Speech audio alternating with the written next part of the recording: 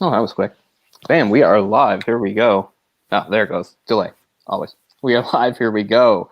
I'm Cole, and there's Jay the Stingray back for another live commentary. It's been a while since we've done one. And as you can see from the title, this is Flight of the Navigator from 1986, which is, I'm not really sure what to say about it. It's just so we were bouncing ideas around about what to watch. And I was sort of thinking about some of those 80s fantasy type movies. And this is the one Jay picked up on. And what's funny is about a lot of those like movies from the 80s that a lot of people like our age, our generation has like memories of. A lot of them I, for whatever reason, don't, and maybe didn't watch them until I was much older. Like The Princess Bride, I didn't see The Princess Bride until like the 21st century. I don't even think I saw it in the 90s. Same thing with like The Goonies. I didn't see The Goonies back in the day. Oh, really? I didn't see the Monster Squad till I was 18 or 19. So there's quite a few. But this is one that, yes, I saw back in the day. I have extremely old memories of watching this movie. Like, probably within a year or two of its release, maybe 87, 88, when I would have been like 4 or 5 years old. So I have really old memories of watching this movie. So this is one that, legitimately, I do remember from being a young kid and even watching probably during the 80s. Stars. I don't know who the kid is. He's not Fred Savage, but he might as well be. It's a not Fred Savage, and I think Paul Rubens is in there riding the crest of his Pee Wee Herman fame. So he's basically just using that character and voice. And this might be the only movie I find Sarah Jessica Parker attractive in since she's like 16. Yeah. And I think that's about it for names. I don't know if there's anybody else of note here, but we're gonna be watching it on because it's streaming on Disney Plus. This is a Disney property. I do actually own a DVD of it. Well, I'm having a very bare bones DVD I picked up years ago. There's Magic in the Memories. Yeah, I think that's like I think there's a series of Disney movies that have this sticker on them. Oh, really? Yeah. Joey Kramer is the kid, who I'm sure has done other stuff. I just no idea. Like, do you know anything Joey Kramer's done? He's the kid? Yeah. No. Yeah, I don't know. He might be just one of those like child actors that never got anything going. Afterwards, who the hell is director? Randall Kleiser, which does not ring a bell either.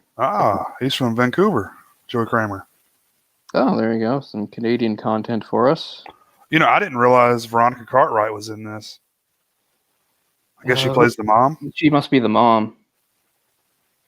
I figure. Joey Cartwright hasn't done a whole lot. He looks like he took about 25 years off, and he's got a short coming out that's in post-production now. That's weird. He was in 2 episodes of Murder, She Wrote in 86, same year as this. I probably saw them at some point. Yeah. I watched a ton of that in the late 80s, early 90s with my mother. Oh, is she a big fan? Yep. Yeah. My mom's always been a murder mystery fan. That's always her favorite stuff. Agatha Christie's her big one. That's just where I got my love of Agatha Christie. That's why I've read all the Poirots and Miss Marples and that sort of thing. My mother has a good collection of those books. So some of them she has like 3 or 4 different copies of for the covers. So she collects those. Joey Kramer was also in Runaway. Did you ever see that? I think so. I saw that. Tom Selleck. I just figured you'd seen it because it's Michael Crichton. Is it? He wrote the screenplay? I don't know if it's a book or a screenplay. Or he directed also, actually. Yeah, because I don't think it's a book. Because besides just having like a lot of his novels turned into movies, he wrote screenplays for things that weren't based on anything, and did direct a few different movies.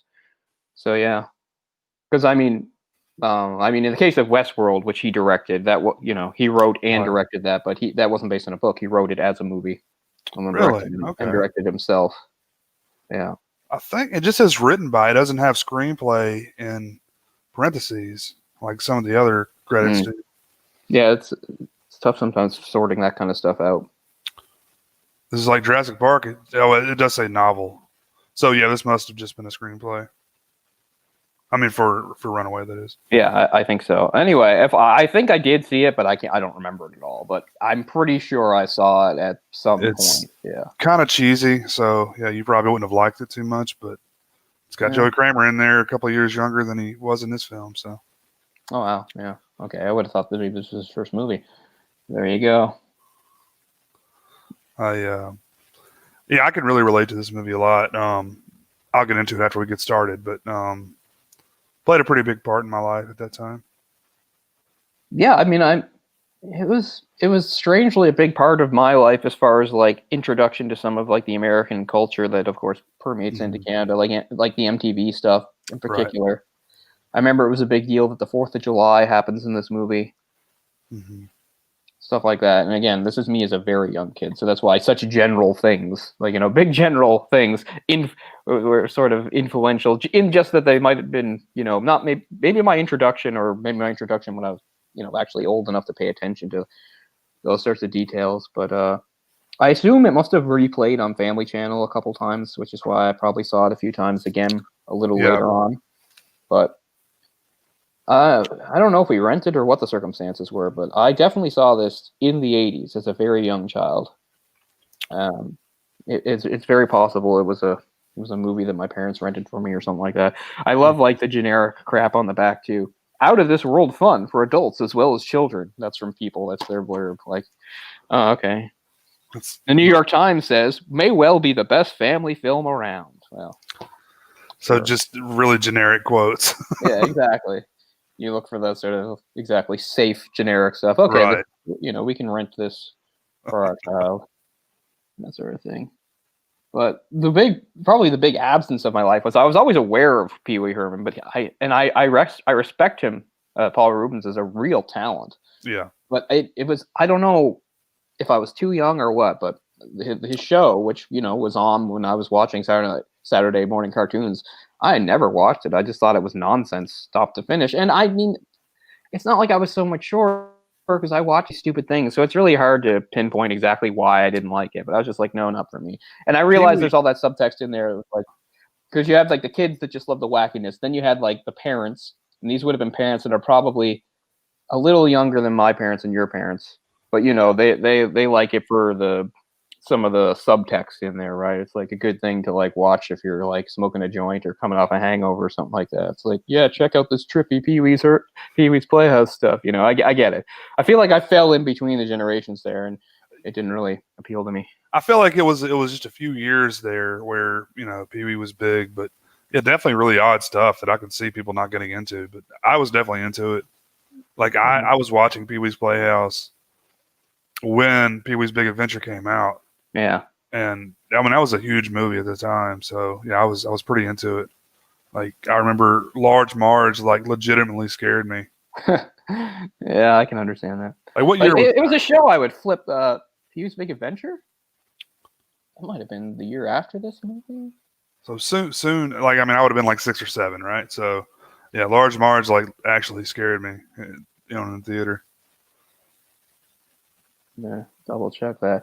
But I mean, it was a show like I did occasionally flip over to. No, that was 85. Wow, earlier than I thought. Okay. So I would have been probably 5. Yeah, I don't remember how late the show ran. It ran into the early 90s, didn't it? I'm not sure.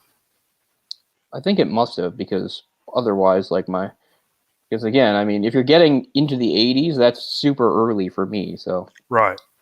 I mean, it was a popular enough show. Even it probably ran in syndication. Stuff so, like that. Yeah, you would have been seeing it, later than I did probably. But kind of my main memory of that wasn't even myself watching. It was another movie from the late 80s that I watched a lot because we taped it off TV, which is Troop Beverly Hills. Yeah. In Troop Beverly Hills, there's a part where they're like in a hotel room and they're watching it on TV. And that's like one of my more solid ones. It's not even watching it. It's watching somebody else watch it in a movie. Right. But that's not a good movie, but I like it. I like it. I feel like it's inevitable that there's going to be a pointless remake of it. Really? Like, it just feels like one of those sorts of movies. So that must have been a Disney property as well.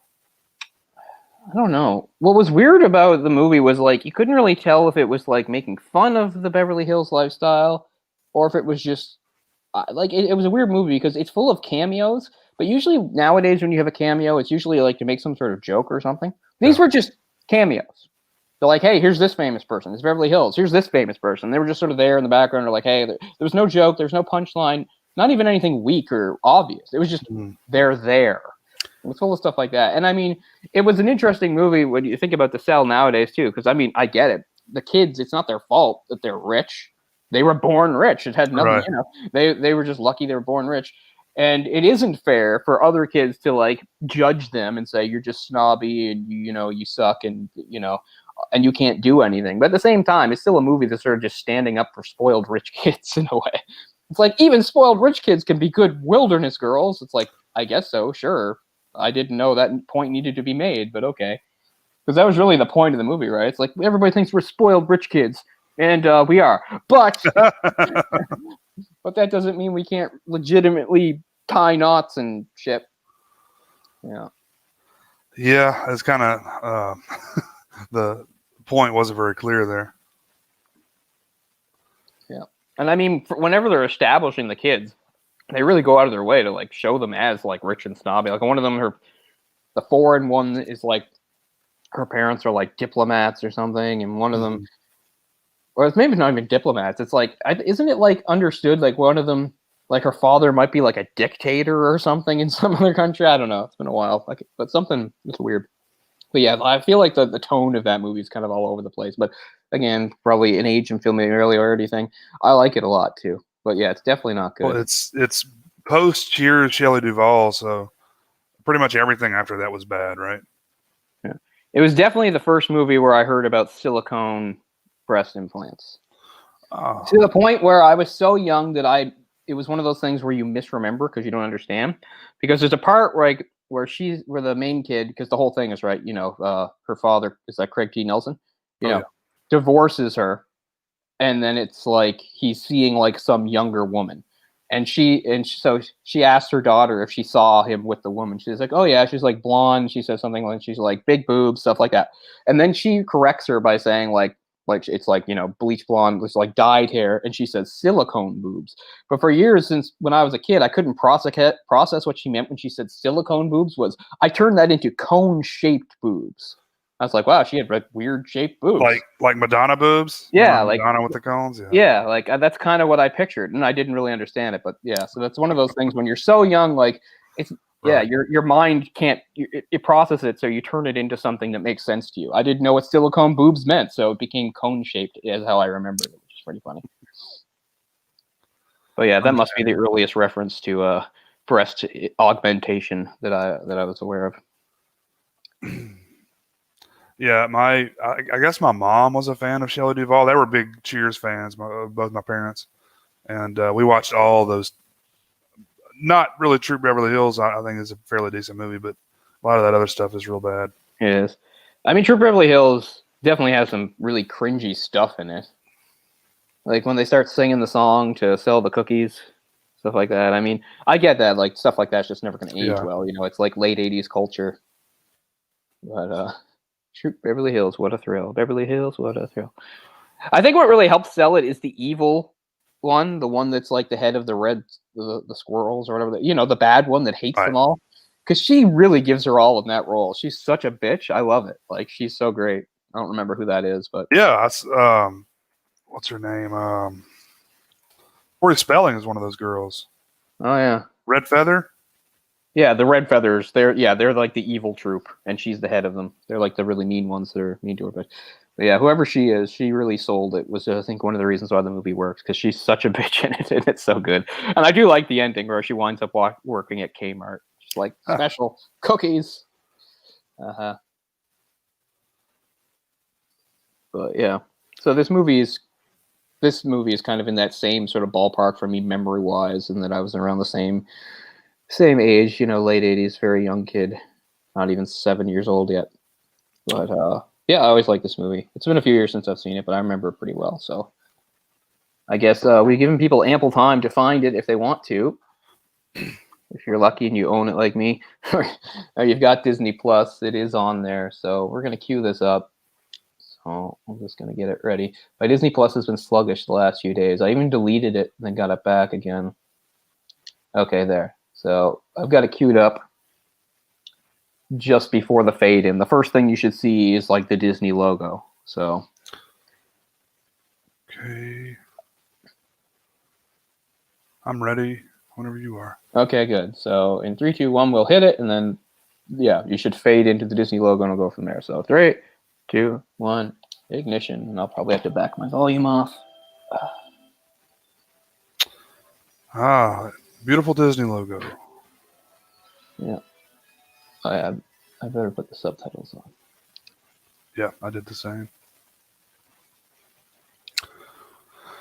But an interesting thing about that, the daughter in Troop Beverly Hills, she played the girl in The Wizard. Yeah, that's right. Yeah. I didn't realize that. Yeah, I can see it. You'd think I would have put that together for 2 movies I knew so well. What's funny is you give her credit a bit because really different characters. Because in The Wizard, she's really spunky and street smart. And the other, she's more of a, not exactly spoiled brat, but. So, not a flying saucer, just a frisbee. Yeah, run at the fairway. I remember this montage. Yeah, they're all off. These dogs are really athletic. I must be throwing them up in the air. Really high, yeah, to get them to jump really high. Yeah, took me about 15 tries to get the. I think this is actually a competition or something. I think this is like an organized event.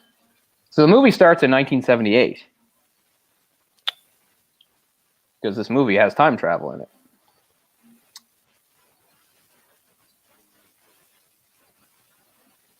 Even with my headphones on. Oh, Alan Silvestri, well-established composer, many scores.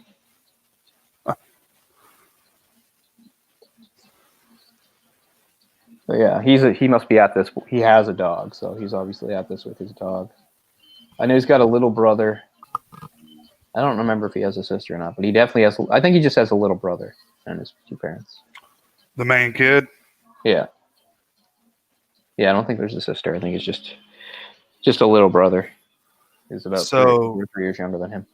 I saw this movie like opening weekend. Yeah. A friend of mine. Theater, right? Sorry, go ahead. Yeah, in the theater, yeah. Yeah, a friend of mine, my neighbor, his dad took us to see it, and it was really cool. I was really blown away by it. It's a really interesting film. Now, I did see at least a couple movies in theater in '86, because I'm reasonably certain that's the year Land Before Time came out. Yep.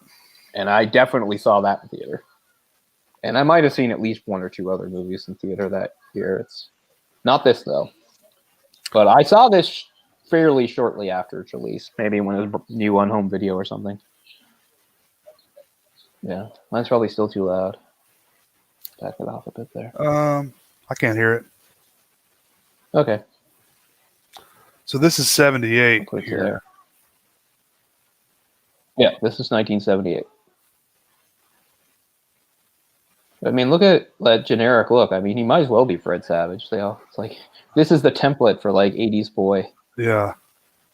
Jeans, striped shirt with a collar. I mean, I realize this is 78, but.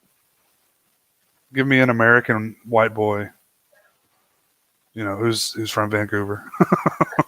Yeah, I was thinking about that because yesterday I watched Back to the Future 2, TOO, the fan remake. And I was thinking about what a typical American boy Michael J. Fox makes. Yeah. Did. He was, though. Yeah, he was. I mean, he was the typical he was one of the typical American boys of the 80s, between that and Family Ties. Yeah. Oh, retarded. You can't say that. No. Movie. He just got canceled. Yeah.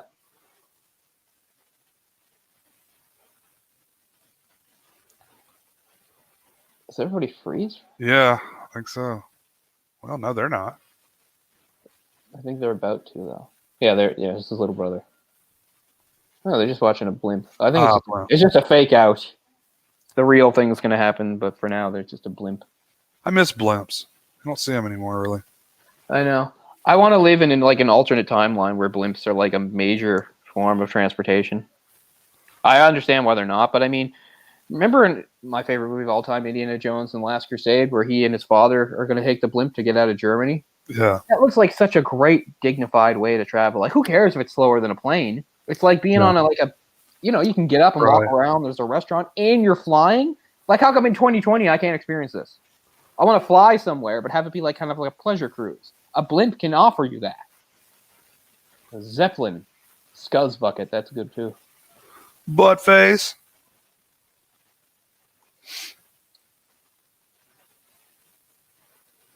Yeah, this is really like an ideal like time capsule type movie.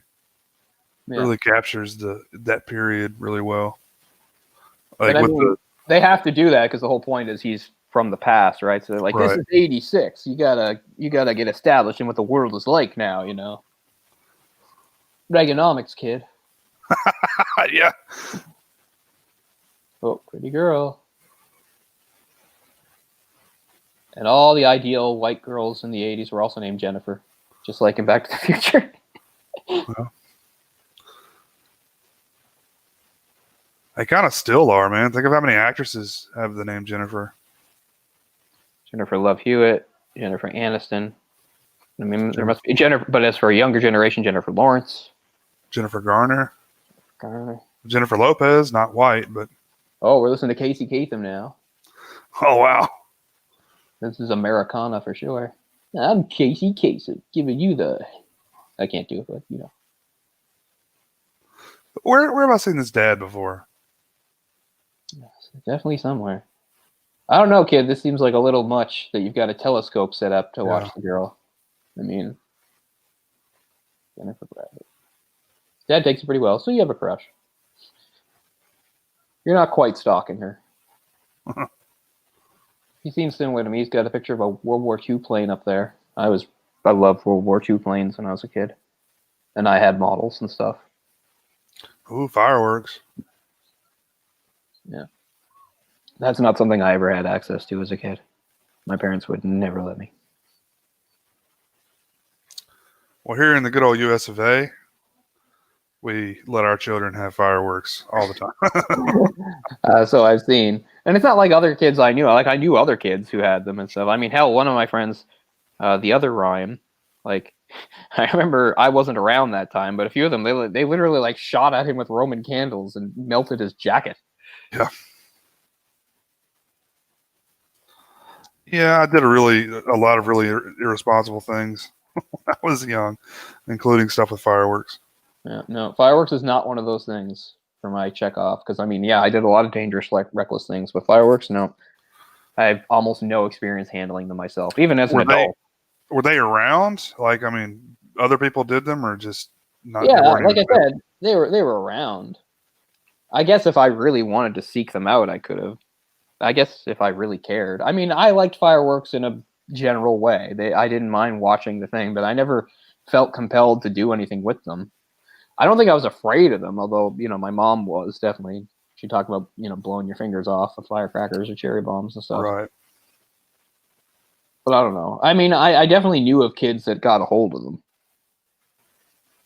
But it wasn't something I cared that much about, I guess. Yeah, I guess if I'd made the effort, probably. So why is he out at night? Oh, he's just taking the dog for a walk.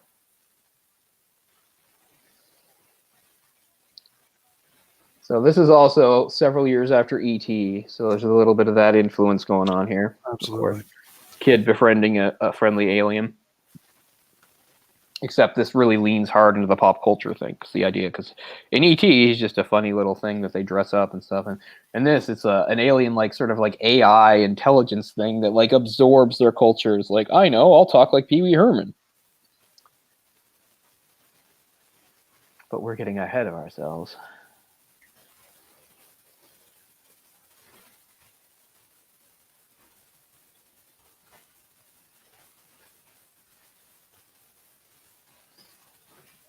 I think there was just more mist and fog in the 80s, wasn't there? I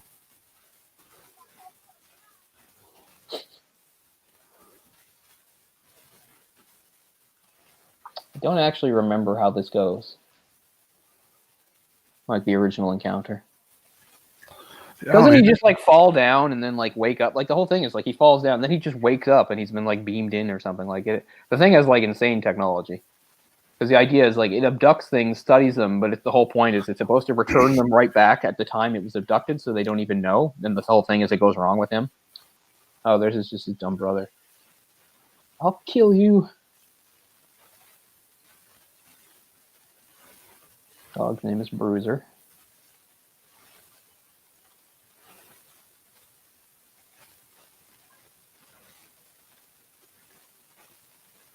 You think I should go down in that ditch? It seems like a great idea.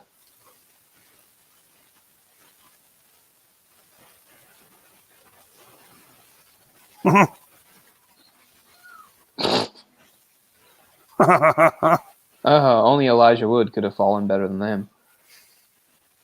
Of course, Elijah Wood was the 90s boy. I like Elijah Wood. I mean, I like him as an adult. Oh, yeah, I've always liked him. I like pretty much everything he's done, even the cheesier stuff. Although, well, okay, I can't say everything. Although I do appreciate that he is in one of the worst movies of all time, North. Oh yeah, I don't count that. Yeah, that's just a paycheck for him. Oh, absolutely. I mean, and he's a little kid. Are you going to blame him for the roles he took when he was like 11? I mean, he's done a bunch of like independent stuff that I think is really cool. Like, I just recently, like a couple weeks ago, watched that Come to Daddy movie. That was interesting. Yeah, it was good. I like how he was playing like the ultimate hipster. It was so funny, man.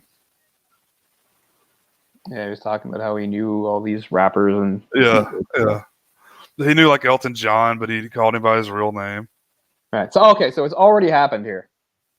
See, when he got up, it's already happened. He's already been abducted and put back, and now he's in the future because he went back to his house and somebody else is living there. See, he's now he's already in 1986. Of course, the audience wouldn't know this at this point, but right. And let me tell you, as a kid, like this is really scary. Like, for this to happen to a kid. You go home and there's different people living in the house. Yeah. Parents are gone. Yeah. I mean, really, I was scared. I mean, I would probably react the same way he's doing. This is my room. That guy's at least pretty calm about it. Yeah. Got Hugh Hefner in here. He's enjoying his after dinner. He's in his smoking jacket, listening to some smooth jazz. Man, they couldn't have made this more 80s if they tried. Yeah. The fish tank there. I know. It's like, why is everything so ugly and garish? I mean, more so. Why is there so much taupe? Where's the shag gone? What happened to the shag? Because certain stuff from the 70s in the 80s was just the 70s bleeding over, but wood paneling, oh my god. Yeah. Everybody's house was everybody's basement was wood paneling with heavy shaggish carpet. Yep. That's everybody's basement. I miss orange and brown. I don't like these new colors.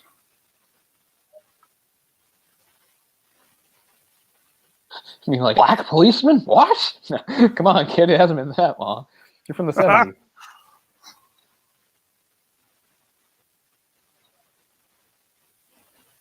David Scott Freeman. Wasn't there some notorious criminal whose name was Scott Freeman or something? No, they're finding out that he's a missing persons case, but it doesn't make any sense. He hasn't aged. Because he'd be 20 or something. Yeah. Because it's been 8 years, and he was maybe 12. Yeah, I was going to ask how old do you think he is there? Kind of small for a 12-year-old, but I guess that's... Well, I was. Yeah. Yeah, I'm 12.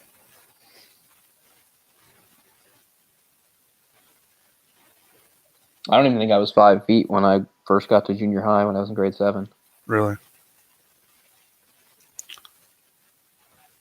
Gerald Ford, right? Charles Ford. See if he says Ford. He didn't answer, did he? Oh, Jimmy Carter. Okay, I thought it was still Ford, but yeah, Jimmy Carter, 78. Charles Ford. Ford's timeline is hard because he replaced Nixon. He wasn't. Right. Ford's such an interesting case. Did he even run for re-election? He never ran for president ever. He never ran for president. He's like, I'm getting the fuck out of here. Yeah. He knows he wouldn't win that thing, man. Yeah. Who ran against Carter? I don't even know. I get all the people that run like I can remember these people, but I don't remember. Like Goldwater's one of the losers, but that could have been as early as the '60s. That was before, yeah. I know it was Mondale that got crushed by Reagan. Reagan. I think Reagan's second term, maybe. Yeah. Like, yeah, Reagan's second term was one of like the bigger victories. Like he was like overwhelmingly reelected his second term. It's one of the bigger ones. Yeah. He went missing on July the 4th.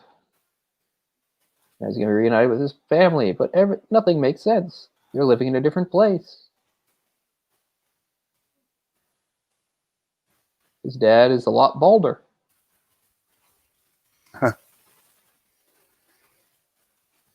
Oh, come on. They made his mom look hideous. I know, 8 years has destroyed her. I mean, come on. Well, she did lose a child, so maybe I get it. Yeah, that's true. I mean, I understand the constant stress and worry and sadness and grief that does age a person. So, still, that's still just saying, like,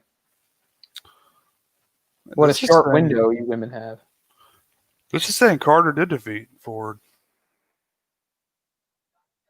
Okay. I didn't realize that either. I'm not real familiar with a lot of stuff before I was born. So.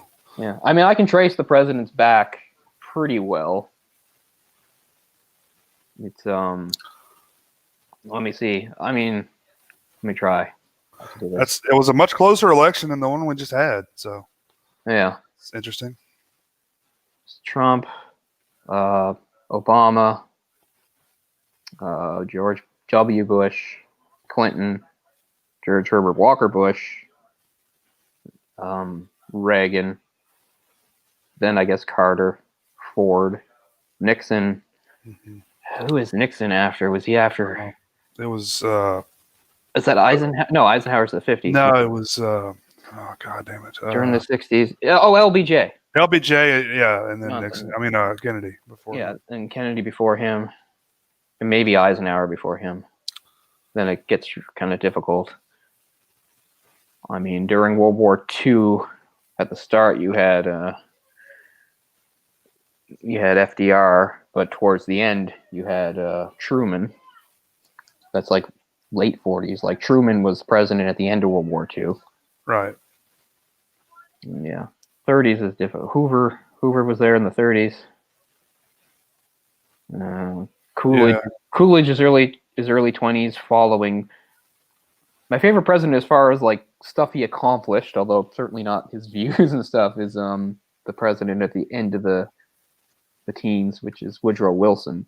Because I think Woodrow Wilson, like I studied a lot about World War I and stuff, which I know Woodrow Wilson, like if they had actually listened to Wilson at the end of World War I and not done the horrible Treaty of Versailles, they might have maybe not. I don't think you can prevent World War II, but they definitely could have made it a lot less bad.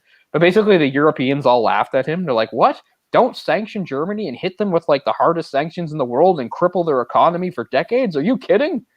Of course we're going to do that." Yeah, Wilson had a thing that I studied called the 14 points. Yeah. Which was about like a better way of settling the aftermath of World War I. But of course, Wilson was also, super racist and disliked all other races and was really hardcore that way. But anyway, so yeah, 20th century American history is pretty good for me. I like it a lot. Yeah. There's his brother, who's a cool teen, awkward teen now. Totally rad.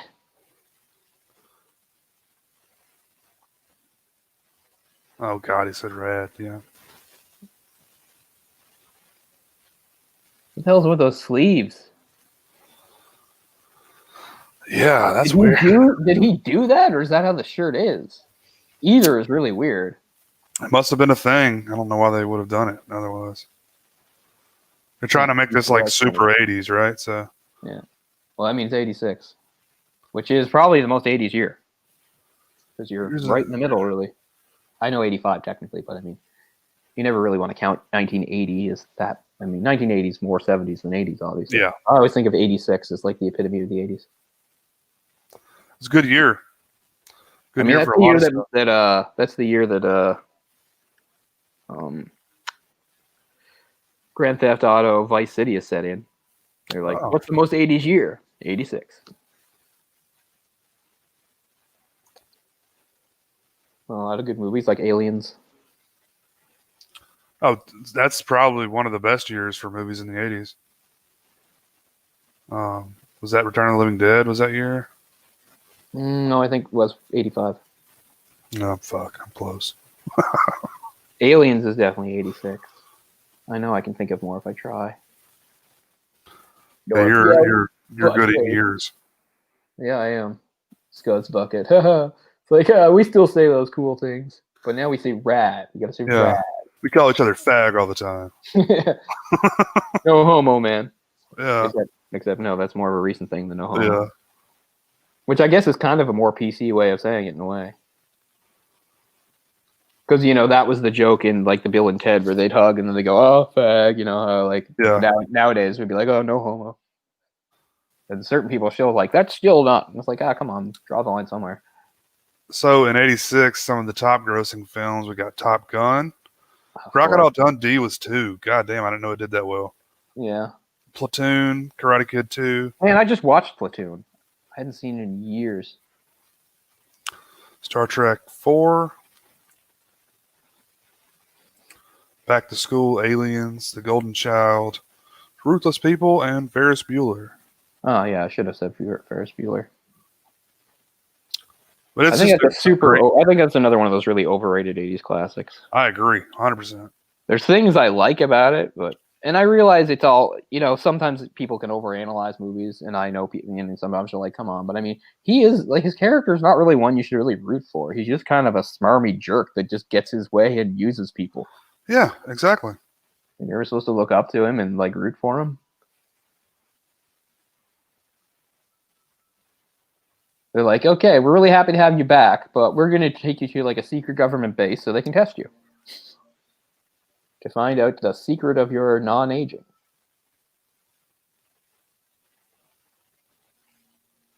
So that's also kind of an ET thing. It's like the scary government is going to take you away and run tests on you. So where did they find the ship? Oh yeah. Oh, that's the thing. Yeah, his coming back coincides with the ship crash landing, because I mean that was the whole thing, right? The whole thing is like the alien is supposed to abduct things, study them, and then return them to their exact point in time where he took them with no memory. But he obviously crashed or something. Something happened, which is why like he was gone for 8 years, although it didn't feel like 8 years to him because he time traveled. But yeah, I forgot. Yeah, that he's here at the same time as the ship. Actually, they haven't taken him away yet, have they? Oh, no, he's still in the hospital. Yeah, he's just at the hospital. Yeah, so far the government's not involved. He's just at the hospital. They're just trying to figure out. Yeah, okay, so he has some sort of like psychic link to the ship. And that's how it goes down there. Chill out, bro. Or wait, no, what would you say? Quit harshing my mellow. Chillax? Tubular. It's funny, I have like music video channels, and one I flip to an awful lot does this thing called it plays like retro stuff from like the 80s, 90s, and the early 2000s that I flip to every once in a while. And I saw a video for one of Will Smith's songs from like '87. It's like called like "Girls Are Nothing But Trouble" or something like that. Yeah. And I mean, I knew what the song was, but I don't think I'd ever actually heard it before. And it's got it's one of those raps that tells you a story, and he acts it out each thing. What's funny is like in one of the verses, he says something like "maxin' and relaxin'." I'm like, he reused that because the one I really know, of course, is the Fresh Prince of Bel-Air song, which is so I was like, wow, relaxing and chilling all cool and shooting some b-ball outside of school. Yeah, I was like, man, you just recycled that line. I'm not saying it's bad or that was probably before Fresh Prince, actually. Yeah, that's what I mean. That's what I mean. Fresh Prince recycled it. Is what I mean. They recycled it for that. This would have been several years before. I mean, you can say what you want about Will Smith in rap, but the fact was he was like one of the he goes back. He's early. There wasn't that much rap going on in the mainstream when he was around. It was like him and Rum DMC, and that's about it for a couple of years. Yeah, and it was all more family friendly stuff back then. Yeah, until like gangster rap comes out. Gangster rap comes in. 90s. Public Enemy really changed that. Yeah, You know, and like let's talk about social issues NWA. and NWA, and it turned into that whole thing that I mean, I don't know. There's nothing wrong with it, but it's not for me. But yeah, I gotta always get a kick of the more happy, laid back kind of rap. I think that's why in the '90s I liked Coolio, because the '90s was full of like rappers with like gangsta imagery, and it was all about being really tough and sexual. I like Coolio because he was kind of a goofball. That's true. He had the crazy hair. I mean, I'm not saying he didn't have some serious raps. Of course, Gangster Paradise is his big hit, and that was a fairly serious thing, you know, also about like living in the ghetto and all that stuff. I mean, I just thought Coolio was, I don't know, he just seemed like more of a fun, lighthearted sort of rapper in an era when it was all about being really harsh. That's a good point. So that's why, even though Coolio's not really remembered as one of the great rappers, he's one I remember, because like he appealed to me a bit more, because he just seemed more fun. Well, I mean, Will Smith came back in the mid to late '90s with a couple of albums. Oh yeah, and he sort of brought that back into the Big Willie style and stuff. Were pretty successful. Yeah, that's what it was called. I mean, pretty successful, album and songs that were, clean. Right. Which was, different for rap. Around that time, the late '90s, it was really dirty, and I was really into it. Yeah. So, Will Smith was whack. Yeah, I mean, some of that stuff is like, I mean, I don't care, freedom of speech and expression, but I mean, like the amount of like misogyny in some of that, like bitches ain't shit. You ever hear that? Oh man, it's terrible stuff. Yeah. Like the only reason I know bitches ain't shit is because Ben Folds did a cover years later, just because it's so funny having him do it. Like that's the point. Right. He's making fun of it. I remember it played once in the car. My parents were like, "Well, that's awful." I was like, "Ben Folds didn't write that." I said, "He's making fun of it." He actually gives it a tune and makes it catchy.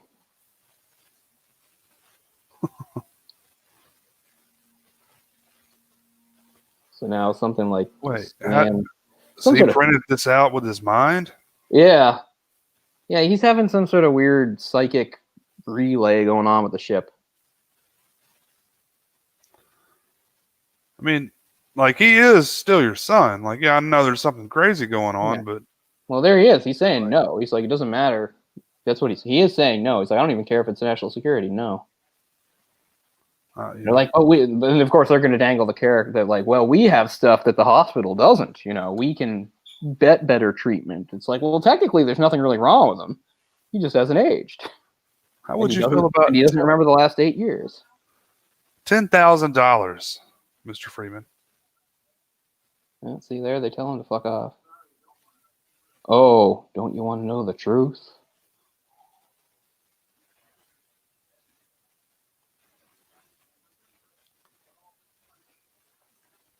That guy is so much like the dad in Elf. In Elf? Alf. Oh, Alf, yeah. That guy did some pretty scandalous stuff, didn't he? Like, man, Aliens in American Families was pretty... Did he what?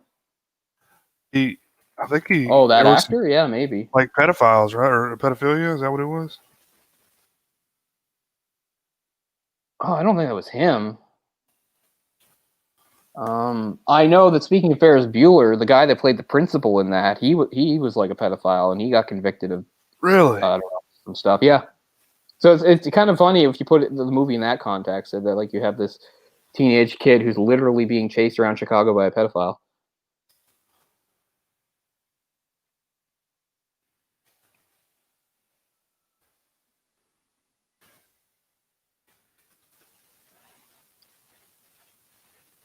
He died last year. George Wright, or Max Wright, rather. From Alf or the other? Yeah, Alf. I don't think he did anything, did he? I could have sworn he did. It's not on Wikipedia, but let's see. Yeah. I know the dad from '90s, the dad from that god-awful... Seventh Heaven? Seventh Heaven, yeah. Jessica Biel was on that, right? Yep. Yeah. I actually saw a few episodes of that back in the '90s. I thought the little daughter was really cute. She's probably really attractive now. Was she blonde? No. Oh, I don't remember. I think she might have been mixed. I think she might have been, because they were a white family, but I think she was like half black. I think she might have been like adopted or something, the youngest kid. It's hard to remember. But she was super cute. I mean, she was really young on the show. I don't mean that way. I just mean she's a really cute kid. She was only like 10, 11 or whatever, or maybe even younger when the show started, because I don't know how many seasons it ran for. Man, that show. Oh, here we go. So now they convinced him, so now he's staying at the space base or whatever, and like now he's gonna be all freaked out by MTV.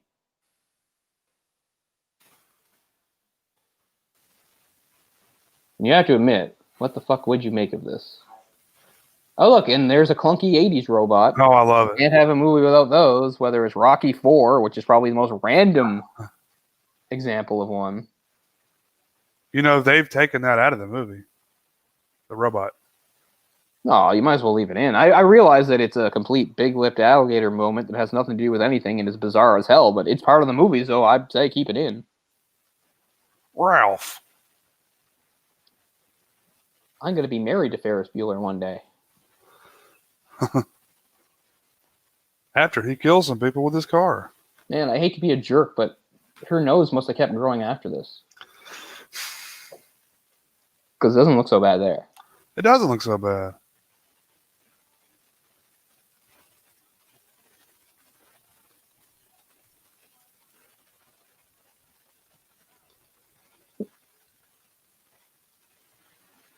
You have to admit, it's pretty bizarre. It's like the dumbest shit they could have found to put on. Yeah. You know, one thing I hadn't thought of is like the very first wave of music videos in the first half of the 80s, like all the best ones were British. Yeah. Like any of those iconic ones, they're all British bands and pop groups and stuff. Like I think it's because they technically, even before there was a channel dedicated to it, British groups made music videos that would just randomly get played in places like the BBC and stuff. Even the Beatles technically made some music videos that would like run on TV. Like if you look up something like their song Rain, there's a music video for that. Like it's not a live performance. It's what would you, and I mean this is like 1968, but it would meet the definition of a music video. And then throughout the 70s, they did those sorts of things. I mean, was Yellow Submarine a music video? I mean, in a way, it's a precursor to it, right? Because it's like a whole movie with like stuff going on. It kind of lays the groundwork for the idea of a music video. Just the same thing. I mean, you can go back even further to their first movie, the Hard Day's Night, right? Just the idea of like pairing the music together with events in like some sort of narrative. New Coke. Oh, look at all these kinds of Coke there are. Oh, shit. I love how his mind is blown by all the different kinds of Coke. He should have at least said like new Coke. Cherry. I would have said cherry. Absolutely. I would have jumped at the chance. Because it's pretty sure they had cherry Coke prior to the 80s, didn't they? I don't know. I mean, the 80s is definitely when the Cola Wars really kicked in and they started making all the different kinds of things between Pepsi and Coke, where they're like, we gotta come up with a new gimmick. Because the 80s was when Pepsi finally got round. Because before the 80s, Pepsi was like nothing. Like they were not competition for Coke at all. The 80s is when they really picked up ground and it became a more even race. Yeah, I remember when they would do the, I don't remember if it was Coke or Pepsi. Challenge. Pepsi Challenge. That's exactly what I was going to say. Yeah. So that was, as I've said before, it was always, even though they got closer, Pepsi was always the underdog in that Coke never acknowledges Pepsi. There's never been in the history of a Coke ad an acknowledgement of Pepsi. Whereas Pepsi, for years, had an entire advertising campaign built around comparing it to Coke. Even into the 21st century. Remember that one about like the delivery truck drivers? Remember seeing those? Yeah. The guys drive the big trucks and the guy stops and he's the Coke guy, but he's like enjoying the Pepsi. He's like, oh no, I shouldn't be drinking this. I don't know. Like that's only like what, 15 years ago? But yeah, the Pepsi Challenge stuff started, I think, in the 80s. Yeah, so check this out. Its official introduction was in 85, Cherry Coke. But many diners and drugstore soda fountains had variations where they would just add the cherry soda. Yeah, I mean that goes back to like the 50s. You could do that, I think, in those. It just wasn't like an official Coke. Soda fountain, that's the word. Soda fountain. Those are great too when they add the cherry syrup. Yeah, I've had them do that for me before. It's a lot harder to find nowadays, but that's how I used to have vanilla Coke. What's funny is like I drank so much vanilla Coke when it became a thing that I like hate it now. Yeah. But I used to be obsessed with it, and there used to be restaurants. It was like a specialty before it existed as something a Coke, where they put the vanilla in it. And I was obsessed with it. I loved it. I loved getting vanilla in my Coke. But yeah, it is true though. Like, I mean, he's only from '78, so at least he's used to sugary drinks. But can you imagine taking somebody from like several hundred years ago and giving them like pop? Like, they'd lose their teeth faster than I did. Because they'd just be like, this is like nectar of the gods. I've never had anything so sweet. Like, I mean, they'd be freaked out at first by the carbonation, but they get over it. They get over it, and then they'd just be like, like, why aren't you brushing your teeth with this stuff? This is amazing. Let's put it in the water fountains. Yeah. I'll pop the fountains. Yeah. I always just wanted a big, like, Coke machine or fridge or something. That's like one of my goals. If I'm ever financially well off, is like to have like a machine or like one of those big, cool professional fridges that you see in the stores. They're so awesome. I mean, I know I don't drink pop anymore, but I don't know if that happened. Maybe I'd drink a little bit more. I did drink a pop kind of recently. Where was I? I was somewhere and I didn't have an option. What did I drink? Oh, I remember. I drank a Dr. Pepper. Because like you can't really get Dr. Pepper most places here. Like, it's not in stores really. But I was at Subway, and they have the cool ones where you mix it together. And usually what I get is I get like a brisk lemonade, and I get the lemonade mixed with like cherry or something like that. They didn't have it, and so I was like, well, I shouldn't just get Coke. And I was like, oh, Dr. Pepper. Dr. Pepper's weird. It tastes like somebody was trying to make Coke, like a cola, but they screwed something up.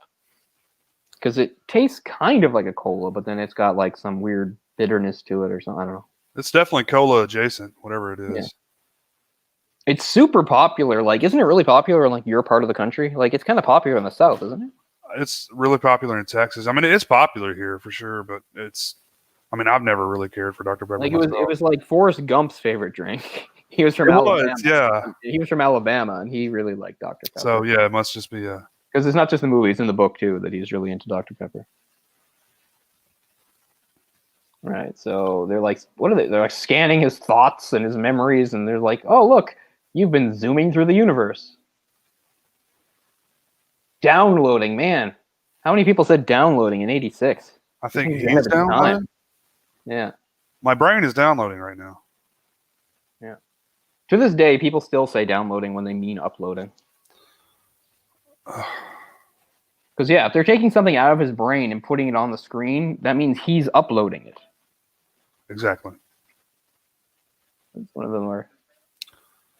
Oh, yeah, Phelan. So, oh, yeah, okay. So, apparently there's some planet or star called Phelan, and that's where this alien comes from. Wow. A whole room full of us, and we just let him leave. Nobody could have stopped him. It's like 8 adults in there, and they just watch as he gets up and runs away. I mean, maybe that's for the good. I'm not saying they should have like held him down or anything. I'm just a little surprised. They should have shot him. At least once. That's their protocol. How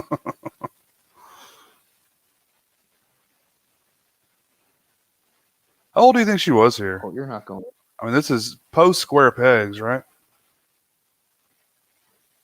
I don't know. She must be 16, 17. 80. Wait, this is 2 years. She's in Footloose, isn't she? Oh, I'm not sure. Footloose is 84. I'm pretty sure she's in Footloose. I don't think she's a major character, but I'm pretty sure she's in it. This is 86. I would think she was probably, late 60s, early 70s, maybe born. Yeah, that's my guess.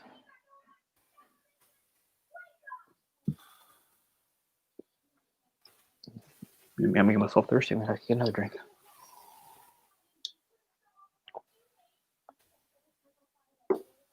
Let's see. Oh, boo-hoo. You're 65, so she would have been about 20. She's already about 20 here, yeah.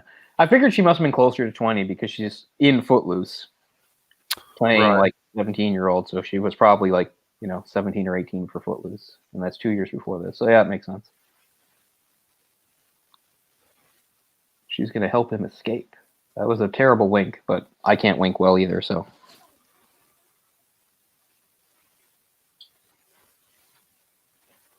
All right, let me go grab my charger real quick before this thing goes dead. Yep. Thanks.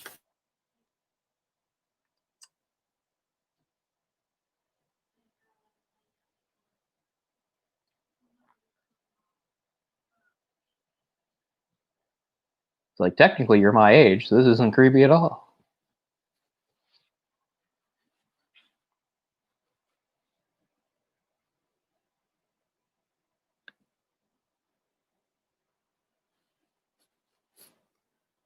All right, Jay's gone. Don't have dead air. Yeah, he sleeps without a shirt on. I never did when I was a kid. I don't even do that much as an adult, honestly. So finally, things are going to kick off. He's getting the psychic messages calling him to the ship.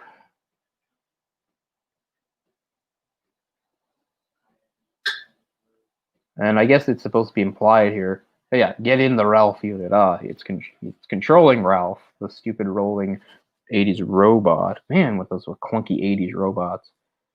And there's this, of course, the most random one is definitely Rocky 4, but there's one from like, well, I mean, there were 2 movies based on one, like Short Circuit. I was terrified of those movies. I hated them. I hated whatever his name was, Johnny Five. I was terrified of him. I was really afraid of those sorts of robots when I was a kid, which is weird because as I got older, I got really into robots. But I think it's because it was more.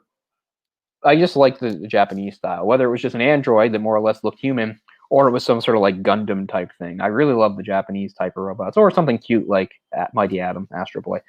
I really did not like the way a lot of robots looked in American pop culture. The one that terrified me the most was in Superman 3. I had recurring nightmares about when the woman is turned into a robot. And every night when I would go upstairs at nighttime, to get upstairs, you go, there's a landing, then another floor to get there. Our landing looked out on our backyard. And whenever it was dark, I always had this thought of her like coming through that, not coming through the window, but like the idea I could look out and she'd be like hovering. I don't know. I was really scared of her. Superman 3 is a god-awful movie, too. Nobody finds it weird that this robot, which is probably only meant for, like, going around the halls inside the building, is now out with the big trucks. On this weird... I don't know if it's supposed to be a secret base or what, but it's a NASA base. 86, not a great year for NASA. Yeah, there's a security guard just watching it go. Oh yeah, that's not odd at all. Wow, it's going by so many people. I'm surprised NASA cooperated with the making of this movie because it makes them look like a bunch of bumbling idiots. Yeah, this robot's got clearance. I mean, it's here. It's obviously here to bring, iced tea to everybody, all the top scientists and government officials. Speaking of NASA, I just started. Well, I'm not started watching. I already watched because there's only like 5 or 6 episodes. I watched the Moonbase show, which is a show with John C. Reilly and Fred Armisen about like guys training to one day be sent on a mission to the moon where they establish a base. Decently funny. I mean, the episodes are only like standard sitcom length, like maybe 22 minutes, so it didn't take me long to watch like 5 or 6 of them. Never been into Fred Armisen.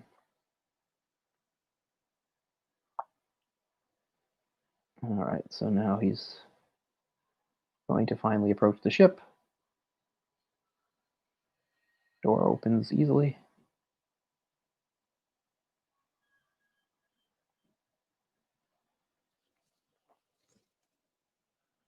This is kind of like the Area 51 myth. I think it's Area 51 or Roswell, or whatever, right? Like the idea that like in like 47, an alien spacecraft did crash in the American Southwest, and they built a base around it, and they've been studying it, and I don't know, possibly like making technology out of it, and things like that. They lean hard into that in Independence Day.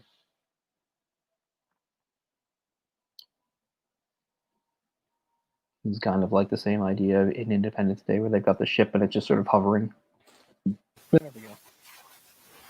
I was saying, like, watching like him like get by all the security and that stupid little robot thing makes NASA look really bad. And yet you think, like, I mean, I have to assume they got actual cooperation from NASA to make this movie, because I think you can't just do it without their say-so. I mean, it's harmless enough, I think, but it does kind of make them look bad. Yeah. I mean, 86 was not a good year for NASA, if people remember their history. Challenger. Yeah, exactly. Which I was watching that live when it happened. Wow. Yeah, no, I was way too young to have seen that. But yeah, I know like a lot of kids were watching it in the school, right? It was Because they're bad, like, man. I was were not in you in school? school. No. I, Okay. I, I was not. I don't. I think I may have like had a doctor's appointment or something that day. For some reason, I was not at school. I was at home. Was anyone with you? Just my mom. Okay, so she obviously had something to say I mean, about it. she's 'Cause I'm just probably who thinking put about it like on. what all the teachers were probably had to say to like their students. It's like Oh, they they'll be can't sugarcoat it. You know, you saw the thing blow up. There's no way anybody survived, and nobody did. But And what was the other one in the late 90s, 2000s? It was oh, another ship that another everyone shuttle. got. Yeah. Oh yeah, you're right. I better Did it start Google with the a name. C also? Damn it. I hate when I bring shit up and can't remember what it's called. It's 2002, I think. Columbia. Columbia, that's it. It was a It C. was the Space Shuttle Columbia. Did everybody die in that? So that was 2003, early 2003.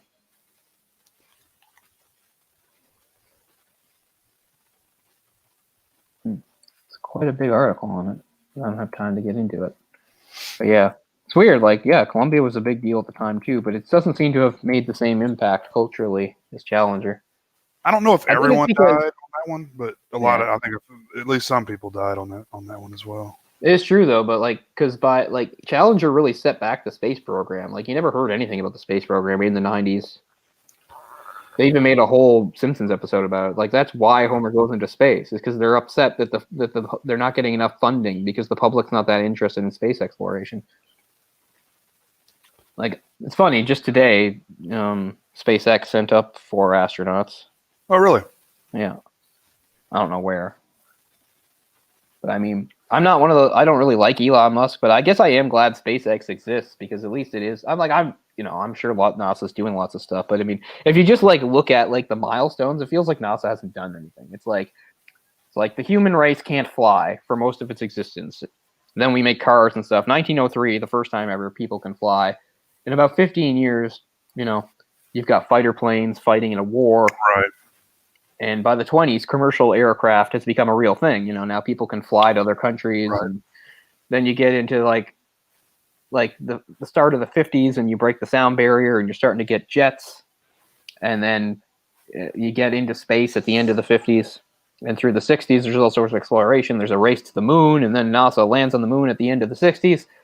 And then it's like, then nothing. I know it's not nothing, but it feels like nothing. It's like, well, we didn't go to any other planets, and we didn't make a moon colony. I was saying that's the other thing. I just watched the Moon Base show with John C. Reilly. Oh, really? Was that good? It's okay. I mean, it goes down easily enough. It's short episodes. They're like standard sitcom length, maybe 22 minutes. And there's only like 5 or 6 episodes. I already watched them all. I think I watched them all in a day. It's okay. It has potential. I didn't see anything that was laugh out loud funny, but it was okay. Not really a big fan of Fred Armisen. Yeah, I like him most of the time. Of course, I never saw his main thing. Is he Portlandia? I've never seen that. Maybe that's good. I like it a lot. I like the show a lot. I like sketch stuff anyway. Yeah. Anyway, Moonbase 8, I think is what it's called. It's okay.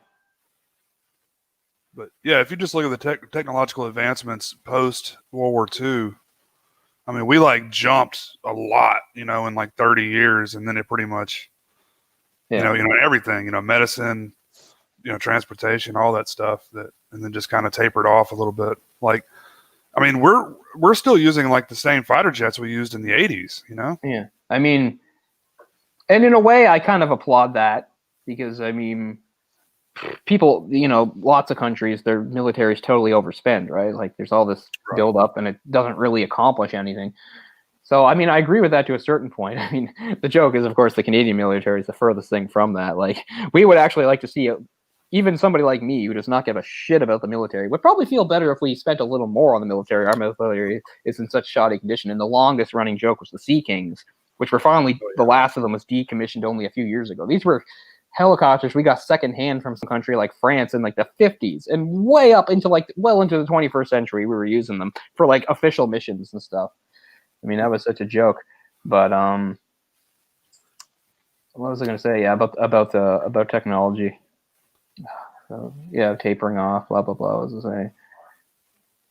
Oh yeah, I mean, we were just making. I mean, that's one of the reasons why you look at stuff from the 50s and 60s that's set in like the 90s, early 2000s, like, and it's like what like it at that time it didn't seem unreasonable to think like those jumps would happen, like you know, Space Odyssey. Space Odyssey came out in what 68, and it's set in the year 2001. And then 2001 they have it that we've got a permanent base on the moon and all this stuff. And Right. in 68 that probably seemed like, well, of course, at the rate we're going, 2001, Right. no problem. You know, so yeah.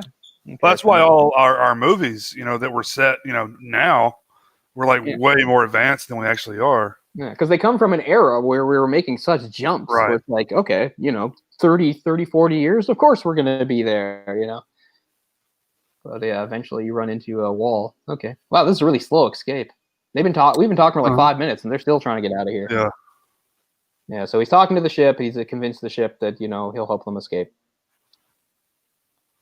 And right now the ship isn't its default personality, where it's just like blah, blah, blah. Yeah.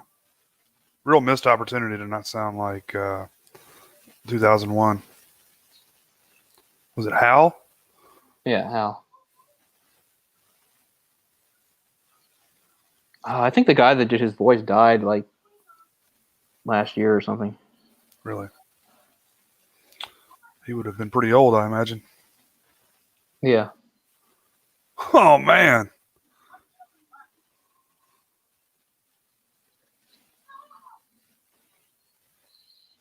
Wow, so imagine the G-forces he just went through. Right. But of course, the ship's so technologically advanced, I guess the whole point is like he wouldn't feel it. That's the other thing that it's like so sobering about so much science fiction. Like in Star Wars, like we see like X-wings and stuff. It's like, you know, they act like planes, but you can't really fly things like a plane in outer space. There's no gravity. Right.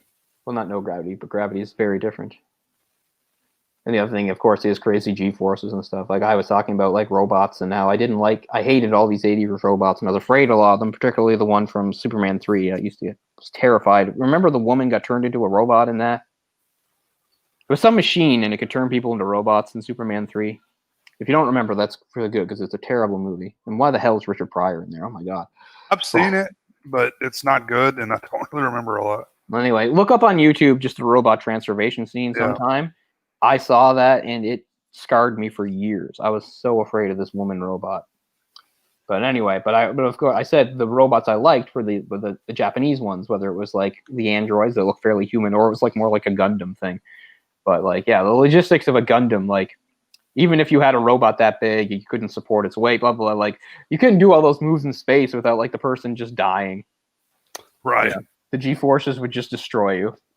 Just zipping around and flying and doing all these crazy maneuvers and stuff, and at these speeds, and you know, no human could possibly survive that. They'd be dead in like seconds.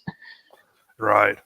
It wouldn't take much. You'd just be a pile of, you know, red mush. It's funny. This all ties in. I just started reading 20th Century Boys again, one of my favorite manga series ever, and that's a big sort of theme of it, because it's set. Because the whole thing is it's kind of like an It situation, and that it's about a group of friends who had done some stuff when they were kids, and now as adults it's like come back to haunt them, although it's in a very completely different way, like nothing supernatural or anything like that, but it's got that situation. But a big part of their childhood was like they would imagine like the glorious future and like how great it would be. And in 1970, when they would have been like 11 or 12, that was the year that the World's Fair was in, I think, Osaka, and they wanted to go, and that was all about like, and the theme of that was like looking ahead to the glorious future. It was all about like technological advancements and stuff like that, and that all ties into the stuff that's going on. But I've just started rereading it because the last few months they've re-released them in perfect editions. Hell, I'll show them just to explain it better. Is that black and white? Oh, well, there's Wednesday in the back.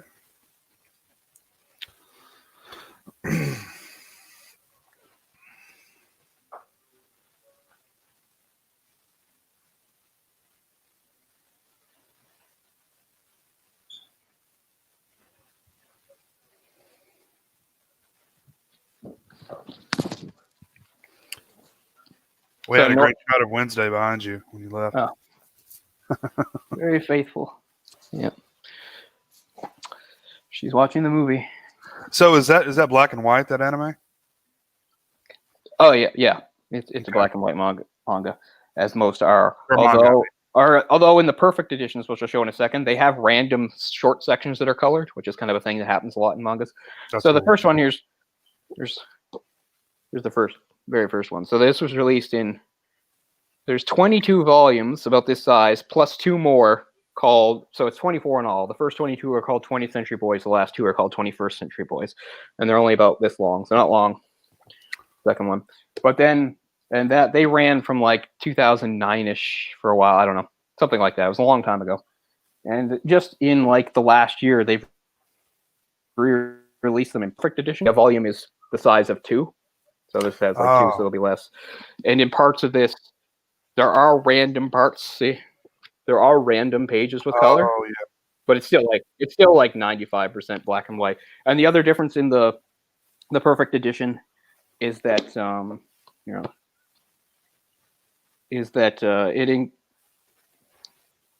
to find a good page that has some stuff going on in it. Well, anyway, in the original versions, for the English editions, all the sound effects are in English. But for these, to preserve the integrity of the art, all the sound effects are shown in their original Japanese format. And then you've got like a glossary at the end of each volume that translates all of them. Here's all the sound effects. Look at that. These are all sound effects translations. Yeah. But anyway, they're up to like volume 9 or something like that. I'm a little bit behind. I'll catch up though. There's not too many things I would buy twice, but I love this so much. This is one of the best things I've ever read. I love it. But yeah, it's funny. A big theme of that was like how they dreamt of like a better future and technology and all this stuff. And yeah, the World's Fair. All right. I know my grandfather always told my mother that by, whatever, the 90s or whatever, we'd all be in helicopters. We'd all be flying helicopters around. I wish. Can you imagine? People can't drive, much less drive a helicopter or fly a helicopter. It'd be disastrous. Okay, so I can't remember why he... Oh, right. He says he's... So the whole thing about that whole thing where they got that star map out of his head, only he has it, and that's why he needs him. It needs him. That's why it's calling him the Navigator, because it needs him. It needs what's in his brain so it can get back home. So there was some weird mix-up, and it downloaded or uploaded, or that's what you're saying. It needs him to get back home. I'm getting some Star Fox vibes here. Oh, yeah. Compliance. Yeah. That's true. Battling damage. I love Star Fox. I'm a little disappointed. All these years, they finally released Star Fox 2. You can play it on the Switch. I don't like it. Really? It's not like it's not like level based the way the original was. It's more like small little mission based things. I don't know. It's not cool. It's not like you got cool levels to fly through. It's just more like they're more like encounters instead of levels. It's such like an anticipated game. I know, because I mean, for years, there was no Star Fox 2. It's like never happened, got canceled. It's like finally they finished it and they've re-released it, and it's interesting, but it's not one of Oh yeah, here's all. Yeah, this is cool. The menagerie of the stuff that it collects. Wow, that's very Muppetish. Right, I was wondering who did the effects here. If it's not from like Jim Henson's like Creature Shop, like they owe a lot to them because it's kind of the same thing. I don't think it is. I didn't see that in the credits, but I could be wrong.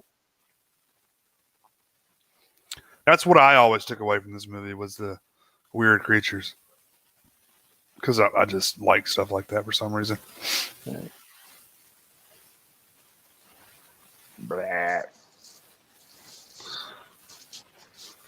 Like boglins and stuff, like that was right up my alley. Never had one, but I wanted one.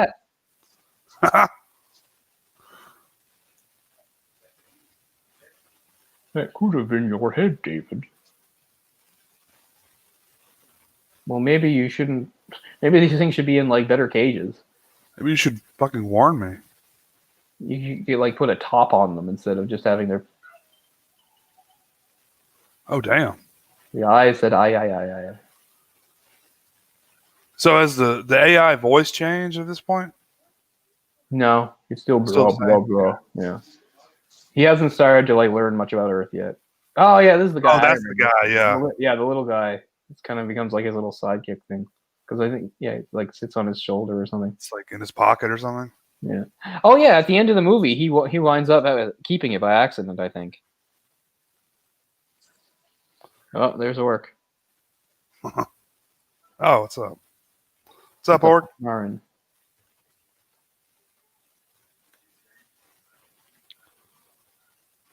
Orc, have you ever seen this movie, Flight of the Navigator?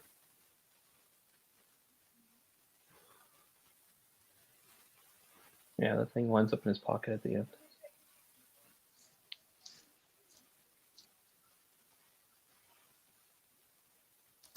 So much of this stuff, whether it was like family stuff like this, or it was weird straddling stuff like Gremlins, or it was horror stuff like Ghoulies or something. Right, Just right. so many of these weird creatures. I liked it all. There, he's starting to laugh like there. He's doing the Pee Wee Herman laugh there, so he's starting to observe it. So Pee Wee does the voice? Is that right? Yeah, Pee Wee is the voice of that thing, yeah. At first he's just talking like this, but then he just basically turns into Pee Wee Herman as he like absorbs Earth culture. I don't know if I ever even realized that. I mean, I've always assumed it was him. No, I think you're right. He's in the credits. So. Oh, okay. There you go. Paul Rubens.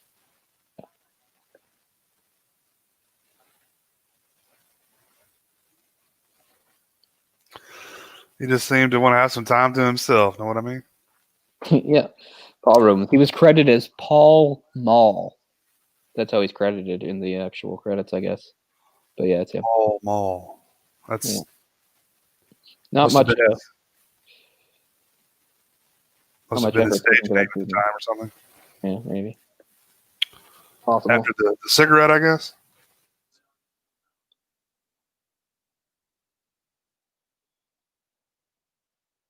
Oh, they're underwater. Right, yeah. He needs to do some sort of mind transfer so he can get the coordinates out of his head. Then he's just gonna vaporize this little boy. No one would ever know.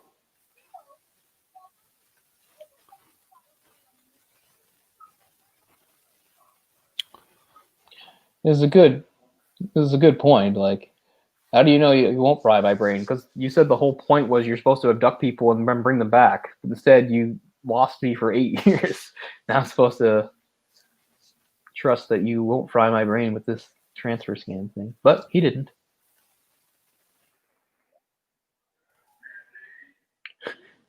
Davey?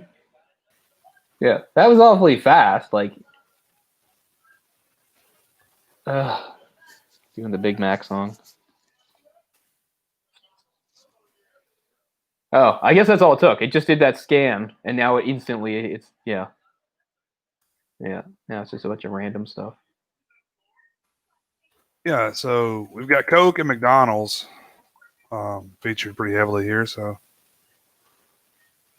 what year was Mac and Me? Because that's the ultimate McDonald's. Was that 88? Was it that late? Yeah, it could have been. It was well after E.T. came out. Yeah. Oh yeah, I know it was well after. But that's like the most shameless McDonald's thing I've ever seen in all the shameless McDonald plugs of any movie. Plus, it's an awful movie. 88, yeah. Doesn't it feature like a dance scene at a McDonald's? Yes, it does. Have Jean-Claude Van Damme makes an appearance. Wow. Just a background dancer. Go where the work takes you.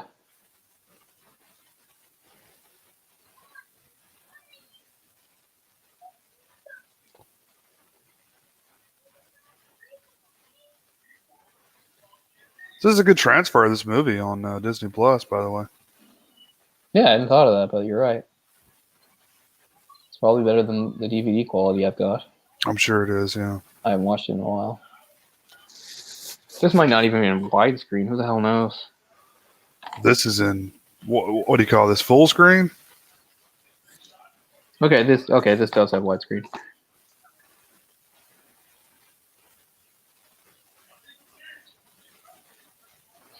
The only special features on this are like you can get like subtitles in French and Spanish.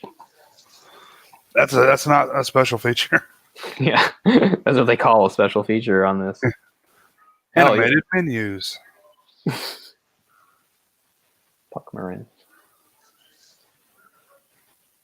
Like honestly, like downloading from this kid's brain is the worst thing that ever happened to this thing because now it's an idiot.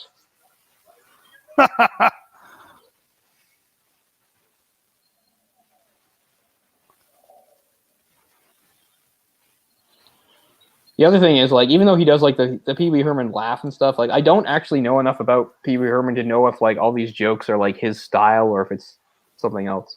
Because most of it's just dumb quips and like calling him names and stuff and slogans.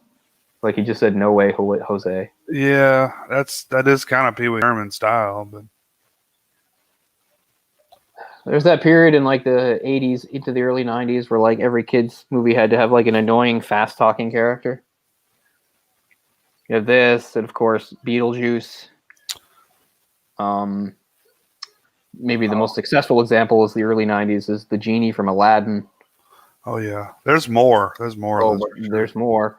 There's like Howie Mandel and that god awful Little Monsters, Yep.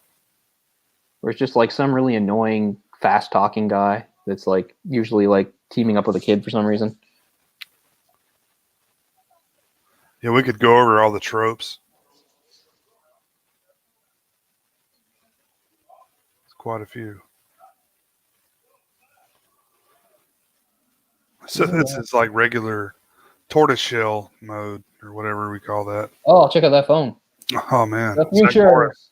Zach Morris would be jealous.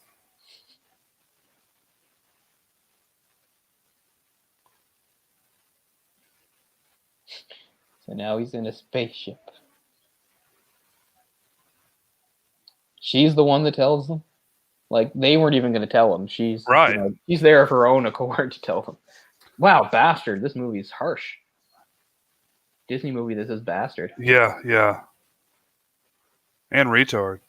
Yeah. Well, I mean, was this a Disney property at the time, or is this just one of those things that Disney snarfed up years later? You know, I'm not sure. I think it may have been a Disney property from the beginning, but I think so, given that at the beginning it had the old school logo. So I think it was. And yet it's not Touchstone, which was, Disney's sort of more PG realm.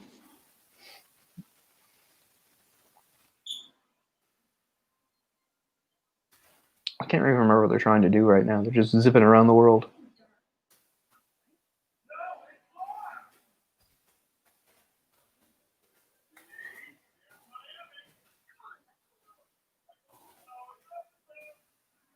That's not Miami. That's just a really fake shot of Lake Tokyo. How fake that is.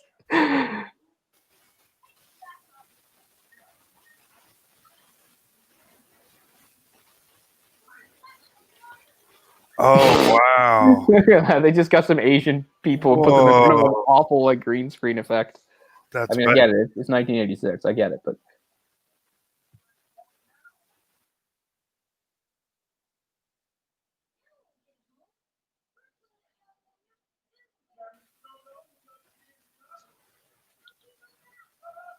I mean, this thing can go faster than any jet. They just zip around the world. It shouldn't be that hard to get to California. Go west. Or east, technically, if you're leaving Japan. Go east until east turns into west.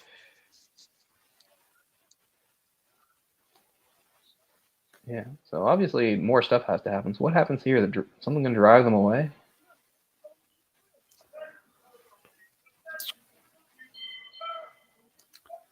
Now we know who we are. Yeah. Flew in between the cables.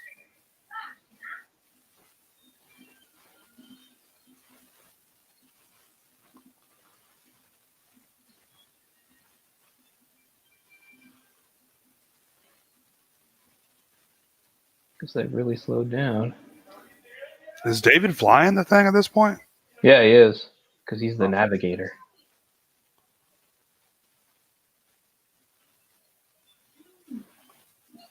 Oh, here we go.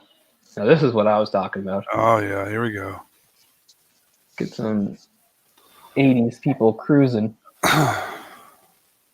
Twisted Sister. No, these people are new wavers. They're all jamming out.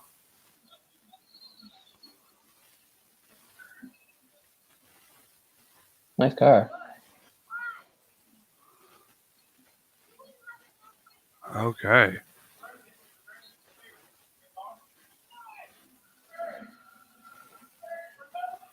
That seemed like a wasted opportunity. Fort Lauderdale. Fort Lauderdale, Florida, right? Yeah. Well, I guess they're just started.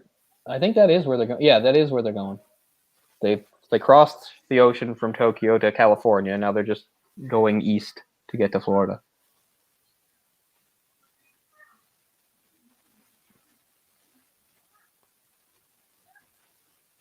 New wave, baby.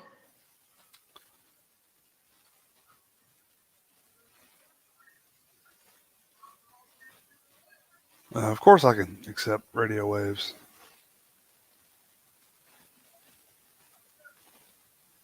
Opera, that's lame. Oh, that's gay. You know, they'd probably say that. Adult contemporary, Beach Boys.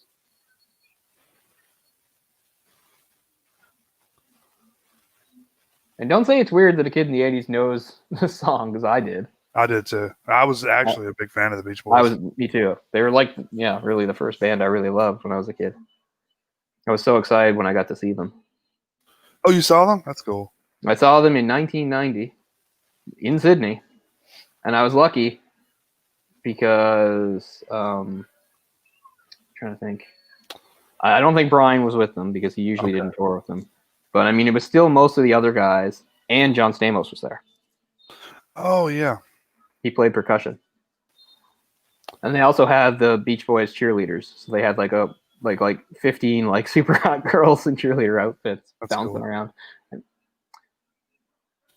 weird when I think about it. They played.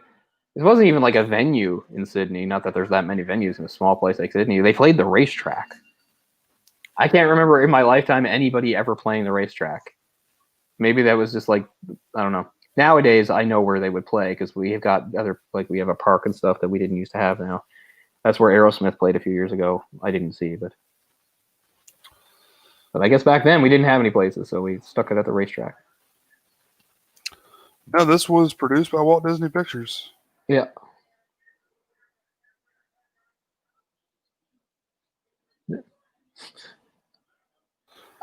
There's the best and brightest Florida has to offer. Some rundown gator ranch. But this is during that odd period for Disney that we've talked about before. Yeah. Where they don't really know what to do. Before they had exactly. successful animated stuff. Exactly. They're trying all sorts of different stuff in the second half of the 80s. Because they'd always been doing live action films, but Blimpo. Oink, oink, oink. Too many Twinkies. That's fat shaming, sir. Yeah. That's inappropriate, and you're canceled. They got to remove this movie. It's so offensive. Oh, I love that van. They made that for quite a few years, that style. We had a van that was some sort of... we had a Astro wagon, maybe? It was like a full van. It wasn't an Astro van? Yeah. It was before minivans. Yeah, we had a big full-size van. It was before minivans became a thing. Yeah, it became a thing just a couple years later, yeah. Yeah. It was a great van. We put it to good use, and it was great for going to hockey games. But we'd often take up other kids' places. We used to, when I was in elementary school, when I was in the school band. Technically, see, the elementary schools in Sydney, they didn't have their own school bands. They were small. What there was this thing called Sydney Schools Bands, which was kids from all sorts of schools were all part of this band. So it wasn't at there. So I remember sometimes we would have lunch rehearsals, and my mom would pick me up and several other kids and take us down to the place to get us there for lunch and then come back for the afternoon classes. Yeah, I didn't actually join a real school band until my second year of junior high, because when I got to junior high, they had their own band. But in grade 7, I didn't join music, but in grade 8, I did. Joined Malcolm's band. But by the time I got to high school, the Sydney Schools band program, I think, was gone. And it was just down to high schools and junior highs having their own bands. Because back when they started, a lot of the places didn't have their own band program. So it was an idea of taking kids from different schools so they could have a band.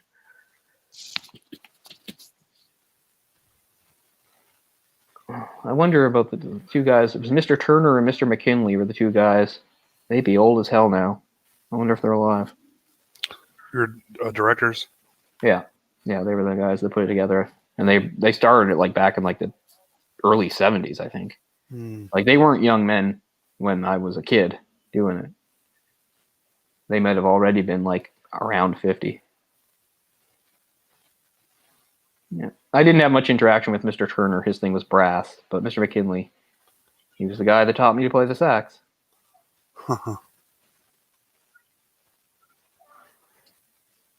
Oh, now he's got little hands. He did not have those before. Kind of creepy.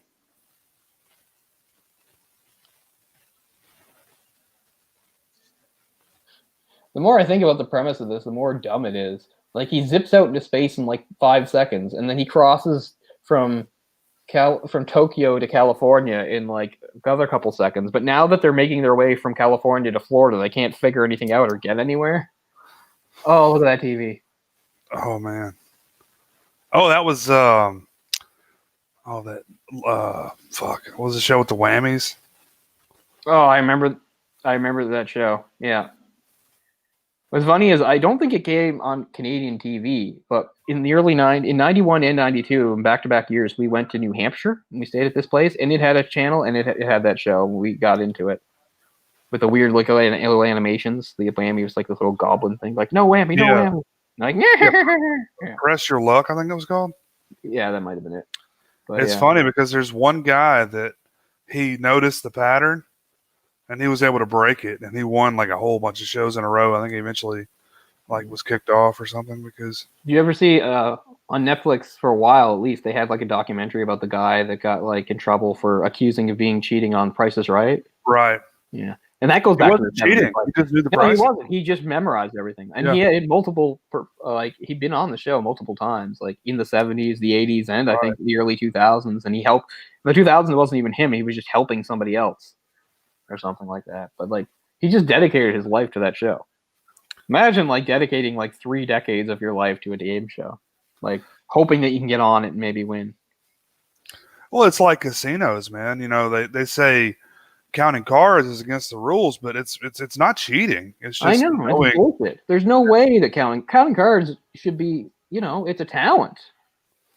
But that's just how much bullshit casinos are. They're like, no, we're set up to, win and you lose. Those are the rules. So counting cards makes you a cheater. Like, fuck off. That's why like casinos are one of the few places I have no sympathy for anything to do with a casino. I hope every casino in the world gets like horribly robbed, Ocean's 11 style. Because I don't care. I don't care if it's stealing. Like, fuck you. Right. It's all designed to where the customer loses. Yeah. And if you start winning too much, they immediately do something to stop you.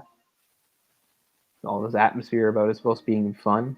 No way. I mean, they purposely turn machines up and down to like, get people interested and, have them pay out more and try to hook them. Like it's all designed. Like they're all like, oh, being addicted to gambling is like a terrible thing. But the casinos are designed to get you addicted.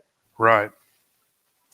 Yeah. Then they put like a fucking ad for like casino or Gamblers Anonymous. Right. I think casinos, the way they operate, are way more irresponsible than even like the tobacco industry or the alcohol industry, to tell you the truth. I mean, I'm not completely pleased with how they operate either, but casinos are way worse. I agree. Right. Already. Yeah. Okay. So yeah. So because here's the big jump, right? Like he does take him home, but like what have we accomplished? Like everybody followed us and the cops are all here. So remember what he decides to do here? I don't remember. Okay, I won't ruin it then. Because now he's home, but everybody knows he's home, and all the cops and the government and NASA and everyone all here. And he thinks they'll just tap the phone lines or something. How do they know he was coming home? or just Yeah, something like that. I think. yeah, they probably Well, just they were tracking its movement a little bit. Like they were tracking it somehow. So right. plus, I guess it wasn't too hard to figure out that it might come here if it didn't leave the planet. Yeah, see, they're going. There might be radiation leakage, and of course, there isn't anything like that. But I understand that would have to be some sort of protocol, right? Something comes from space, you really don't know what you're dealing Right. with. Yeah. So he decides to not come back here. It's the big decision. Even though there's his parents that love him and miss him.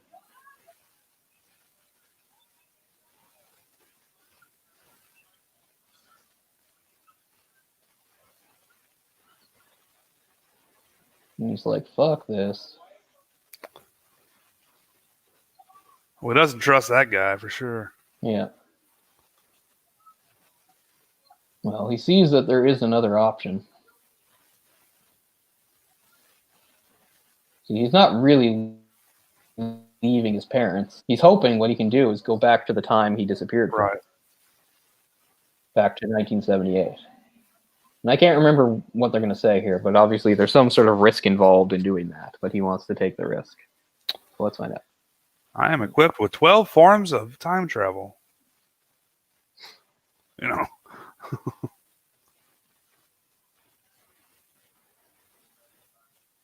Yeah, you could be vaporized. It's like, why? Well, I don't know. We were never really clear on the rules, but we have to make the stakes kind of high here. Right. Yeah. They've always been kind of, they don't explain much about the technology. No. We really bonded by you downloading my brain and now talking like Pee Wee Herman, a bunch of TV crap. Yeah. I mean, we had that great moment where we asked those people for directions and they drove away, and we looked at cows, and you accidentally went to Tokyo. Like, it's a pretty short movie, so it's not even like right. It's not like much of a rapport was really built up between them, but they all act like they're great friends who have bonded now. Right. That's how all that stuff was, though. You got to get stuff done in the short run time, right? We listened to music together. Beach Boys. See you later, Navigator. Oh yeah, he's gonna say that at the end, isn't he? Yeah. And then Dad the oh God. So how are we time traveling? Are we time traveling now, or are we just moving forward in space? Why do you look like the tunnel from Willy Wonka? What's going on? Huh. Stealth mode too. Well, they really make it dramatic.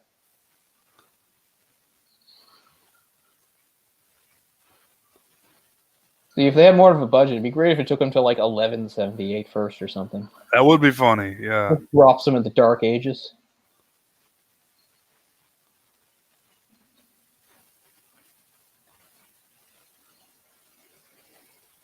But no, he did it.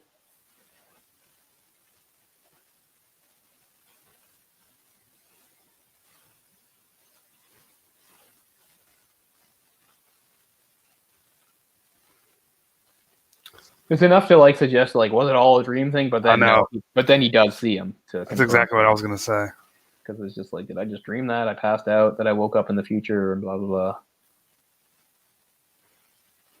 But no, he does like see him again. Plus, he does have the little alien with him to prove it all happened. Right. Come on out here. Your little friend Jennifer's here. I think she fell in the water. You might be able to see something. It's like, our son's growing up. He has such a crush on little girls. He had a telescope just like beamed on her. It was adorable. You kind of would be like that, right? Oh, yeah. Oh, he caught his first titty. It's like, well, I went to the future and Sarah Jessica Parker called me cute. We were technically the same age, so it wasn't as creepy as it sounds. Right. I was 20 at the time. I just looked like this. Mm-hmm. Yeah, they would have been the same age. Yeah.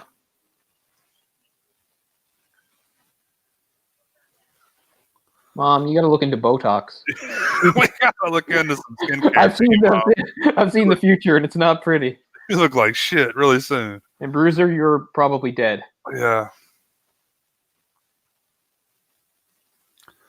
Dead. We need to look into Propecia. What? Whoa, that dog has like one messed up eye. I didn't Yeah, notice it's that common until for now. those type dogs. Have You one love your blue. brother? Well, I love him when he's 16 and cool. Now he sucks. Ah, there's his creature. Oh, I thought it was in his pocket for some reason. Yeah. It's his backpack, is it? Yeah, it's backpack. That must be in one of the posters or something. Yeah. Like, okay. Will you ever explain it to me? No, I won't. I just have this random pocket monster. Way before Pokemon became a thing. Yeah. I caught them all. Okay. Yeah, so there he is zipping around the sky, getting... There it is. Yeah, there it is. See you later. Yeah. Getting picked up by all sorts of radar equipment and stuff. But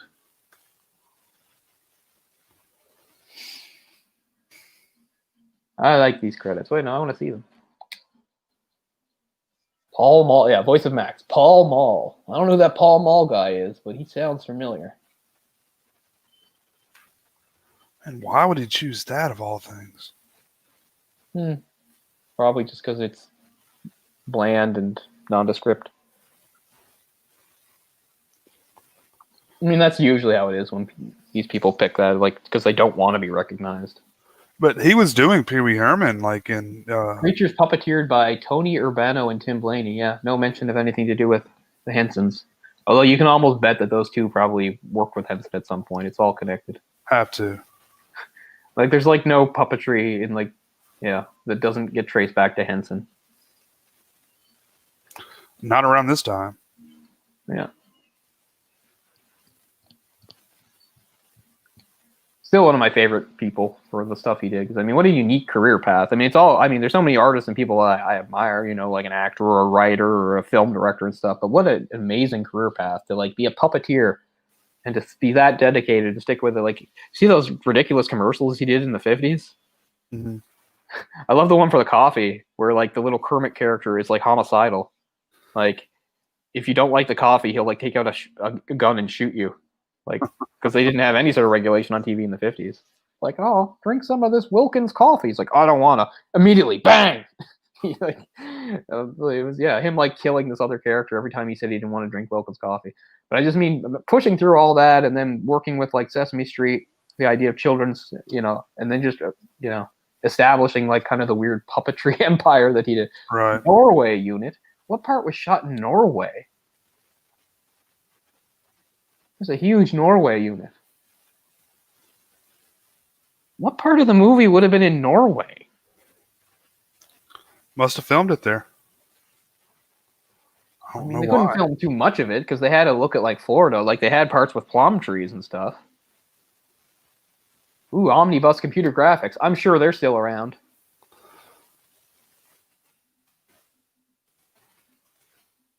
Okay, here we go. Additional special effects by Fantasy 2. I think that was second unit stuff they shot in Norway. Must have been. Weird. Wonder if they got, like, a tax break or something shooting there. Segments for The Price of Right, courtesy of... It only says Price is Right. The music video was Lose Your Love by somebody I've never heard of. Blancmange or something.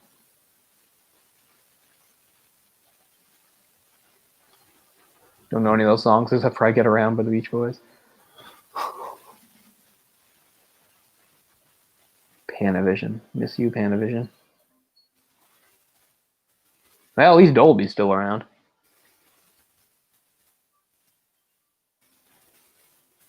That is Flight of the Navigator, 1986. Pretty simple little family movie from, like we said, kind of a weird era for Disney. Oh, yeah, Buena Vista, right? That was their thing back then, Buena Vista. So it wasn't actually released as a Disney film? No, I don't think so. I think it would have been released as Buena Vista at the time, yeah. So. Tony Urbano. I'm trying to look these guys up. Extras. Are there extras on this? Ooh. I think I've seen from it. There's a promo clip. Yeah. But yeah, I realize there's better movies from that era, but it's one of the few that like I actually did see way back when. Because a lot of those classics from that time, I didn't see till I was older, so I don't have like fond childhood memories of watching them for whatever reason. Oh yeah, Tony Urbano went on to work with Men in Black, Men in Black 2, Team America, World Police. Let's look at Randall Kleiser, the director. Oh, he directed Grease. That's his big thing. He was the director of Grease. He directed some big movies. He directed the Blue Lagoon, and he worked with Rubens again because he directed Big Top Pee Wee, which is I guess the Pee Wee sequel. Oh, okay. So Tim Burton just did the first one then. Yep. Oh, speaking of terrible sequels, he did Honey, I Blew Up the Kid. Oh man, he did the horrible 2006 Red Riding Hood. No, that's a different one. Yeah, he can do anything anybody knows. Well, there's a 1998 version of Shadow of a Doubt. That sounds terrible. Is it a remake? Or is it just using the same thing? Fun fact, Tim Blaney, the other puppeteer, he did the voice of Johnny Five in Short Circuit. That was another one that I mentioned. I was also terrified of Johnny Five. I hated those movies as a child. Hated them. And I hated Johnny Five. Love them. Yeah, no. I was really afraid of like the clunky American robots of the 80s. I was terrified of all of them. Like, I love the Japanese. It's funny, and I kind of say the same way. I love the Japanese stuff. I like Voltron or Astro Boy or whatever. But yeah. But even like robot characters, like there was a robot version of the Ninja Turtles called Metalhead, and I hated him too. Of course, it helped that he was an enemy. He fought them. But yeah, no, I hated Johnny Five. I hated those movies. The scene where like the woman is like sort of first meeting, and he wants like input or whatever. He keeps asking for her to like give him more and more stuff. Input. Yeah, I found that horrifying. Like I thought like he was going insane. Like I thought like he's gonna kill this woman any second now. Like he's gone mad. Huh? Yeah. No. Those movies, of course, like a lot of them, they've aged horribly. But yeah, I forget the guy's name, but the one who plays the Indian character who is yeah, not Indian at all. He's just some white guy doing like a terrible impression. Oh, Mongoli. And I didn't know that until maybe 5 years ago. Yeah. I mean, that's the big thing where it didn't age well, but I mean, other things too. Of course, what is that? Steve Guttenberg. That's the Goot. One of those. What an odd period where such a bland human being can be like a leading man. I agree. Like, there's nothing memorable or interesting about him, or like he's not unappealing. It's not like you're like yeah, like or anything. And I guess that's good enough for him to be the star of several hit movies. He was in Police Academy. And Cocoon too, right? Cocoon's not bad.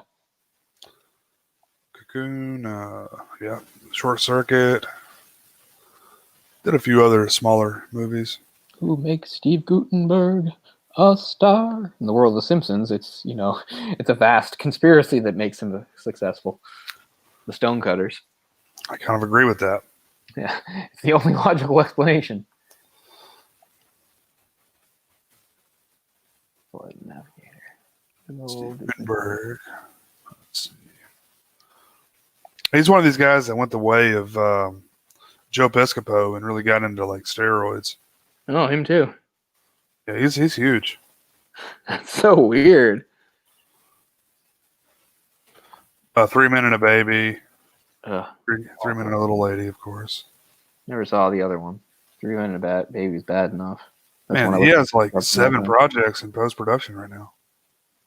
His name still means something to some people. Fuck, I don't know who. Me, he's just a relic of a long past time. And I never liked the Police Academy movies, honestly. No, me neither. I thought they were dumb, even as a child. Yeah, me too. They couldn't really hold my attention. I mean, there's one good thing about the Police Academy movies, and that's the sound effect guy. Yeah, Michael Winslow. Yeah, great sound effects. Great talent.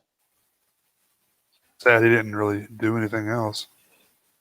Yeah, like the last thing he did that I can remember is the Big Green, which was sort of like a Mighty Ducks ripoff, but like with soccer. And Steve Guttenberg winds up being the coach. He's like their reluctant coach. I'm sure you saw that movie and just don't remember because it's bland as hell. It's the same thing as Mighty Ducks, except with soccer. It's just a bunch of like mismatched, kids, and they wind up being, and he has to be their coach, and they become a good team. Oh, absolutely, yeah, I remember that. It's the kid from Sandlot. Really? The redheaded kid, right? Oh, you're right. Yeah, the same fat kid. Well, he's not super fat, but the bigger kid. You're right. That is him. Yeah. Sandlot's an awesome movie. That's the best. That's my favorite baseball movie. That's for sure. Yeah. I've got that on VHS. That kid went on to be in an episode of the X-Files later on as an adult. Nice. That's a good episode. Starring or special guest star Luke Wilson. Wow. I couldn't name any guest stars for the X-Files. I just never got into it. Ryan was obsessed with it, but I don't know. I didn't dislike it. And I did watch the odd episode because they used to, they had that Fox Sunday nights. You could watch, The Simpsons and King of the Hill and then the X-Files. And I used to do that. Yeah. Yeah. They, at this point, they were doing a lot of fan submitted scripts, which was kind of cool, which I think this one was one of those. It was basically it's a vampire. The story's about vampires, but turns out they're not real vampires. Mm. And Scully and Mulder are both, they have the same, they experience the same thing, but their memories are different. Like Luke Wilson's there, but in Scully's memories, he's like super attractive and stuff. And then when Mulder remembers him, he's got like big buck teeth and he's just a doofus. That's pretty funny. Yeah, the show had some oddly funny stuff. Wasn't there an episode where some guy like took over his body? There's like some schleppy guy, but he was in Mulder's body. Well, he was a shapeshifter, I think. Okay. Yeah. His big tail was he had a tail. Oh, okay. Yeah. See, I can't really remember, but I remember that the tone of the episode was really actually quite light and funny. Yeah. Which is weird because this was like around 98 or so. The show had been on for a while, and they were trying to like pile on more of the serious stuff, like Smoking Man stuff and conspiracy stuff. Mm-hmm. And then, like, by the time when the only time I ever watched like episodes in a row was when they didn't even like have Mulder anymore. They had like some other guy, Skinner. Well, it was. I mean, the T-1000 took over for him. Robert Patrick. Yeah, wasn't there a bald guy called Skinner? Yeah, Skinner was there. Sure. No, that's Mitch Pileggi from Shocker. I don't remember Shocker well enough to remember anybody in it, but yeah. In Shocker, he's a huge, like, muscled up guy. Oh, he's the main guy in Shocker? Yeah, the main killer guy, yeah. Yeah. But yeah, I saw several episodes where Skinner was kind of like the main focus, and Mulder was nowhere to be seen. He was gone. Yeah. And Scully was there, but she seemed to be kind of off to the side. It was an odd period. It was. I was like, I finally start watching this show, and it's like the main leads aren't even here anymore, and I don't know what's going on. Yeah. I'm sure Ryan would love to explain it to me sometime. It's his favorite show ever, so I'm sure he would love to tell me. It's one of my favorite shows. I think it's been surpassed by probably Seinfeld. It's definitely a really good show. I mean, it has a huge following. And I mean, lots of shows have huge followings, and I think they're dumb as hell. But I mean, I like it as well. So I see the appeal of it. I mean, if it wasn't for those last few seasons kind of missing the mark, I think it probably would be my favorite show. But it's got a lot of problems. Chris Carter wanted to move on to other stuff. After season 4, when they did the first movie, whatever the hell the name of it was, whatever it was, I can't think of it right off. But that's where Chris Carter wanted to end the whole thing. He wanted it was going to be a cliffhanger at the end of 4, and then that was going to be the movie. It was going to be the finale for that. But man, that movie answered nothing. No. I saw the movie in theaters with Ryan, and I didn't know as much of what was going on, but Ryan did, and Ryan confirmed like nothing is confirmed or answered or in any way, in any way. What's the word I'm looking for? resolved. Right. Nothing's resolved with that movie. It's just a bunch of more questions and stuff. It's But, like, oh, we got really close to like some conspiracy, but once again, we didn't actually crack it or figure it out or stop it or anything. We just saw a bit more of it. yeah, I don't know if Fox just threw enough money at Chris Carter, or he did that other Project Millennium, so maybe that was what kept him on board, because it was such a moneymaker for Fox, they couldn't let it go. I feel like, I mean, that's how it goes with most shows. You usually have like one person who's the creator, and usually how it goes is like they wrote like the first few episodes, then over time they're less and less involved, and then he's like, you're not involved at all. And I realize that's just sort of how things go. That's like the one thing I think is sort of interesting about being a person like Seth MacFarlane. Like, I don't know what Seth MacFarlane thought about Family Guy when he created it, if he thought it would be successful and beyond for many years or what. But he made it so that they can't possibly do anything of it without him. You couldn't do one episode of that show without him. It would be impossible. So whether he wants to move on to other projects or anything like that, he's still front and center in everything, even if other people are writing, and I don't know if that's bad or good or what, but I mean, it's interesting because it's not like the thing with Chris Carter or something like that. It's just impossible. You can't do it without him. I don't blame him for that. I mean, I don't necessarily like the guy or anything, but because the way he was treated, he was canceled off Fox, got picked up again by Adult Swim, and then Fox picked him up again. So, okay, you didn't want me, now you want me back, Yeah. So I don't blame him for doing that kind of stuff. I'm just thinking, I just don't. I don't think his original. I don't think it was because he wanted to make himself indispensable. I'm just saying, I think it just turned out that way. Like, I wonder if he even regrets it now, because he can't, because he has, like, if the show is going to keep. I mean, I know he can end it, but I mean, as we said, when it comes to a show like that, to just decide to end something that is so successful and gives lots of people jobs and stuff like that is a hard thing to do. I mean, right. If he said, this is the end of Family Guy, I don't think anybody can blame him. It's been a long run. I'm just saying, back when he started it, I don't think he was so involved because he wanted to make himself indispensable. I think it was just because, it was his thing and he felt like he had some talents. I'll do the voice of this and I'll do the voice of this, et cetera, et cetera. But now you're thinking, it's like, it's been 20 years now and the show's had like almost 18 seasons in that time. Right. And you wonder, like, you can't say like Family Guy's gone downhill over the years because he's less involved, because he can't possibly be less involved, unless you could say, I get that he doesn't like write full episodes, but I don't think he ever really wrote full episodes. He was just more of like, partial writer. I don't know how it is. I mean, he created all the characters, he created the concept, et cetera, et cetera. Yeah, I mean, I would think he definitely had his sights set on bigger stuff, other projects, but like American Dad has been canceled, right? I don't think so. Still going too? Wow. In recent years, I've liked American Dad more. Although it's funny, the thing I praised American Dad for over Family Guy has actually gone off the rails. Because I used to say the reason I preferred American Dad was because I thought, well, Family Guy maybe had the better characters and stuff. I thought I liked American Dad because it was less married to sort of a formula. American Dad just goes in any direction. It's just wacky and random as hell. Like the weirdest stuff can happen in any episode. Like, it doesn't matter if they're going to space, or it doesn't matter if they're dealing with demons or any kind of CIA hijinks. Like, it just goes all over the place. But now it's gotten to a point where I think that's actually gone overboard. So I used to actually praise it for that, but now I turn it on. It's so weird. It's just like, here's an old episode about how like Roger's obsessed with like becoming some sort of self-help guru or something, and that's the whole episode. Just like I feel like I always, for years, it was so funny that Patrick Stewart was the CIA director and he was out of his mind. But now it's been so many years, you're just kind of used to it. Right.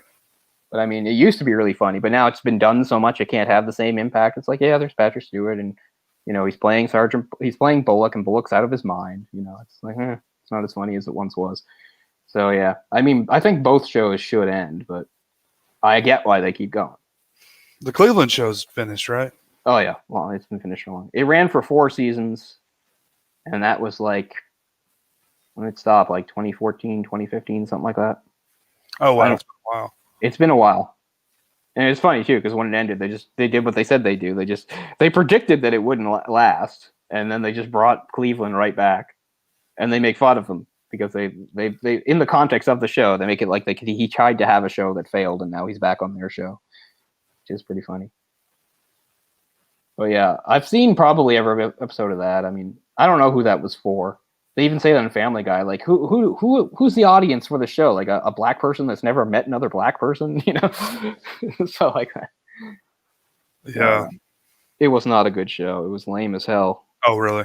I never watched it. It was painfully bad. Like it's hard. Like whether or not you think Cleveland is a good enough character to base around a show around is one thing. I didn't think he was, but he was still easily the best character because the supporting cast they built up around him was awful, just awful, terrible supporting cast. I can't say one of them was played by Jason Sudeikis, and you just want to shoot yourself every time he was on screen. I don't like Jason Sudeikis at all. Yeah, he played this guy called Holt, he was a really short guy, like noticeably short guy, but he was like one of those like total bro guys. And you get why that could be funny, but it's more grating than funny. And probably the weirdest character on the show is that they, just like on the other, they had like a bar that they always frequented. The bartender on that show was played by David Lynch. Now, I like David Lynch. And I'm sure David Lynch is aware of this. He must have thought it was really weird that he was being approached to voice a character in a show, because David Lynch is one of the worst voices you'll ever hear. Like, have you heard David Lynch speak? Yeah, I can't think of what it sounds like, but I've heard him speak. It's awful. It's like you or I mean, it makes sense that we're not voice actors, but if we were, nobody would like freak out. But David Lynch is like the anti that. It'd be like you would like. He's like the last person you would ever put on like the radio or put on TV. Like his voice is awful. He has an awful, awful voice. There's no way of getting around it. And maybe that's the joke, but to me, it's just. I mean, it's interesting that David Lynch didn't mind being a regular on this show. Like he's not in every episode, but he's in a lot of episodes. Yeah, I'm surprised he even did it. Yeah, I can't say I pretend to understand David Lynch, and I don't, know enough about him personally. There's nothing wrong with trying different things, but I mean, his voice is just a terrible, terrible voice. Like, if he was like an author or something, like you would never. And imagine they're going to do. Okay, you want to do the audiobook? Oh, we were thinking about getting somebody else, like anybody else, like just not you. We got Gilbert Godfrey on the line over here. Oh man, imagine like getting Gilbert Godfrey to do the audio version of like War and Peace or something. Oh man, it's like 1,500 pages of like 19th century Russian literature by Gilbert Godfrey. Oh, that'd be hilarious. But yeah, David Lynch's voice is really awful and grating. I mean, it's funny because he actually does insert himself into Twin Peaks as a character at one point. You do get to hear the voice then, because he's like the guy that's overseeing Cooper. Yeah, I forget his name, but yeah, I mean, his voice is exactly the same now as it was then. Terrible. But yeah, the Cleveland Show, very, very bad. The weirdest episode I can remember of that was there's an episode where they go to like a Comic-Con, and the cameo for that one is Robert Rodriguez. There's this whole thing about how like Cleveland's wife back in the 70s had done a couple of blaxploitation movies. Yeah. But she was ashamed of them, so she didn't want anybody to know about it. But Robert Rodriguez, being a fan of all that shit, knew who she was, so he was trying to get her to like come out of retirement so he can make a new movie with her. So weird.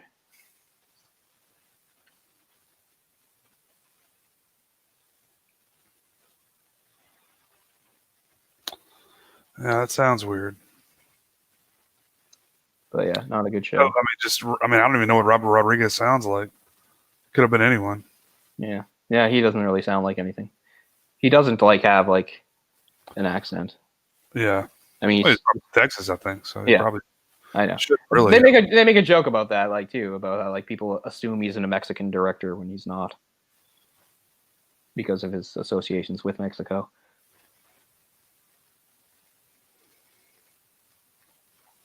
Yeah, it's pretty messed up. But I don't know.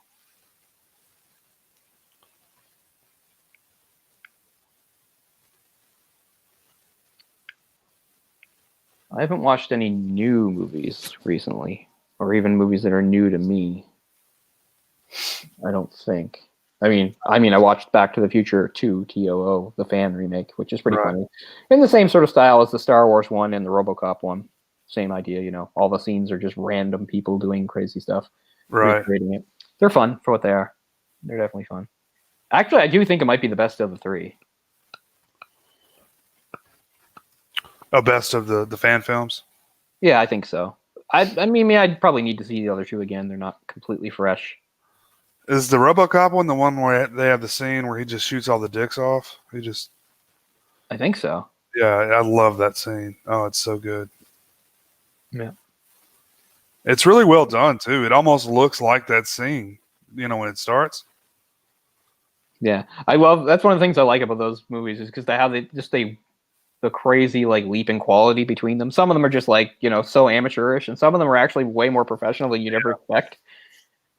And sometimes they're played by humans, and sometimes they're played by inanimate objects, and sometimes it's animated. And like, there's a scene in the new Back to the Future where like people are like bananas, weird stuff like that. Bananas? Yeah, they were bananas. People were bananas? Yeah, like the characters were bananas. Okay, that sounds odd. I also liked it when you had certain characters like you know that the people went out of their way because they thought they had somebody that was pretty good. Like they had sometimes somebody playing Doc who was like doing a really good Doc voice. Other times you just have like some like middle-aged woman playing Doc or something, and sometimes it's like, oh, I don't care, So the only thing I don't like about those movies, and I'm not saying people shouldn't do it, and I don't hate kids, and I think kids should be involved, but I never find it funny when they use really little kids and just throw them into scenes and the kids don't even know what's going on. Like, that's not really funny to me or anything. But there's like a whole part where like this little tiny like 3-year-old girl is supposed to be Doc, and they're standing outside. And these are people that actually, I think that these are the people that had a DeLorean. One of the scenes has people with a real DeLorean. And he's like outside, he's yelling all this stuff at Doc, and they just sort of dub Doc's lines over while the kid just stands there.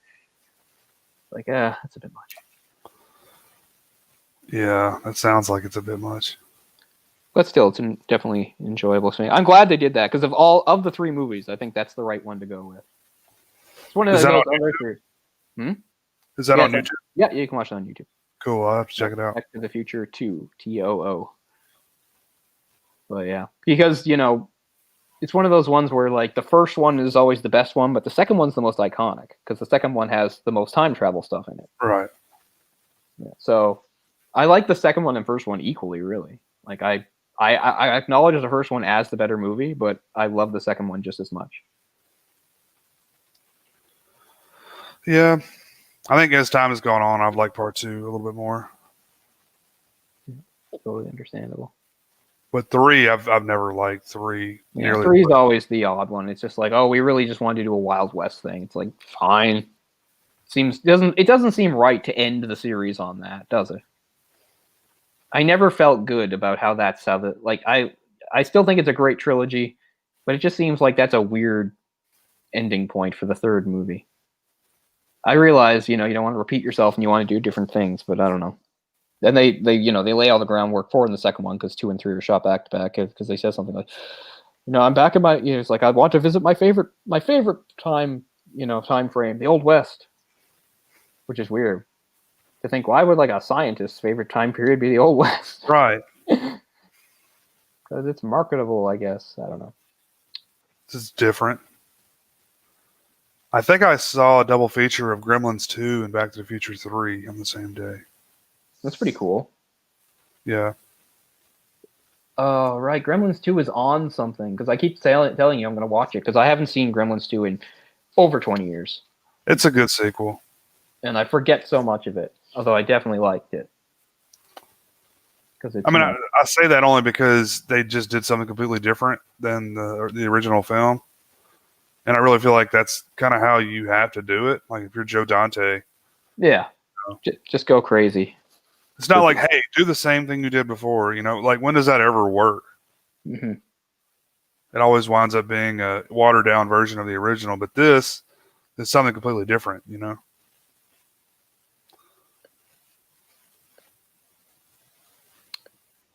Yep.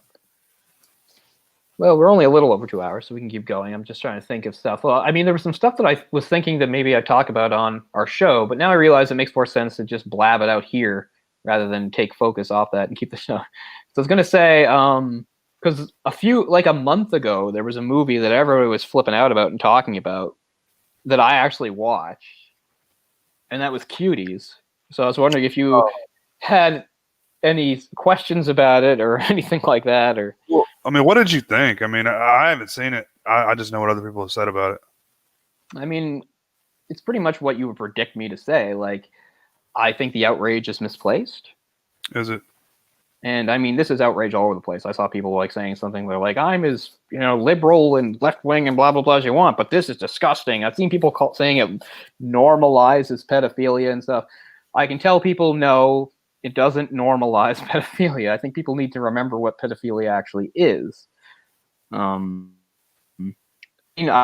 think it's a pretty good. I get why it's got uncomfortable stuff in it, and there's all sorts of people that don't need to see it.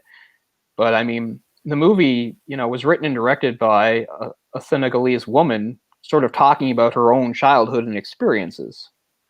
And the movie does make a valid point about how sexualized pop culture really is, and how it is affecting, children that are probably too young to be able to deal with it, which is a big part of it. Because, you got these, preteenish girls doing really sexually suggestive dances and stuff. I mean, that's what everyone freaks out about. And I mean, to me, it all works and all fits in context and stuff like that. The one thing I'll say is, yes, the one thing that's fucked up about the movie, of course, is within the context of the movie story itself, these are girls that are, become obsessed with this kind of stuff. They watch it online, and so they teach themselves how to do it, and they get into it. Or, of course, in the movie, these are actresses, so you had to imagine that for the purposes of the movie, there were adults teaching the girls how to dance like this. So yes, that is a little bit fucked up. But I mean, aside from that, I mean, it's a pretty well done movie. It's like Netflix really wanted everybody to be outraged because they made a really weird trailer out of it. They also changed the poster. Like, the original poster is actually them. There's a part where they all go on like the shopping trip, and there's a shot. It's actually a really nice shot of them all sort of coming up over the horizon of a street, and they've got all these shopping bags, and they're smiling. That's the poster. But Netflix like replaced it with one of the shots of them like bumping and grinding or something. Like, it was like Netflix wanted everybody to freak out. I mean, I'm fine with all that. I'm fine with artistic interpretations, and everyone's deal here is like, oh, is it French? Is it a French movie? Mm-hmm. Like, they're French. They're much more in tune with sexuality. Yeah, but I mean, I understand the purpose of it and the young children, but why focus on it? Why? I mean, why show close-ups of their butts and their privates and stuff? I guess. I don't know. It's not as, like I said, the way that's cobbled together makes it a lot worse than it is. I mean, I get it. Yeah, there's scenes of them doing that, but I mean, yeah. if you're cutting away from it or whatever, you're not really, I don't know, getting it across. I don't know. I think it's a pretty good movie. It's not like I'm going to revisit it. I guess and I realize that it's a same sort of thing. Yeah, because they'll be like, a pedophile's really going to like this. Yeah, they are. Okay. I guess so. Pedophiles like all sorts of stuff, and we're not happy about it, but we can't do anything about it, And I mean, it's all well and good to lock up people for when they commit crimes, but you can't lock up people for thinking things or just in general being aroused. We might not like it and stuff like that. I think I said this before. I'll give a terrible example, but I mean, I look out over a playground. Technically, I could just stand and look out over that playground and do whatever I want with my hands or my thoughts or whatever like that. If somebody found out, they'd be really upset, but they couldn't do anything about it. I'm not doing those things, by the way, people. I'm just saying my windows are this high. I'm completely no waist shown, I'm just saying. So, I mean, the world is just full of things like that, and maybe we don't like it, but there's nothing we can do about it. What are we going to do? Turn this in 1984 thought police type stuff. So, I mean, I realize that, yeah, some people are going to get mad that, like, I guess somebody who's a pedophile or whatever can watch the movie and get a sexual thrill out of it, but whatever. We're going to live our lives like that. We're just going to freak out every time something like that happens. Like, we can't control everything, people. And I don't think the actresses were exploited or anything like that. I'm sure they were treated well and explained everything. And again, the movie is reflecting reality. They're not making stuff up, I guess is the other thing. Like, that's a real thing. There's girls of that age that are really into that kind of stuff, not just in France, in the US, in Canada, that do that kind of thing. And that has a lot, and it is a coming of age story, because a lot of it is you have these girls that desperately want to be taken seriously. They want to be seen as mature, and they want to be seen as adult. I don't think that's a new concept either. No, not at all. No. It's just like, but it just works now with, again, how, sexually suggestive so much of pop culture has become, that it just becomes ingrained in these girls' heads. Like, this is what's cool. This is what's sophisticated. This is what makes people. I mean, it's interesting what people say about pedophilia and stuff like that, because like the movie is actually pretty good at like really avoiding stuff like that. Like, anytime anybody encounters them, they're just more kind of like shocked and weirded out than anything. There's no shot of anybody like really enjoying it or anything like that. And like, there's even a part where like they're just hanging out in public, and like these boys who are probably like 17, 18 or 16 at the youngest, but several years old, them come in and talk to them, and at first the girls try to flirt with them a little bit, but they're just like, how old are you? And they're like, they're little girls, and they walk away. So even like those guys are just like, no. There's actually, and I mean, I realize not everyone's going to find this funny. I'm just a sick bastard, but some people are going to find it funny. There's a part where for some reason they randomly break into a laser tag establishment. Like, they find the back door open, so they break in and just start running around. So when a security guard like finds them and tries to kick them out, what is it? They're saying, for some reason they say like he can't like detain them or call their parents, because they have, because the whole thing is they have like this dance competition they want to go to, right? So they're saying, we're a dance team, we have to get to our competition. Just like, we'll show you. So then they start doing some of the routine in front of him. Yeah. He's just sort of like standing there looking at them.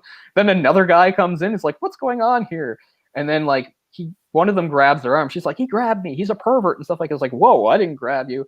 And then the dancing happens after the second guy comes. So anyway, there's a part where then they just sort of stand there transfixed for about 30 seconds, like they can't believe it. And then they're like, fine, go on, get out of here. And the second guy says to the first guy, he goes, seriously? Because the first guy, he does sort of just like stare a bit too long. I think that's actually pretty funny. But I don't think it's something to do with normalizing pedophilia. It's just showing like people have no idea how to react, because these girls are being so brazen, And it's not just sexual stuff too. Like, the girls are, they're doing all sorts of stuff trying to sound adult, just the way they talk, and they're really mean and bullying and stuff like that, which is all true. So yeah, I mean, I think it's still on Netflix. No, I don't think it should be taken down. Again, if you don't want to watch it, you don't have to. But if you're going to freak out that like people who you don't even know might watch it and they might like it or get turned, like, I mean, get a fucking life. Find something else to think about or be, I'm not going to die on a hill for this movie. It's not a great piece of art or anything like that. But I just mean, there's so much worse things and there's better things to be upset about and freak out about in this world than this movie. So I guess that's that. I thought it was a pretty well done movie. But yeah, I mean, I get it. Certain people are going to be uncomfortable. You don't have to watch it then. I wouldn't recommend you watch it. I mean, you've got daughters and stuff. You don't need to see that stuff. Yeah, I haven't seen it. Yeah.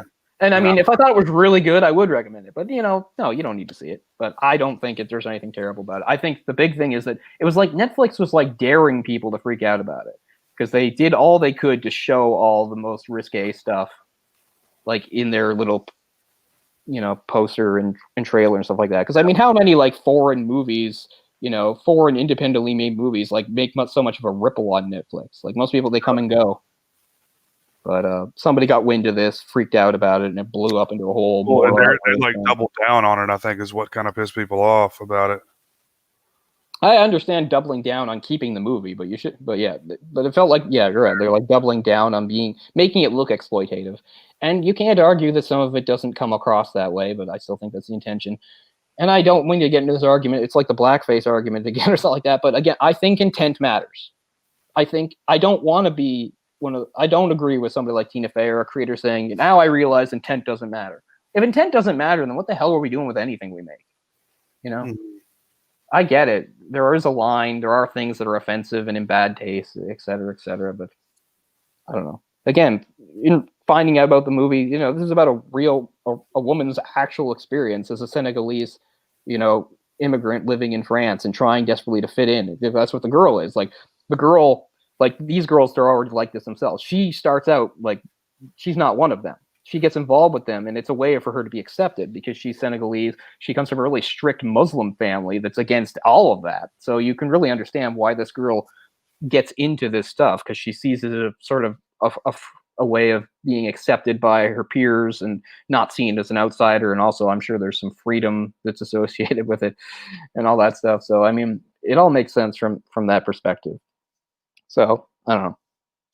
Not trying to say that it's not a hill I'm willing to die on. Defend it as this amazing movie, but once again, your reaction's overblown. And I guess the thing that was really bad it was seeing like people from like different sides of the spectrum, like sort of holding hands across the aisle. It's like whether or not you're like some, I don't know, button down conservative type, or you're more of a liberal person. Like we can both agree Right. that this is garbage. This is immoral, and like I don't think so. But I get it. Most people, if they've listened to me, they don't agree with me. You've already said all sorts of dicey things about this sort of stuff before. Yeah, maybe I have. I don't care though. I stand by it. I can't change how I feel about stuff. I mean, I bet that president will get fired for it. Honestly, on there's Netflix, a lot of people have canceled their Netflix accounts because of it. Yeah, we'll see how long they keep them canceled. Yeah. Yeah, I haven't seen the movie. I really don't need to comment on it. Yeah. If it is what people say it is, obviously I'm not cool with it, but whatever. I'm all for artistic movies, so I just don't know. Yeah. Like I said, I think it's pretty good, but I don't see any reason to necessarily recommend it to you. I'm just saying, all I can assure you is like, it's overblown. But it's true. There is the content in there that that you've seen in the previews and stuff. It is in there, and you can't say it's not. But I don't know. I realize the point it's making, and et cetera, and I don't know. It all comes down to, I think intent does matter. I think context does matter, et cetera. But some people be like, at the end of the day, you can still blah blah blah. I guess so. As I said, the one sort of fucked up thing of thinking about it is like, they did have to teach the girls to dance this way, which is kind of messed up when you think about it. There was definitely an adult, teaching them, rehearsing this sort of stuff. Right. By the way, don't do this in public or on your own time, which probably they will. Because again, even if it was a completely 100% explained to these actresses and they're playing characters, they still are girls of that age. And it is the same. They're like, well, we still want to be seen as adults. Don't tell us we can't do this, or this is too much for us, or we can't handle this. Sure, we can. That's how boys feel too, about different things. But it's always the same thing. You don't want to be seen as a little kid. You don't want adults telling you that this isn't for you, that you don't understand it, blah, blah, blah, So that's a big part of the movie. Although, I don't know, there's less people like reacting to them. It's more about the girls themselves. You don't really see too much of the reactions until towards the end, because most of the time when they're rehearsing and stuff, they're nobody's around to watch or anything like that. But yeah, I'd say it's a pretty good movie. It's not great or anything, and I'm not going to try to defend it as this amazing piece of art. But I don't know, stuff like this just has it's always been around. We have to keep going forward with it. Funny thing is, you probably wouldn't have watched it if it wasn't for the controversy. No, I probably wouldn't have, because I probably wouldn't have heard of it. Yeah. And I'm sure there's plenty of other people that did the same thing as me, and some of them felt the way I did, and some of them were like, "Oh, everybody's, it is garbage." And that's fine, I guess. But I don't really believe in the conviction of a lot of those people canceled by Netflix. I think they'll be back, probably. Yeah, I don't know. Yeah, I don't know. It's just a subject matter that is kind of touchy. Yeah, for sure. So, but it's not like the movie isn't aware of that. If the movie had like a total lack of awareness about this, sure, but it doesn't. It really puts you inside the experience of these girls, and being, particularly the main character, and being that age, like the things you do for acceptance, the things that you do to be seen as serious and adult, and all that. And again, the videos and stuff they're watching and that they're being like influenced by, that's not made up. That's real and out there right now.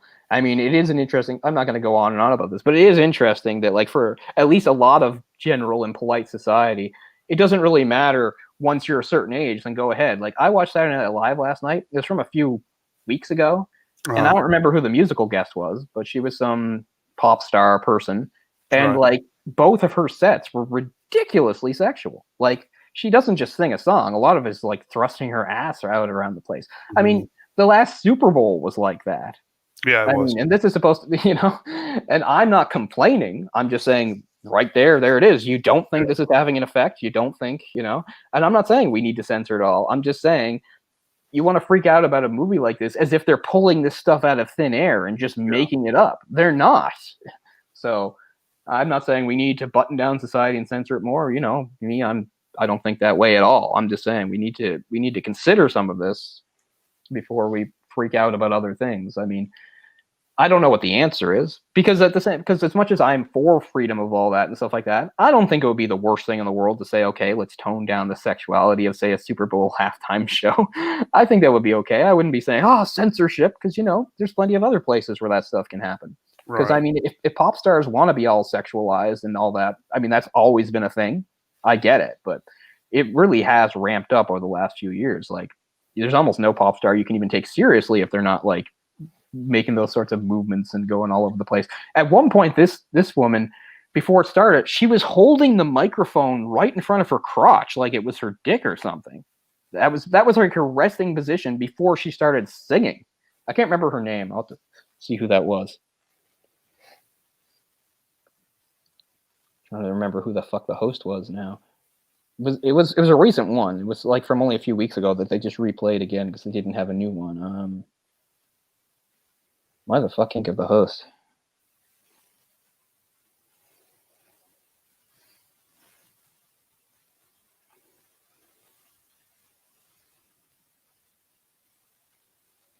Okay. On the 45th season.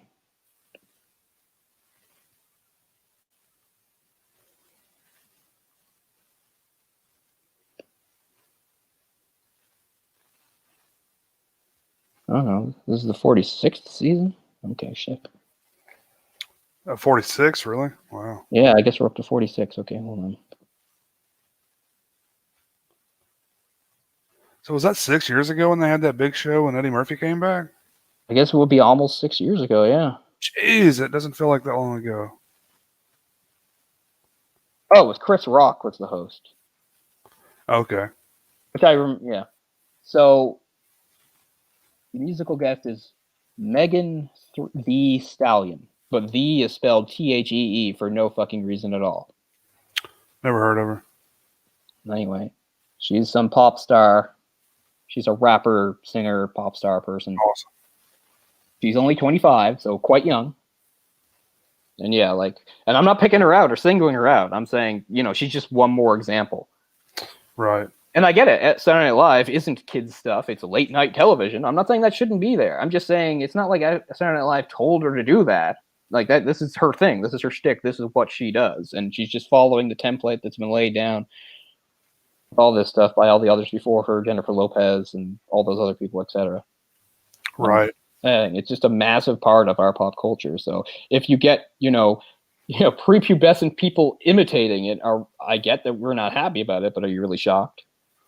You say Jennifer Lopez. Not only is that true, but Jennifer Lopez has been doing that since the 90s. So. I'm saying, yeah, like she's older now and she still does it. And I'm not saying, if you're older, you shouldn't do it. I'm just saying, I don't know. I think there's a certain point where maybe you can retire being completely asexual. And I mean, Madonna doesn't seem to understand that. And she's what, like 60? Yeah. I mean, I get it. Aging's hard for anybody, but if you're a pop star and like you're, being radiating sexuality is a big part of it, it's harder for you than even other people. I get it, but I don't know. At a certain point, you have to walk away from it, just like an athlete, right? You define yourself as being an athlete. You can't do it forever, and it's hard. I figure whether you were a big star or not, and you when you have to retire and walk away with it, you have to realize, like, the thing that defined me, I can't do it anymore. I mean, I have to accept another page in my life. Like, even if you're like at the top, even if you were the best, it's still hard to think I was the best. But now, age just caught up with me, and there's people in lower leagues that are better than me now because that's just how age goes. And I get that that's a hard thing, and I see it. So it's the same thing for pop stars. Yeah, those are probably equivalent for like attractive women and men that play sports. Right, because that's like your defining characteristic is being in good shape, being physical and attractive and all that. Right. Yeah, it's got to be tough for both. I love that it's the Stallion, Thee, for no reason. That is an odd name.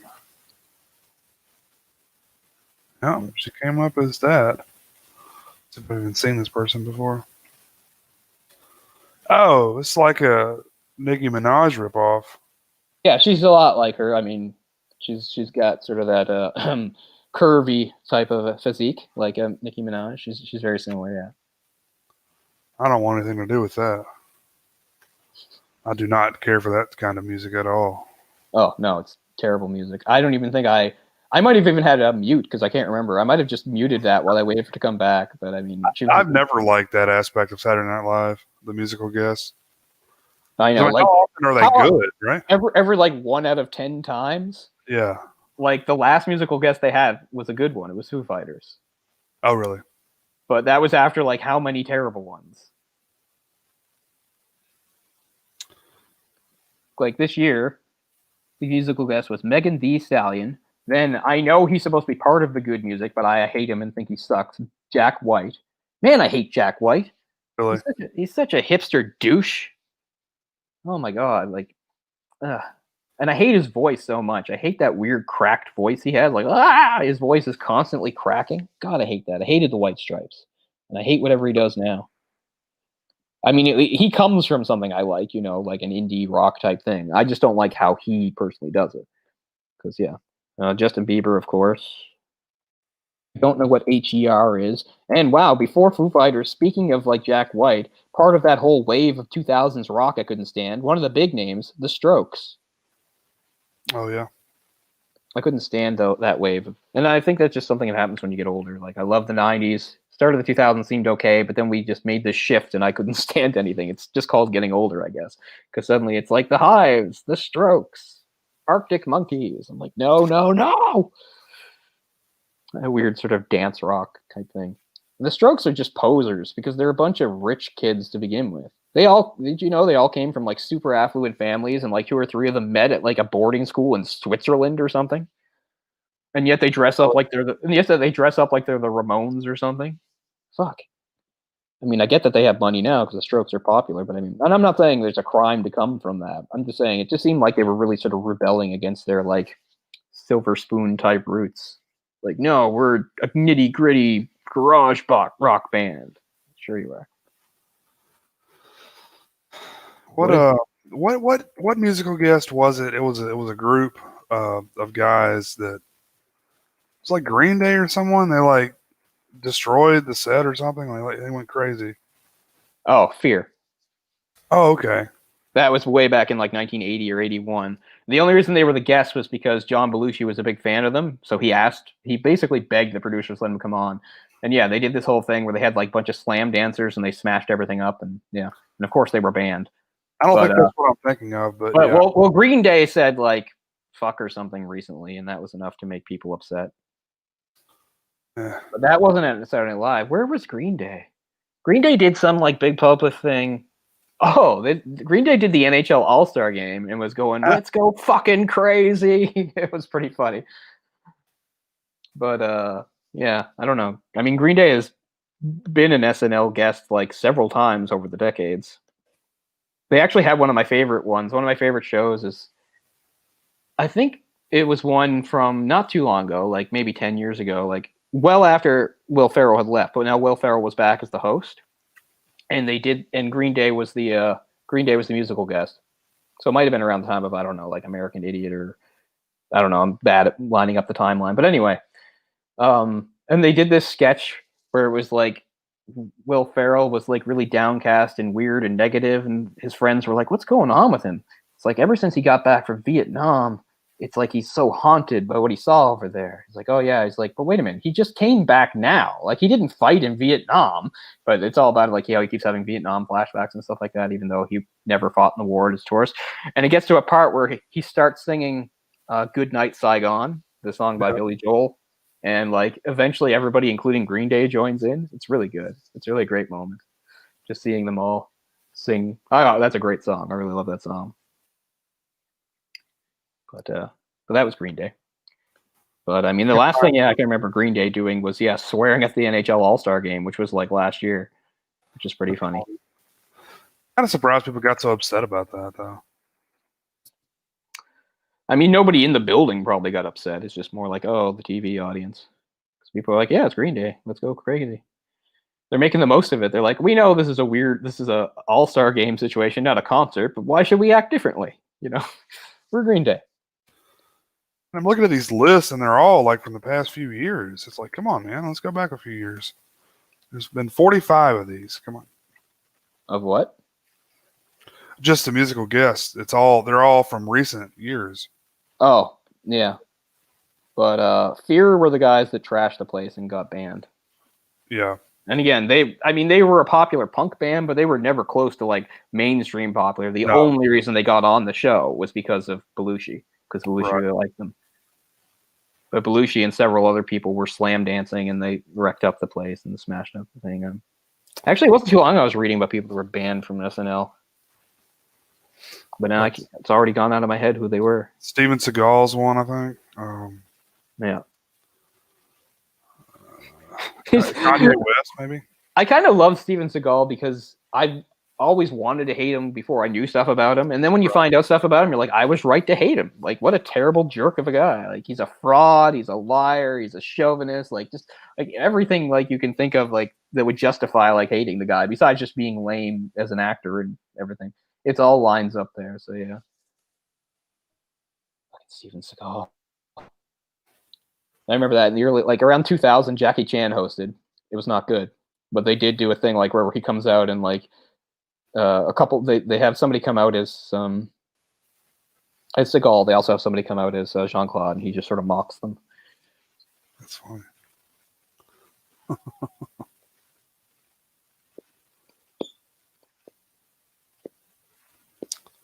Yeah, never cared for the musical aspect of Saturday Night Live.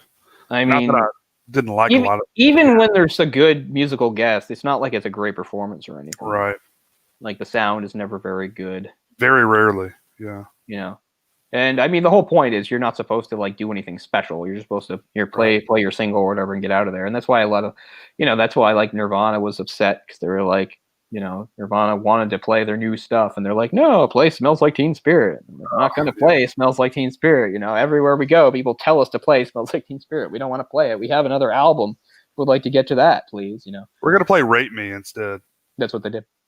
Did they really? That's awesome. That's a great song, by the way. Oh, it's an amazing song. That's another song that I played with my band that we never actually performed for anybody, which is probably just as well because it takes everything out of your voice. Yeah. Especially the end. I can do it, though. I can still do it. I'm not saying, I do it as well as Kurt. No, I can do it passively. But yeah, it's a pretty easy song to play. The drums are pretty tough, actually. It was hard on the drummer. Really? Nirvana drums are a lot more complicated than people think. Dave Grohl, man. That's why. Yeah. Like Dave Grohl's like just a musical genius. Yeah. So few albums. It's different now because of iTunes and re-releases and stuff, but so many albums I found like the drums are not mic'd up well. Like one of the few albums that I own quite a few, is In Utero. In Utero's drums are so crystal clear and so upfront. It sounds so good. And even though it's not an album that I even own or like, but it's the same thing with, one of the more controversial albums because of the way it split the fans down the middle, but the Black Album by Metallica, the drums on that are just like, they must have like a zillion mics around because they are so clear. Yeah. And they're so perfect. It's funny, there's this shitty band that was kind of in like in the early 2000s when Nickelback became popular. There were several other bands that were kind of similar to them. They were in the same sort of sludgy thing, but they were like friends with Chad Kroeger. And one of them was a band called Default. Defaults aren't not bad. They're even still around. I think they played here a few years ago. But anyway, you can look up, they have a song called Wasting My Time.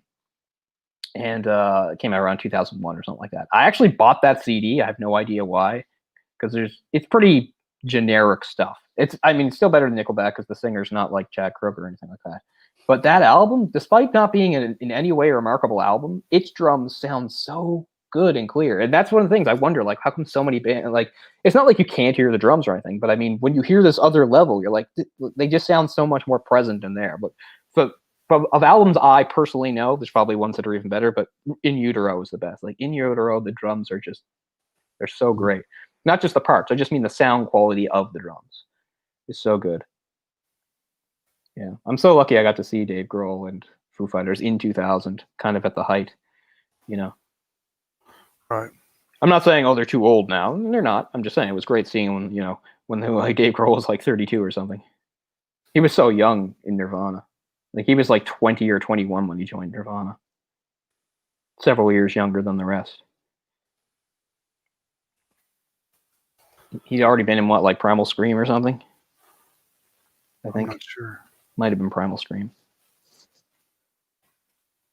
But it was interesting because I obviously they played some sort of new song, but their second song I think was on purpose. It was called "Times Like These," which fits so well with like the COVID situation, everything like that. Right. And that's a great song, "Times Like These."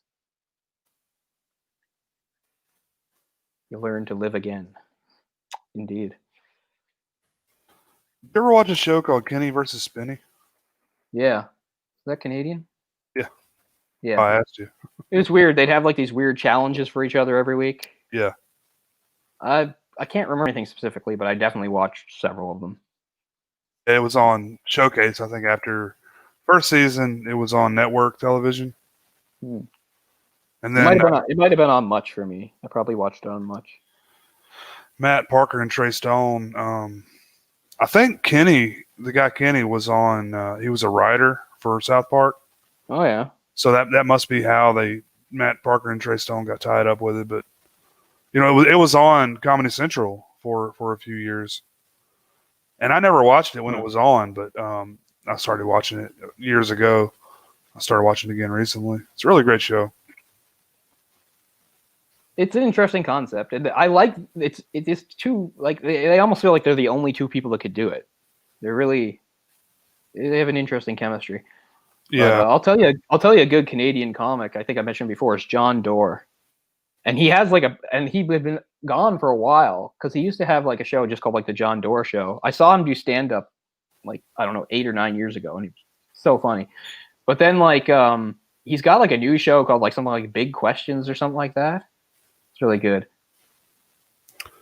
but the reason why I brought up Kenny versus Spenny is there was a band on there called Purpleoid. I was going to ask if you were familiar with them.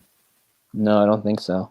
The name does not ring any bells anyway. They're like a psychedelic rock band, but they're just from Canada. I was just going to ask if you'd heard of them. No. Don't think so. I was just curious. They're not great by any means, but I don't even know who like new upcoming Canadian bands are. I've really lost track. It's all changed though. The music scene. Oh yeah. It's completely different from how it used to be. Yeah, I mean, and in Canada, I mean, that was the one thing, the joke about like meeting like an American or something like that. You tell them you're from Canada, and they're like, "Oh, my friend Bob is from Vancouver. You must know him." Like, yeah, like all right, like the joke, right? But the thing about the Canadian rock industry was like it was very connected. Like bands absolutely knew each other because they toured together all the time and that sort of stuff. Even if it was an East Coast band or West Coast band, so they all knew each other really well. Like I don't know what it's like now. I assume that, I mean, the country hasn't changed, so I assume it's still sounded the same. So I assume most of the Canadian bands of the newer ones know each other in some aspect or something like that. And you'd often see them like maybe in each other's music videos in like small ways. It wasn't like a collaboration. Just showing up, just saying hi. It's funny. I pointed out something. Eric never acknowledged it, but Eric pointed out something about like Sarah McLachlan saying he wonders if she's at peace with the fact that like building a mystery is like used in like I guess TV shows to like establish we're in the 90s now or something like that. Yep. And I just mentioned that the building a mystery video features it mostly follows a guy with long hair walking around doing stuff. That's actually David Usher, from my favorite band Moist. Like, why? Oh, really? Okay. Why is he there? Oh, I don't know. He's a Canadian guy. He's in the music industry. He was just around. So it's like, hey, David, you're a good-looking, mysterious guy. Be in the video. I assume it's this sort of thing. Just like in one of Moist's videos from '94, they have a song called "Believe Me," which takes place in the that dirty California river, the place where the T2 chase happens and the drag race and that happens. It's about two girls. One of them is Violet. I can't remember who she is, but the other one is Biff Naked, who was like this punk rock sort of goddess figure from Canada, and she was there. And she's the one that lives. Violet like kills herself. She like drowns herself in the river. And then she comes along and finds her body and finishes the "fuck the world" tattoo on her hand. Because that was 94, man. As we said, nihilistic as fuck. Black and white video, of course. But yeah, so that kind of stuff happened all the time. They'd just be where you would just see various people in like music videos. So again, because they knew each other, they toured together. They might have been hanging out in the studio at the same time, but still, they weren't collaborating musically as much. I like that, but I think it got. I don't know what really. I don't know, crossover stuff. I thought really got overdone in the '90s and now, and it happens so much with rap. You never see any sort of rap or hip hop single without saying featuring like 6 or 7 or 18 other people. I'm not saying that like you shouldn't do that. I'm just saying it seems like every single I see does that. Like, is there a song where it's just you? Does that happen anymore? I don't know. Yeah, no, I know. We're too far into the video and I'm blabbing, talking about the good old days and how everything's no good now. I don't mean that. But I know. It was just a fairly short movie we were going to do. And I thought it was better to get in some of the filler now, the Jay and I, get it out of our system before we drag it onto our official show. I mean, we're always going to talk about stuff, random stuff on the show, but we are trying to, keep the focus on the actual subject at hand. But these are live commentaries, no rules. No rules, baby. No rules. Roads, where we're going, we don't need roads. Which is still one of the cooler endings of any movie. Absolutely. I mean, what I would have given to like be old enough to have seen that in the theater. That would have like blown my mind seeing that ending. Is that 84? Said this before, but that's the problem with like 85. 85, okay.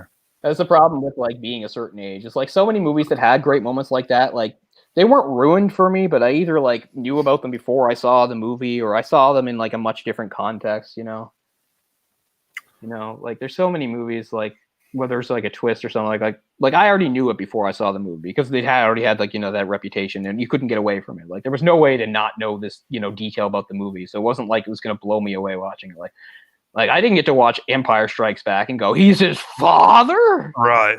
That's what everyone knows now already, right? Yeah. And I mean, that's what everybody knew 20 years ago, too. Yeah. Or even more than that when I saw it. I didn't know. I didn't know when I watched. I knew. And I don't remember how I knew. It was just, one of those things Because I saw, Jedi may have been the first film I ever saw in the theater. I may have been like 2. Wow.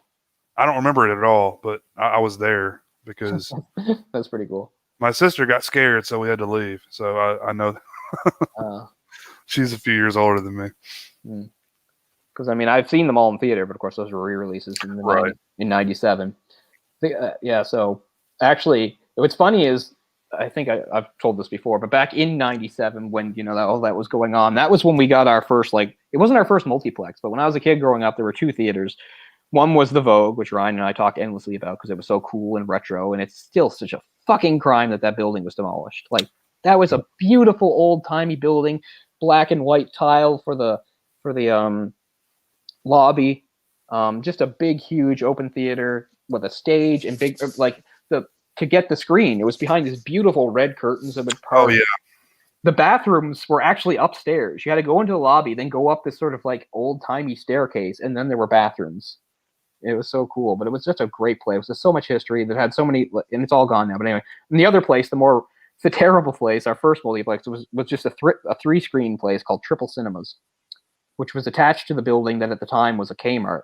But what was weird about it was like you had Kmart, but then you had like next to Kmart, you had like a roof, but it was still outside. So it was like you had to go into a cave. You had to like walk just through this like area that was roofed, but was still outside. And on one side was a fabric store called Fabricville that my mother frequented a lot.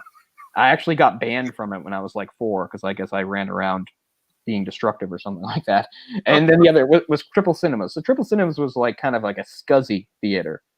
It always felt dark and cave-like anyway, and it had really bad popcorn. It had 3 screens. So anyway, those were the 2 theaters. And then finally we got what was new at the time, and it's gone extinct in the last year. So called Empire theaters. We got our Empire. It was called Empire 8 because it had 8 screens, and it just happened to coincide with the Star Wars re-releases. So it was such a great event. But for whatever reason, I saw the first 2 there, but I saw Return of the Jedi at the Vogue, and for some reason, I would have been 14, but I got in as a child, and I still have the ticket. and I got him for $350 as a child to see Return of the Jedi. It's got to be one of the last. It might even be the last movie I saw at the Vogue. Because that was 97 was definitely last year of the Vogue. I think I told you this before. I also saw a double bill of Scream 2 and Halloween H2O. That's cool. I mean, I don't necessarily like those movies too much, but no, but it's a fun experience. Sure. So Triple Cinema is not around anymore either, right? No, it's been gone a long time too. Although it outlasted the Vogue by at least a couple of years. The only movie I remember seeing there was Batman Forever. I know I saw other movies, but the only one I remember is Batman Forever.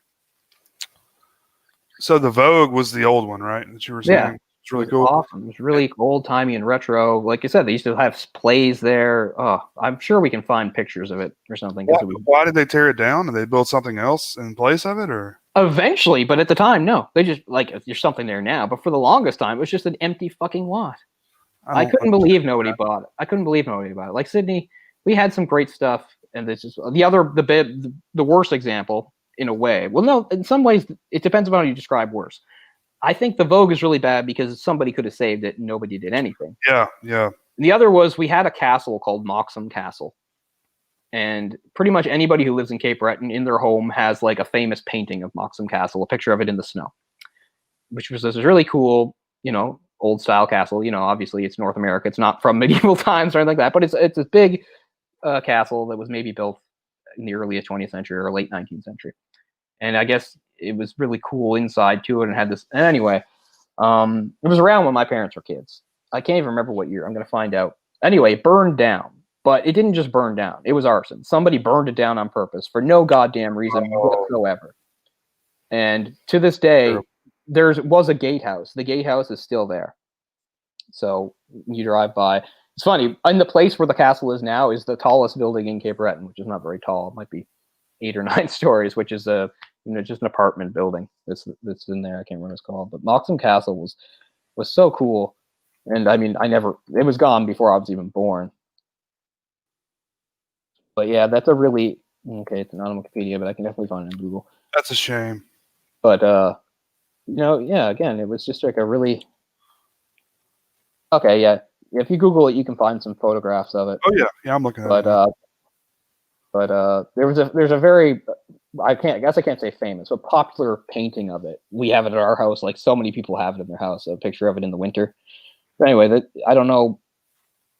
Okay. There's a picture that shows the gatehouse. The gatehouse is like blue. You're seeing a little building with blue siding. Yeah. The gatehouse, yeah, that still exists. I don't know what it's used for, but it's still around. I don't know why people do stuff like that. But yeah, that just breaks my heart. There was like no reason for it whatsoever. Nothing to be gained. Just a terrible thing. But yeah. I mean, I get it. Sometimes you're going to lose stuff, but that's just senseless. But the Vogue makes me mad because, like, somebody could have done something and nobody did anything. And I mean, I never got to see it, but when my mother was in university in here, there was a similar type of theater in Halifax that was kind of the same sort of way, retro and everything, that she saw movies in. And it's been long gone. But at least the one difference is the building it's there now. In the lobby, they have a little like display case and tribute to it. They have like pictures of it and something. Like the Vogue, there's like no record of it, nothing. It's like it never existed. With the Vogue, though, it almost seems like they could put that like as a history landmark. Exactly. That's what I mean. Like some sort of historical site, which Sydney is full of. Like in that same area, we have a place called the Cosset House. We had several places that are like that. And I mean, they're kind of like little museums. This would be different. But I just mean, you could have done something with it. It just seems like such a shame. No, gone. And for the long, there's something there now. But for a long time, no. Just a big empty space. That's a shame. So senseless. Yep, and I mean, especially now since things are changing so much, who knows if these things are even going to be around much longer, much less, the old buildings, the architecture, and everything. I don't know. I mean, I want theaters to stay and stuff, but I will say, like, I don't feel anything for the theaters I go to nowadays. They're just generic type of theaters. There's no personality or anything special about them. But the Vogue was so cool because the other thing was like, when you see movies that show the old theaters that have that cool, what's the word? Where the sign is? What's the word for that? Marquee? Yeah, the marquee thing. Like the Vogue had that cool thing where the marquee where it would say what was playing. Right. It looks so awesome. Yeah, I love that stuff too. Yeah, it was open. It was open in 1939, and it was basically Art Deco, which I love. I love the Art Deco. And here's somebody. 2001. Here's somebody even saying, "What a waste! I've only had the money to purchase this beautiful building and turn it back into a star. Please, someone spend your money and make this piece of history something to talk about again." That's from 2004, before it was completely gone. Right. Sorry, persons, but it's gone now. Let's see how late these things post in 2008, 2009. Oh wow! There was nothing since 2013, but just like in September, somebody added a photo credit for the photo from 1939. Back in September, somebody added that after like nobody saying anything. Vogue Theater was torn down on Friday, April 2008, despite a recent poll stating that 68% of participants wanted to see this beautiful Art Deco theater restored. The lot where the Vogue once stood will soon become an office complex. Well, it never became an office complex, I can tell you that much. But yeah, That's so there was a even shame. a vote, so I don't know. Yeah, it just seems like That's such a damn shame. Yeah, that really pisses me off. Ryan and I used to talk about buying it. Because, yeah, like in the early 2000s, it was empty, but it was still there. Yeah, someone in the comments, Awesome50, has a question. Do you guys think that so-called art house cinemas are better in a situation to survive going forward? Well, I don't know. I mean, you think like the idea is that like they had become more popular simply because there'd be less or maybe even not any of the normal kind? Yeah, I think that's what he's trying to say.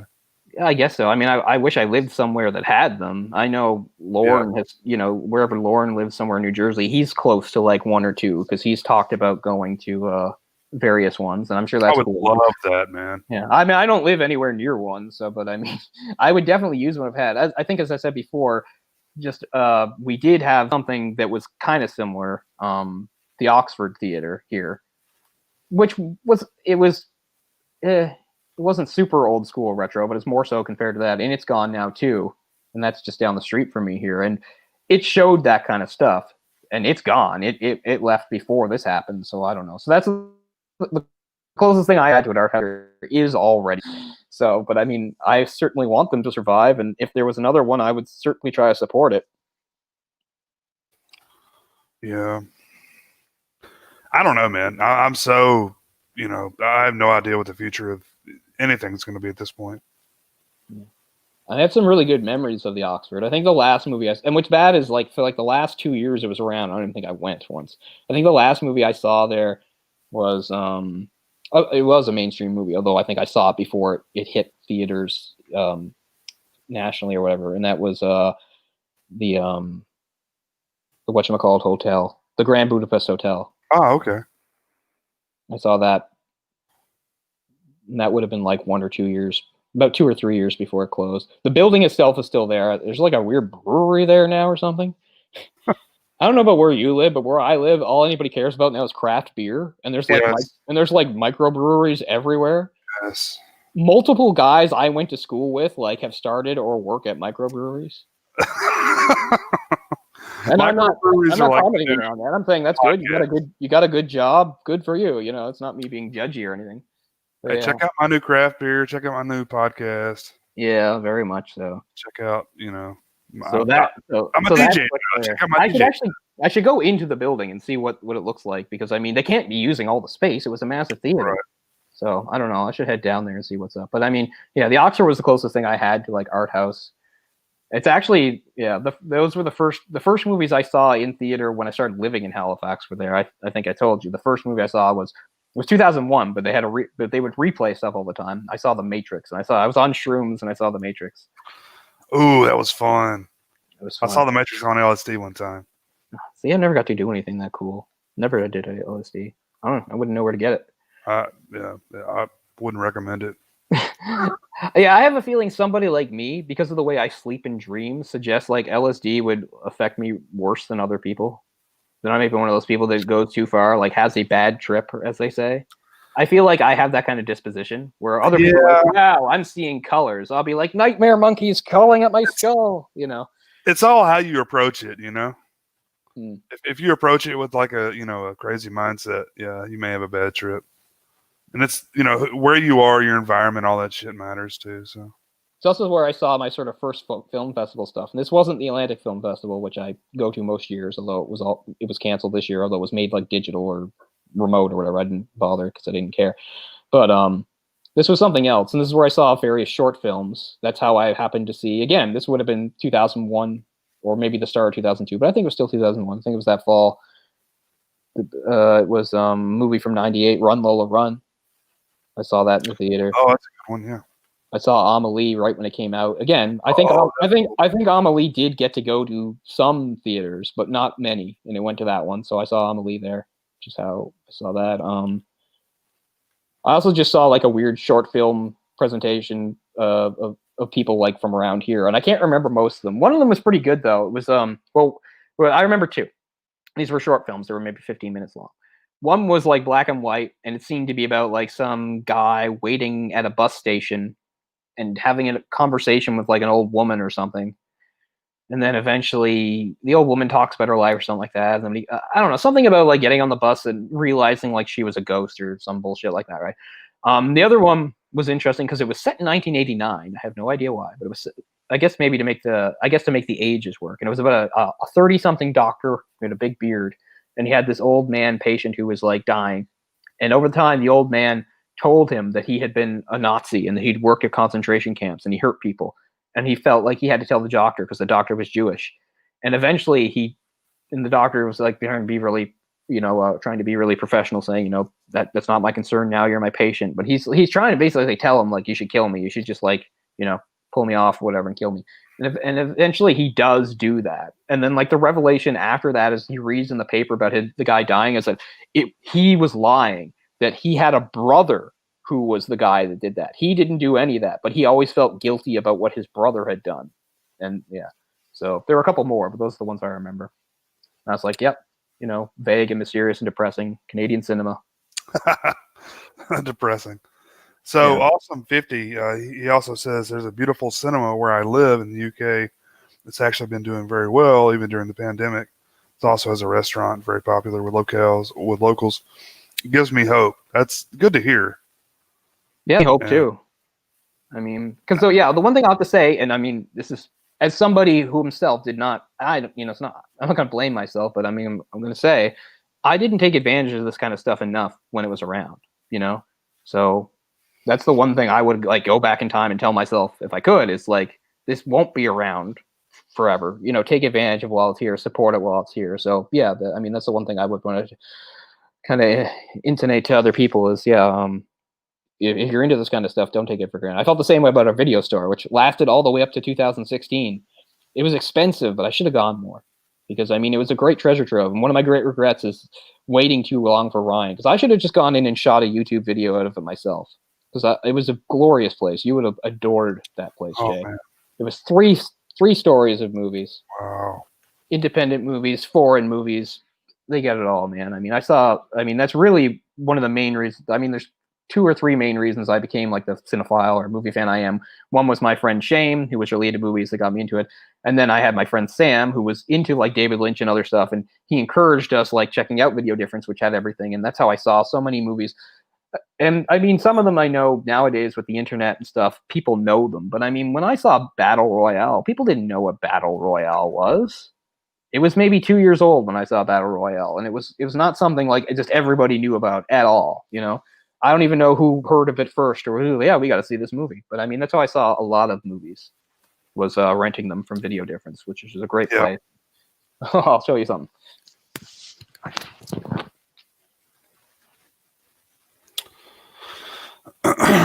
Yeah, Al, I can't tell what your picture is, man. It's too small for me. That icon is...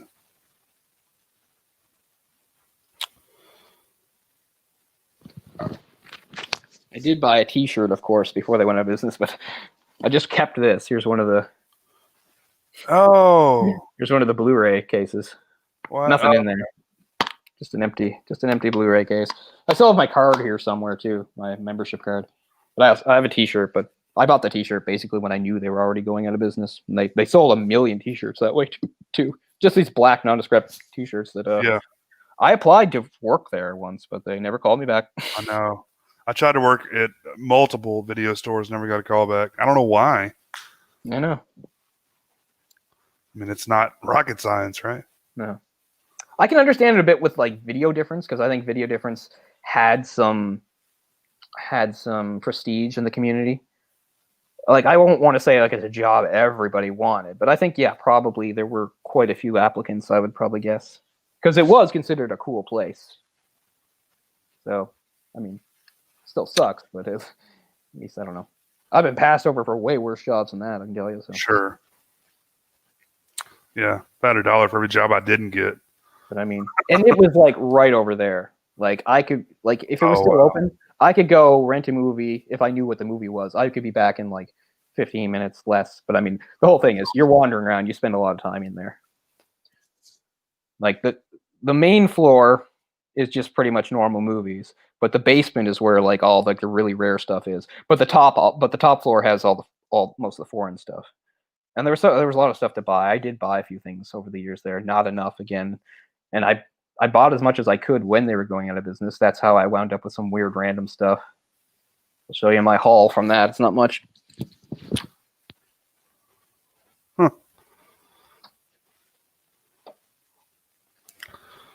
While Cole's showing stuff off, I'm going to go grab some stuff to show off myself. Walk with me, if you will.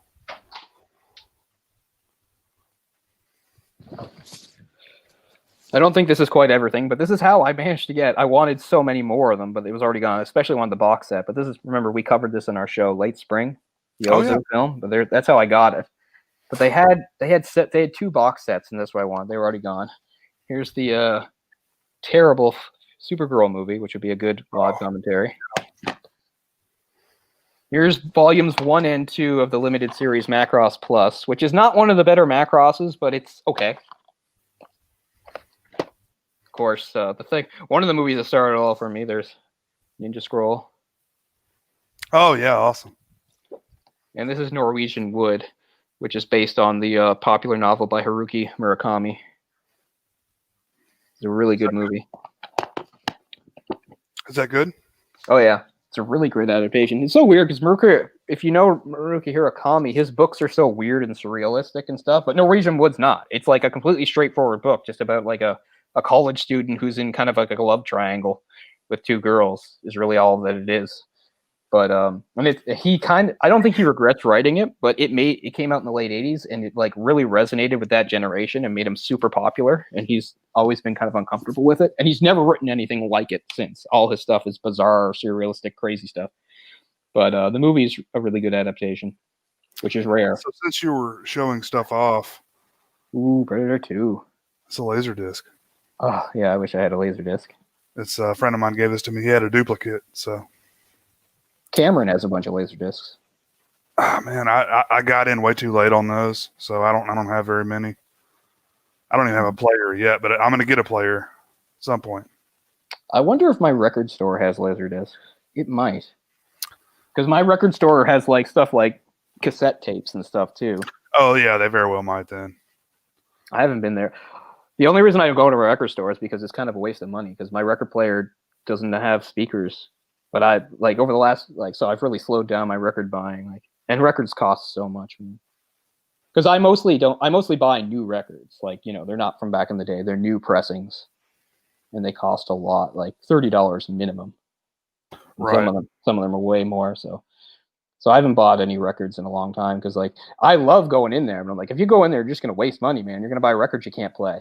It's like you're already collecting comics and books and video games. Like you can't start throwing money down the tubes on records just because it looks funny when you hold it up. So I am going to invest in those speakers. Damn it, I am. That there's always something coming up like this time. People love it, man. I don't really understand the, renaissance of vinyl, but I'm not one of those people that says it sounds better because it doesn't. But I'll I don't know. I don't hear it myself, but.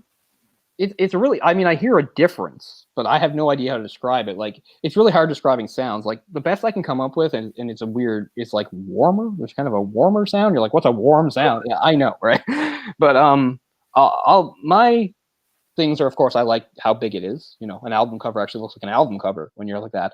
I also always thought, and I made this statement, it's one of the, maybe it's something I should put on Twitter, because I was always told that it was one of the more profound things I've ever said. And I'm probably not even the first person to say it, but I remember, so I got into records around 2003-ish when I was living in my first apartment.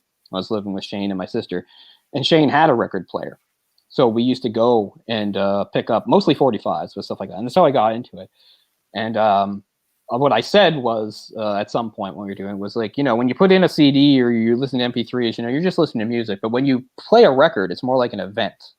And that's kind of true. It's almost like you pay more attention because you take it out of the sleeve. There's a ritual. You have to put it down and move the arm and all that. It kind of makes you just pay more attention to the music in a way because you had to do this effort to play it. I don't know.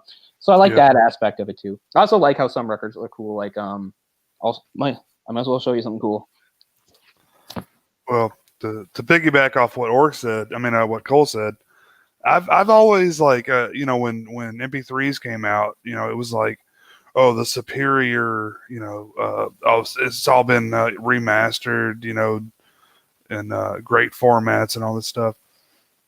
So I just assumed, you know, fuck vinyl, you know, we got the superior format here, but that's apparently not the case. I don't know. I'm not a big, you know, music guy, so I'm not the best person to ask, but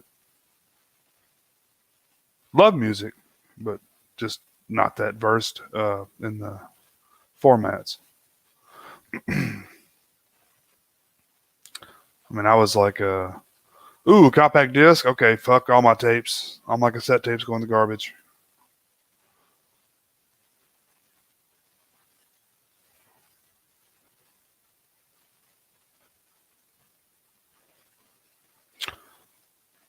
Sorry, I'm watching The Mutilator, and this chick has some gigantic breasts.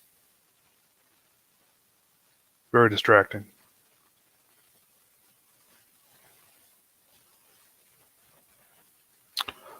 And yes, Al, I watch a ton of horror VHS.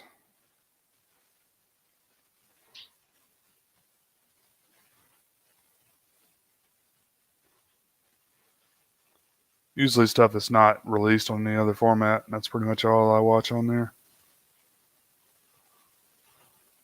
I'm not one of these like 4K snobs. Like, I'm not watching it if it's not on 4K. Seems to be a trend going on these days.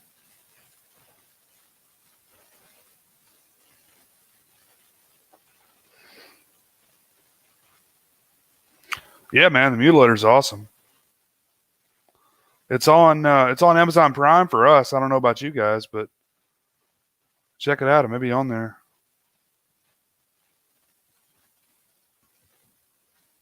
Sorry, it took so long. Oh, no problem. The room I keep my records in is the library, and I forgot I don't actually have any lamp in there at the moment, so it was dark, and I had to find something to plug in. I don't want to show everything. These are interesting because these technically I didn't buy. These, my sister, I think, won these in a contest or something like that, but there's two of Sloan's records from the 90s. There's there's Navy Blues from 97. Yeah, you're a big Sloan fan, aren't you? I love Sloan. Technically, you still would call them a Halifax band, even though they've left Halifax behind many years ago. Here's the one before it, One Chord to Another from 96. Oh, cool. And actually, yeah, my sister got these in some sort of mail away. Here's the last record I think I bought. So this is a shiny new version. This isn't from the 70s, but it's an album from 1971. But this is Electric Warrior by T-Rex. Oh, that's cool. Which is just looks so great as a record. This has Bang a Gong, Get It On it, which is the only they were huge for a few years in England, but they never came over here. They never made big. But Bang a Gong was the one single that charted over here, even though they had other good stuff on it too. Here too. But this is considered, you know, one of maybe the first glam metal, or not glam metal, but glam rock type album. But here's an album from the 90s that I know you like a lot. Got a little, that sucks. So it's got a little bit of damage at the top, which is annoying. But I know you had this album. Let me see. Oh, absolutely. You know I did. Throwing Copper, right? But it's not just that's cool. Check out the record. It's clear vinyl. Oh, that's awesome. Yeah. I have a couple others that are like that, but that was I've seen lots that are all kinds of cool patterns and designs and stuff. Okay, this one is an old one, and I was lucky to find it. And actually, this is a record I bought twice because the first one I bought actually had like pen scribbling on it. So I finally found a better version, and this is not new. This is not a repressing like the T-Rex. This is an old one. Here's Days of Future Past by the Moody Blues, which is just one of the more beautiful album covers out there. Of course, I've got some Pink Floyd too, but we don't need to show that all off. But those are the stuff I dragged over. So, but that one. Those are all newer records, except the Days of Future Past one is old. I do have older ones, but they don't look good, and I have a million 45s because that was really the main thing we started doing was buying 45s with the A side and the B side. They were so fun. Got tons of those. What's funny is I think I talked about this before. So like in the late 70s, early 80s, new wave came out.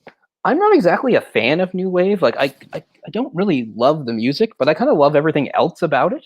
So I also decided like that was the only way I was going to buy the music. So the only new wave I own is on vinyl. Like I own Blondie, for instance. What are some other big new wave bands? I'm not even really familiar with that subgenre. Well, I'll try to think of the ones that I own. I mean, Blondie comes to mind. Buggles, I guess. They're the ones that did Video Killed the Radio Star. Okay. Incidentally, was the first music video ever played on MTV. Right. When they first broadcasted. Let me think. I don't think this counts. Some people count the Police as new wave. Yeah. I think they at least scratched the surface of it. I own Synchronicity, for instance, by the Police. Who else is a big new wave band? I mean, is that like Blue Oyster Cult or? That's more of a That's rock, right? That's just more of a rock thing. Yeah. Well, they have a bit of the synth pop stuff, like the earliest synth pop stuff would have been in it. It also would have like some echoes of progressive, but be more poppy, and also have some echoes of punk, but be more poppy. Sure. New wave is kind of like some of that stuff, but with more of a pop style to it, I guess. Like Devo? Would that be Devo? Oh yeah, definitely Devo. They're kind of like hardcore. They're kind of like more new wave than. See, they're too art rock for me. They're too artsy and weird. They're like. Yeah, I don't really like them either. I need more of a. Yeah. So Awesome 50 says, nice, Cole. Love the Days of Future Past. Have that on CD and vinyl. Yeah, I have it on CD too, actually. Somewhere. I have it at like a weird special CD that my brother-in-law, my sister's husband, gave me. It's like one of those ones that's like specially for like surround or something like that. Oh, really? That's cool. Like it might be like an audio DVD or something. I have a few audio DVDs. I remember those being a thing for a while in like the early 2000s. Like they were DVDs, but they were audio because they were so like specialized. Like a few albums got re-released that way. I remember looking at like a Metallica one, and actually an Avril Lavigne one. I remember looking at. Were they made for like a Dolby 5.1? Yeah, it was something like that. Yeah, it was something to take advantage of like a surround system or something.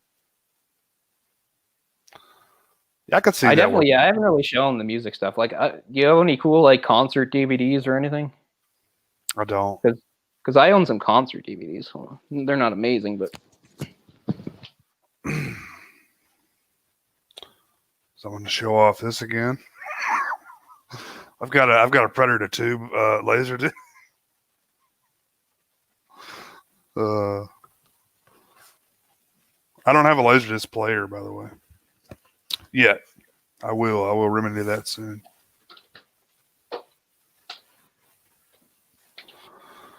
But love Predator 2. Great movie. There's another Wednesday cameo for you. What up, Wednesday?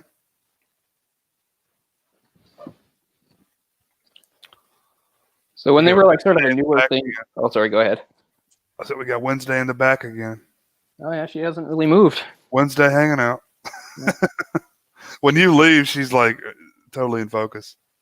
It's funny. Yeah, so like in the early 2000s, various stuff came out, and I was, what do we got here? And not all of it is concert. Like here's when when Morning View came out by Incubus. This is the Morning View sessions. So this is basically like a New York set of them playing the album with some stuff pushed in. For instance, I don't think Glass is on the album, but Glass is on here. Glass is a really good song. You should look it up if you don't know it. So that's the Morning View session. So that's like 2002. Here's this is all the Moist music videos, and plus Okay. which had commentary by the band. This was done in 2001 because they had a single collection that came out that year. But it's got all their music videos, including a lot the live video for Resurrection and the remix of Tangerine.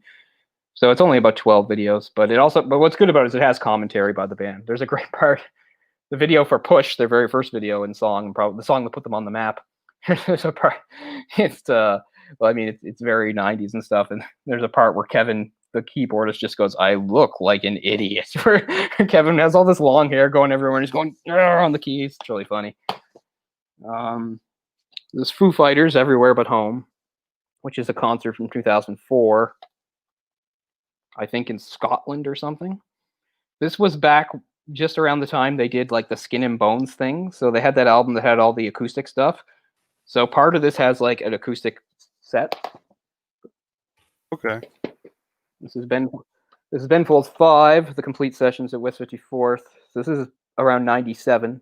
So they hadn't even released their third album yet.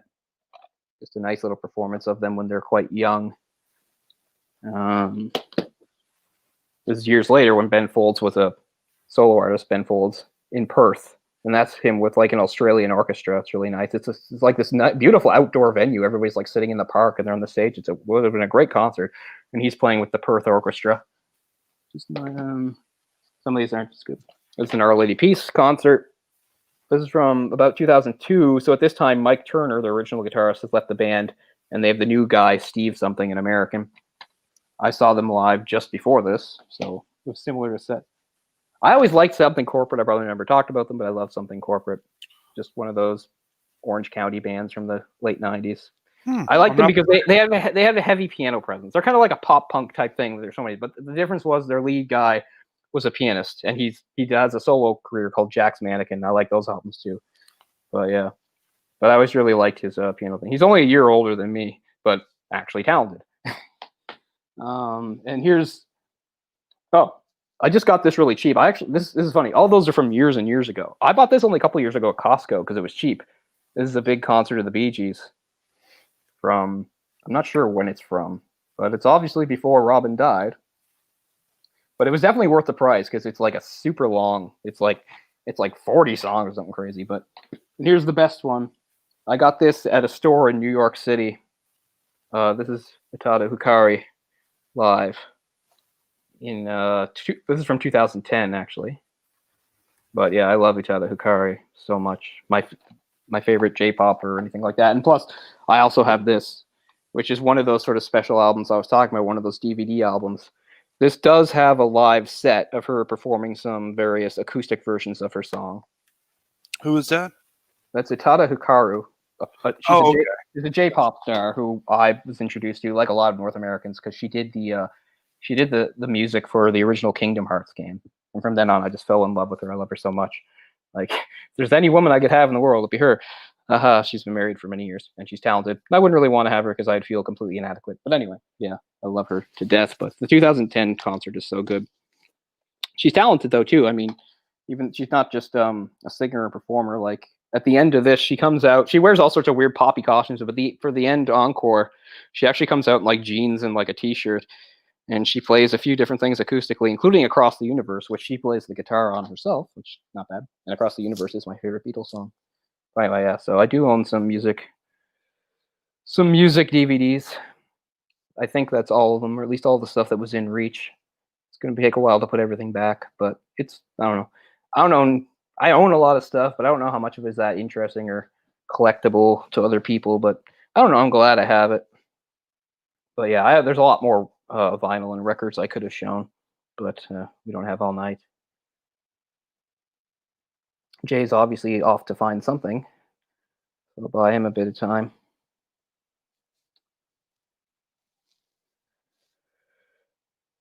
Although, we're over 3 hours now, so we'll probably wrap up pretty soon.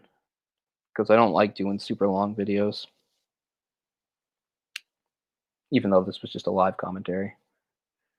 But like I said, I kind of just wanted to get some of the extra blabbing out of the way, so when we do our actual show this week, it's not full of filler. So enjoy the filler right now, people.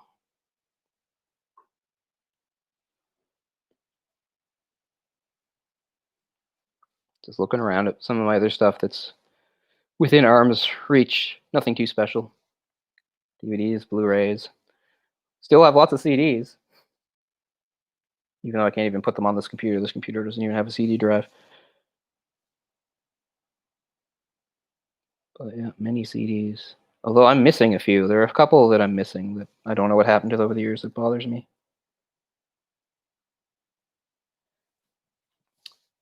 Oh yeah, thanks, awesome. Yeah, with the time difference, I understand. Yeah, I'm not usually. See, I'm up all night tonight anyway. Like it's 5:30 in the morning now. That was one of the reasons I told you I could do this live commentary tonight because it's not a big difference, but he's 2 hours back of me. So like sometimes like by the time he's ready to go, it's kind of too late for me. I told him tonight there is no too late. It didn't matter. I was going to be up anyway, so I figured what the hell. So yeah, I mean, hopefully, I mean, we had some trouble with some stuff recently. Like Jay's had some personal stuff, and there's obviously just craziness going on in the world. We really hope we can get some more productivity going. There's no reason we can't like do a show each week and do at least 1 or 2 live commentaries in a week too. I mean, this one was really off the cuff, but there's a couple we have planned and a couple that we're trying to get the movies for or something like that. The movie this week, oh, you're gonna love this, Orc, because it's really arty. It's Persona by Ingmar Bergman from 1966. It was supposed to be last week, but we had to cancel. But it's this week, so I'm super prepared because I've already watched the movie twice. But we did do an Ingmar Bergman movie before, back a couple years ago. We did our Masters of Film series. For that time, for him, we picked Hour of the Wolf, which is not as well known as Persona. At the time, we were trying to, like, when we were doing those Masters or whatever we want to call them, we were trying to do some of the less obvious films. Because I think if you're going to do a film by Bergman, the obvious ones are probably Seven Seal and this, Persona. We're hoping for Tuesday. Yeah, man. I'm good to go. Yeah, we're hoping for Tuesday, Orc. It could be Wednesday. It could happen, but at this point, plan for Tuesday. That's what we're hoping. So, yeah. You just asked about what we'd be doing this week. Because I said, that's why I didn't mind making this video longer, because we're already over 3 hours, but I said I'd rather just put some of the filler in here so that we don't fill up an Movie Pocket Dimension episode full of filler. Full of cuties talk. Yeah. Figured I'd get that out of the way. Yeah. Because honestly, I had thought about bringing it up for that episode, but I thought this is a better opportunity. Yeah, I mean, you know, whatever you want to do. It's appropriate because it is so talked about lately. Oh, thanks. Well, I mean, awesome about the less obvious. I mean, I guess that's sort of the whole thing for this period. I mean, obviously, sometimes we've done some big, really well-known films, but yeah, we did a series called Masters of Film a few years ago where we did like several, really highly acclaimed directors like Alfred Hitchcock, Ingmar Bergman, Andrei Tarkovsky. What else we have? The Japanese guy Ozu and the other Japanese guy.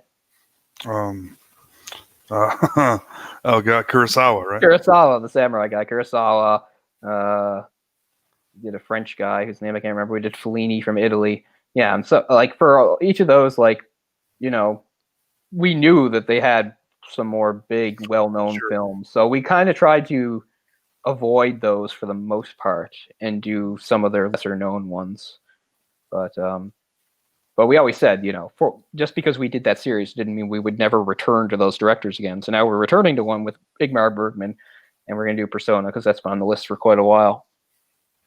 It's because it's in a funny. I say less obvious, but if you're into like film and stuff, Persona is one of the most analyzed films ever made. So it's like, what can Jay and I possibly add? I don't know, but we also thought about like just from the perspective of our own audience too. We know some of the people we watch aren't necessarily as familiar with these films anyway, so it's still new to them, even if it's not new to other people.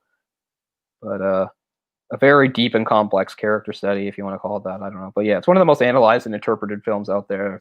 People to this day, there's like no consensus on it. All sorts of people disagreements about what it means and everything. So lots to get in there, despite the fact that it's a fairly short movie and a fairly simple movie, and that it's just really two women. There's no like subplots or big extra cast members or anything like that. But yeah, but it should give us some pretty good meat to talk about, even if again there's not much we can add that hasn't already been said. But, I mean, how many more times do you need to hear, the Seven Samurai, broken down? Right. Because, yeah, I'm sure we'll do another Kurosawa soon, but, yeah, probably not that one. Sure. For Kurosawa, we did the one that's like Macbeth, Throne of Blood. Yeah, Throne of Blood. That's right. Which is sort of like Macbeth, but set in, like, feudal Japan. And I already showed the one by Ozu that we did, which was convenient for me because I own the Blu-ray, but yeah, the biggest miss for me when Video Difference went out was because what I wanted most was their Ozu box sets. I had already rented one, which was how I found out about him. Like, I really wanted those box sets, especially the one called Late Ozu, which is his last 6 films, because I love those. Because Late Spring is great. Even though Late Spring is the more famous and talked about one, I like Early Spring more. I really, really like Early Spring, and that was part of that set. But somebody snapped it up. They have a couple of Ozus at the library. That's cool. But not that one. Because actually, when the Video Difference went under, not only did just random people like me buy stuff, but they actually donated some stuff to Dal, the university here, and they donated some stuff to the library. So, because I mean, this was thousands and thousands of movies. So many. Yeah, Orc says he's looking forward to the new Top Gun and 007 movies. Well, as far as 007, actually, yeah, it was in the separate chat, I guess, because we didn't want to bore you, Jay, but in a chat with Eric, we were talking about the Bond series again. Because I guess I was thinking about it, too, because, like, originally November was when most Bond movies come out recently. Right. I think that's how it went in the Craig era. And then what happened was last year, actually, it was going to come out in April, and then they pushed it to November. And I was like, good, that's more for Bond anyway. And now they pushed it again. So now I think it's April of 2021 or something. And we were having a discussion about that. And I was saying how, like, a few years ago, well, quite a few years ago, I guess, we did a Bond episode on the Sausage Factory. And I realized that was when I realized that I'm a Bond fan. Because one, it was my idea. And two, when we did the episode, I did like 75% of the talking. Because I realized everybody was aware of the Bond films and had seen ones, but they didn't really know them, And I was like, well, I do know them. Like, so I don't think I'm like a Bond super fan. Like, they're not great, and the quality's all over the place, right? There's some really good ones, there's some really not very good ones, and a lot of them are kind of just okay. But there's something I like about the Bond series. So, talking to Eric about that, I was just saying, like, I just want to get I hope, of course, the new Bond is good, but I just kind of want to get out of the way. And I'm not one of those people that hates Craig. I'm fine with Craig, but I'm tired of it. Right. 15 years is too long for a Bond. That's what everyone says, including Awesome 50. Says, I'm so over Craig as Bond. Spectre was bad. I'm ready for a new start. I was so disappointed in Spectre. Like, Spectre, I thought everything was going to be worth it because Spectre was going to be great. And also, like, I mean, I have really, specific opinions, and that I thought Casino Royale was brilliant. I thought it was amazing. And then I thought Quantum of Solace was terrible. I think that's the worst Craig. And everybody loves Skyfall except me. I don't dislike Skyfall, but I mean, that's the one where people are like, just a great movie. And Eric also thinks it's good. He said, it's a damn fine film. I like it. But for me, I was like, I'm like, fine. Skyfall's fine, but I don't love it. But Spectre, that's going to be the one. But it wasn't. It wasn't bad. It just wasn't what I wanted. Skyfall was the Javier Bardem? Yeah. Okay. I'm not a Bond guy whatsoever, so yeah. Everybody loved that. Like, not just Bond films. I mean, everybody just loved that. They were like, "Oh yeah, this is like the best Bond film like in decades," But I don't dislike Skyfall. I kind of I don't like Javier Bardem in it either. Well, the one thing and the other thing too about being over Craig is, like, unlike the other Bonds, which had sort of a loosey-goosey continuity. All the Craigs are connected. Each one leads directly into the next.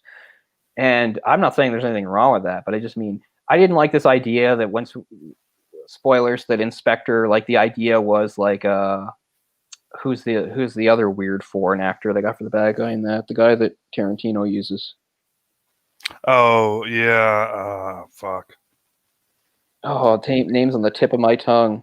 Um, Christoph Waltz. there you go. I really didn't like the idea that they were pushing that Christoph Waltz like had this really personal vendetta against Bond, and he was like the orchestrator of everything that happened in all the movies up to that point. I didn't like that at all. I thought that, you know, this is going too far because it's just like everything that happened to you, Casino Royale, Quantum of Solace, Sky, you know, that was all me. I was behind it. Like, no, I don't even know what No Time to Die is about. I haven't read it. So I mean, I'm looking forward to it in that sense. But yeah, I just want to move on from Craig. And I'm not a Craig hater. I think he's fine. I like every Bond. I like some better than others. And I guess my most controversial opinion about Bonds is I don't particularly like Connery. And there's a whole bunch of people, especially an older generation, but even younger people that are like, Connery is Bond. Like nobody else can touch it. I'm not going to argue with that. That's just not how I feel. I mean, it's just such a different time than, you know, Connery era Bond, you know, Roger Moore Bond, you know. We're so separated from that we're really like a more of a like Michael Bay, like explosions and shit all over the place. Yeah. That's the other thing I kind of give Bond credit for is because, you know, we talk about how like the action movie didn't exist really until the 80s. I always think of the first action movie being Escape from New York. Kind of a low-key action movie, then it's just taking off from there. But, I mean, the Bond films, of course, existed before that, and they were kind of adventure movies. So I think of the Bond films as sort of like the precursor to the true action film, particularly some of that stuff that Moore did in the 70s. But, yeah, I like each actor, including Lazenby. He only got one kick at the can, and it was a weird movie, because not only was it weird because it's the only movie he's in, but, like, the whole movie, they were really going for something different. They were really trying, like, it was bold because they had all these movies with one actor, Sean Connery, with hugely successful. Connery said, "No way, not coming back." And they're like, "Okay, we're gonna do this." Lazenby's completely unknown. He's not an actor. Nobody knows who the fuck this guy is. He was just a model that wanted the job super bad, and they give it to him. So they write a really weird script. He gets married. She gets killed at the end. It's so different. And then they're just like, okay, hey, Connery's going to take money, and we'll take him back for one more movie. And we did Diamonds for Forever, which I think is his worst. I hate Diamonds for Forever. I own it too. I think that's the worst Connery movie. Ridiculous. But yeah, anyway, I think each actor brought something different to the character. I'm not going to say who's best.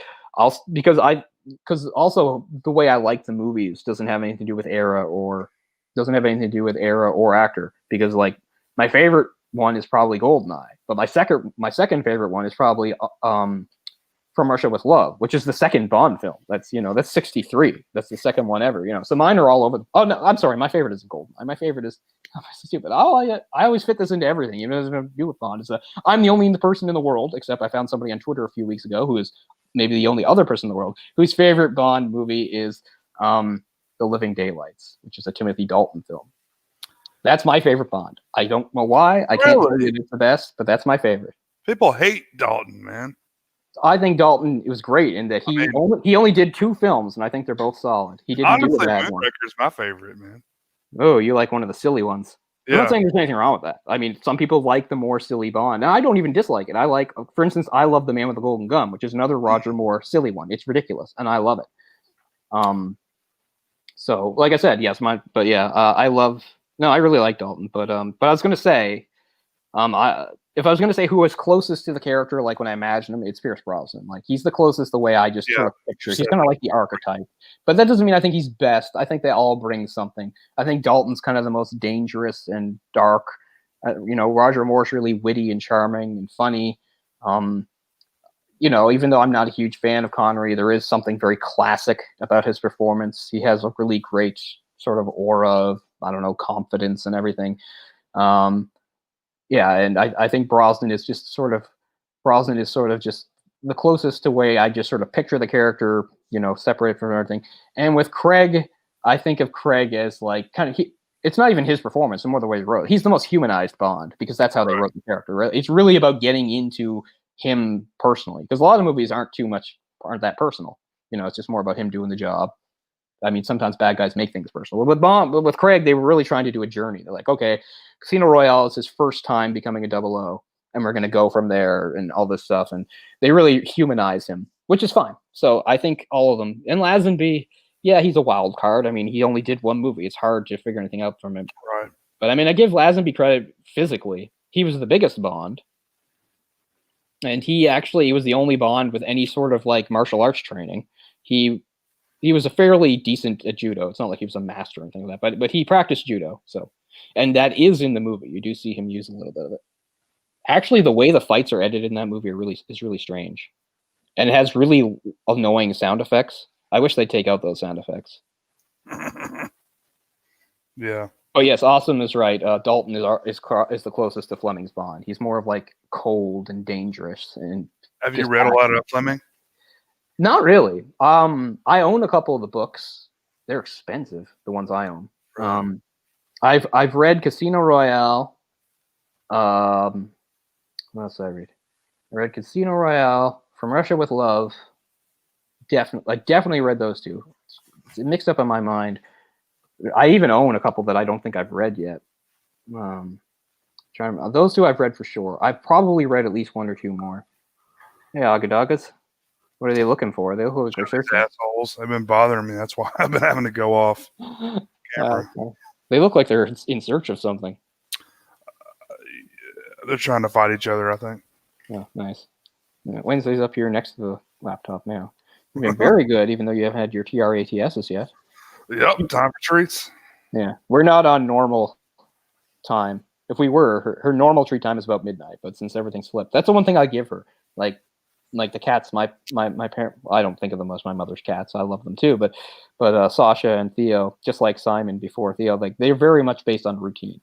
You know, they need stuff to happen at a certain time. I couldn't live with them. They couldn't live with me. They drive me insane. You know, they'd be waking me up every morning at a certain time, regardless. Like Wednesday's great because she just rolls with whatever I do, which I'm very fortunate about because a lot of animals aren't like that.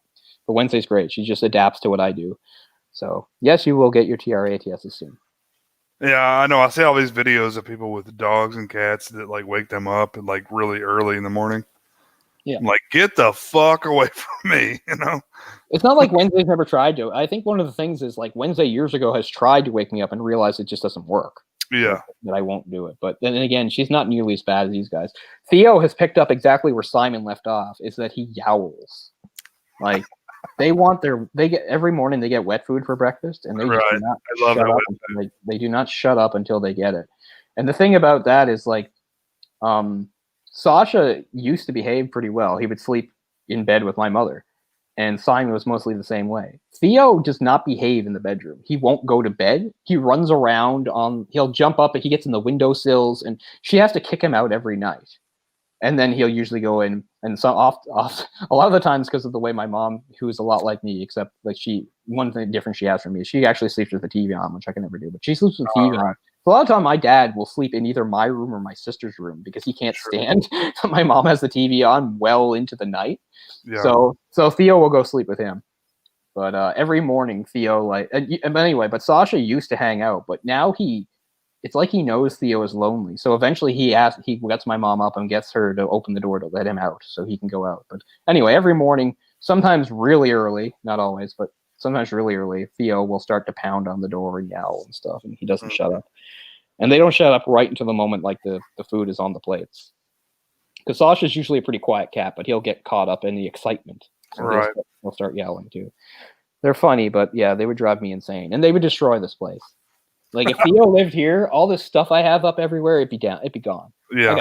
I got Transformers there and video games sitting up there and everything. Like he'd be knocking all this shit all over the place. He'd be chewing on my wires. He's 2 years old. He doesn't listen to anything. There's this old piece of shit. How old is he? He's good. He's 7. Yeah. Wednesday's 15. Yeah. They chill out when they get older, so I'm sure Theo will settle down as he gets a few more years on him. I think so. I mean, Sasha's interesting, and Sasha really hasn't changed. He's still very playful. It's funny. He chases his tail all the time. He'll be 12 in February. He loves to play with his tail. It's pretty funny. Yeah, they're good cats. Yeah, as I told you before the show, still figuring out what the Christmas situation is going to be because it was always just Wednesday and I would go to the house in Sydney and Wednesday would hate it, but we would deal with it. But now that her health's a little different and some stuff, Yeah. I'm not sure if that's the best thing to do. So I'm not sure what the situation is. If I'll go to the house, or if they'll come here, or if the cats will also come here. I don't think they can come to the apartment because she'd lose her mind if they came to the apartment. And as I don't said, think that would be good. Yeah. I don't think the apartment could withstand them. It's too small of an apartment for 3 cats, especially those 2 guys. They're big cats too. Wednesday's a little girl. Theo is really big, and Sasha. It's funny, he's lost weight, but he's still a bigger cat. He's not as heavy as he used to be. But anyway, some cats can get really large. Yeah, actually, Simon was big, but he wasn't heavy. Like Simon was a ragdoll. Ragdolls are just big cats. Like he was taller and longer than Sasha, but Sasha was quite a bit heavier. Because Simon was not like a huge eater. It was funny because like the funny thing about Theo is like the reason he doesn't shut up in the morning is because he's a pig. Like he wants the food. Simon, it was more the ritual and the routine. He just wanted everything to happen. Like he didn't wolf down the food. He would even leave some, and then Sasha would eat it. But he would always speak for Sasha. Sasha was quiet, and Simon did all the yell. It sounds like there's a mutiny going on. Yeah, I want to see if they'll battle on camera here. But it's really weird how house cats, like you see some that are like 3 pounds, some that are like 15 pounds. You know, that not fat cats, but just large. Wednesday's about 9 pounds, although she had lost weight before we put her on the medication in June. She was probably down to about 8 pounds. She doesn't look overweight or anything. Oh, she never has been. No. Yeah. She was underweight in June and July. She's back up to her normal weight now because she just wasn't eating in June because of her kidneys. But I mean, she's always been a good eater. But she's not. No, she's just a small cat. But she has long legs. It's funny. Sasha has short legs, and he's slow and he's low to the ground. So Theo is also longer and taller than Sasha, but unlike Simon, Theo is solid, so he's pretty heavy. Oh, there they go. Yeah, I don't know about Top Gun. I was never a fan of the original, so. Oh, me either. I really don't care that they're like. I'm not one of those people that's like, oh, I hope it's good, or that'll ruin the original. Like I never cared about the original. The original was just sort of like a wank off type movie. It's like, look at jet planes, how awesome they are. Like I mean, I like planes, but I couldn't care less about Top Gun 2. I mean, really. Who are they even fighting in Top Gun? There's no war. But who's the audience? Also, like. I know people who thought like Tom Cruise was hot in '86. Really? These 50-year-olds who they're gonna be snapping towels at each other and playing beach volleyball. I mean, I get it. That beach volleyball is one of the great moments in gay cinema, whether people want to admit it or not. Right. It's one of the most homoerotic scenes in cinema, and it's beautifully, hastily done. It's not schlocky, it's just power. And I mean, that's great. But I mean, it's got really cringy dialogue. It's like, I feel the need for speed, and I don't know. I mean, it's probably the most homosexual film that is not acknowledged as a homosexual film. That and Freddy too. Sure, yeah. But it's a super gay film, man. Like the only thing the sequel could do is if they like were married, Yeah. See, York, I don't agree. Like, I don't love Mission Impossible, but I'm not saying we need more because there's definitely enough of them, but I don't think that a Top Gun movie would be better than another Mission Impossible. I mean, it could happen. Dude, chill. Well, yeah, a Tom Cruise vanity project. I mean, that's really what it is. That's what a lot of his movies have been in recent years. As I've said, like, I think his ego has calmed down. It's not quite what it was when it was like at maximum crazy, like 2006, 2007. But he still is Tom Cruise. He still has a crazy ego. Absolutely. It's all. I mean, he's not going to look bad in this film, Yeah. It's all about him. Yeah, Val Kilmer's got Val Kilmer's aged horribly. It's great. When you think how great Tom Cruise has aged, how horribly. I remember seeing Val Kilmer in a movie in 2004, and he looked like garbage. So I can just imagine now. Well, he got really fat, and then he got some sort of cancer. Like he has I don't know what kind of cancer he has, but it's not good. Mm. Everyone thought he had AIDS for the longest time because he dramatically lost weight. Yeah, I remember hearing about that. I mean, I like Val Kilmer. I don't want anything bad to happen to him. I mean, I hear he's a bit of a diva, but or he had been. Maybe he's not now. I know that he definitely drove some directors crazy back in the 90s. Jay and I actually talked extensively about that movie, The Island of Dr. Moreau. Richard Stanley. Yeah. It wasn't just Richard Stanley, though. The guy that was it John Frankenheimer or whatever? Anyway, the no-nonsense guy that they replaced him with, like, he's the one who was quoted saying, like, I will never work with Val Kilmer again. Like, he's actually the one that said that, and he's not the one that was fired. Right. Yeah, I watched part of The Mummy. I just couldn't get interested. It was part of that whole aborted dark universe, right? It was supposed to be like a shared universe thing, like with the Universal monsters. You know, they were gonna connect everything, kind of like Marvel style. And it was like, nope, we're not doing this because it's stupid. But I remember I even saw it up to the point where they got to that scene, because there's a scene where like he gets like taken in by Russell Crowe, who's kind of like the Nick Fury of this world. He's like, we're part of this society. We're tracking all these beasts and things, you know. And you're like, oh, painful. Yeah, it's pretty crazy to think, like, in that movie, like, Tom Cruise is, like, I don't know, if, like, 52 or something in that movie, and the woman playing, like, the 5,000-year-old mummy is, like, 26. Yeah. She's hot, too, but, you know. I don't know, man. It's... Tom Cruise is done, I think. I don't know if they're nice. It's a lot of famous people just aren't nice. And they, you know, it's not like they are, like, most people don't even comment on it. It's just like, yeah, you know, they don't have to be, so they're not. It's the kind of thing. Right. I mean, I've heard good things and bad things about both of them. I think Stallone is probably nicer now. You know, there was a time where he was, you know, Stallone has had to reckon with the ups and downs of his career. I know that, like, in, like, the late 80s, early 90s, when Stallone was hot shit, he wasn't nice. I mean, he barely put any effort into Cobra. He spent most of the time on set watching basketball games. He wouldn't engage with anybody. And that, you know, so, I mean, but I'm sure there's been times where Stallone was giving it 100% and really nice to everybody. But I just mean, it just seems like somebody like Stallone, it really has to do with their fame. It's like, I'm A-list right now, so I'll just do what I want and act how I want. You know? Right. So it's funny. People often ask, like, is this person nice? Is that person nice? Like 90% of the time, no. And I don't mean and it's not always because they're absolute assholes. They're just not nice. Like, but I mean, think again that like you show up somewhere and you get bombarded by fans, you know, or whatever people. Yeah. Well, so I can understand, you know, that's going to rub people the wrong way. That, but I mean, I guess that's true. Like an interaction with the public. I was talking more about like the people you work with on movies, because I mean, yeah, I see. It's kind of like when John Mulaney in his stand-up talked about when he, you know, was working on Saturday Night Live, and the host was Mick Jagger. And it's like, people ask me, like, is he nice? I'm like, well, no, he's Mick Jagger. He's not nice. He's like, he said, like, Mick Jagger was walking around, he would just go, Diet Coke, and somebody would just give him one, you know?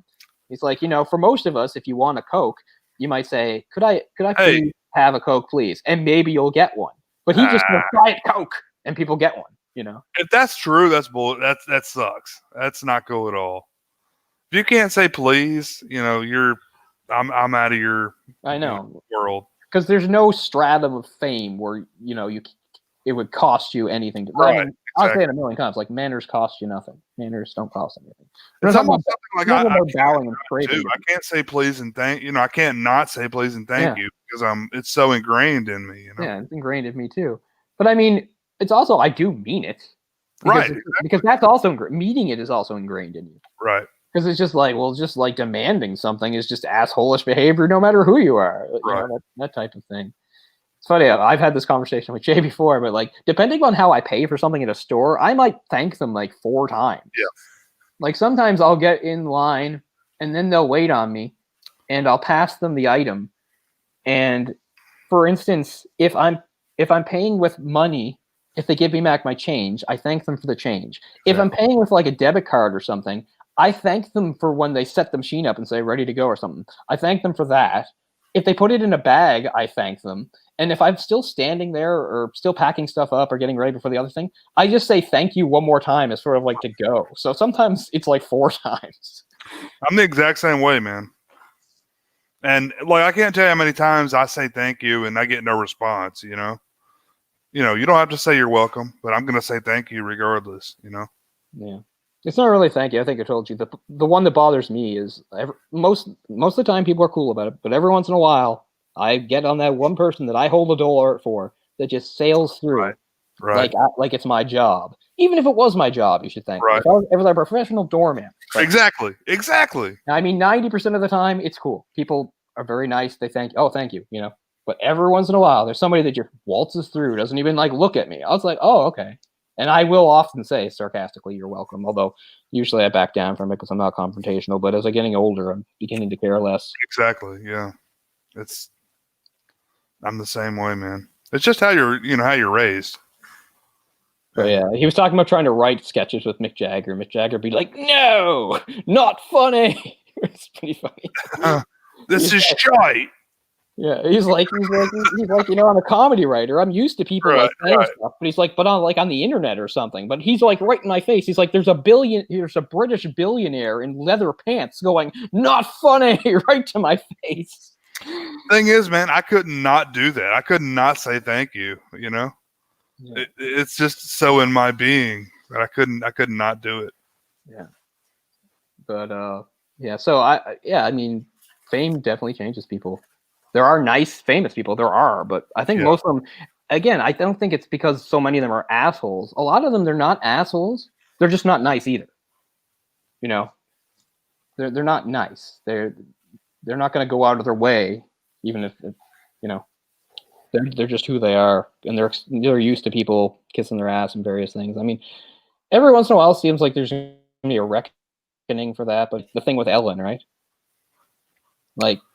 This whole thing over the summer with Ellen was like, Ellen was supposed to be the epitome of treating people with class and dignity and being polite and nice. And it blows up in her face that actually, you know, she's been pretty terrible and against all that. And all she does is like say some speech that kind of half-heartedly acknowledges it and is like, I'm going to be good in the future. And then that's the end of it. And everybody loves Ellen again.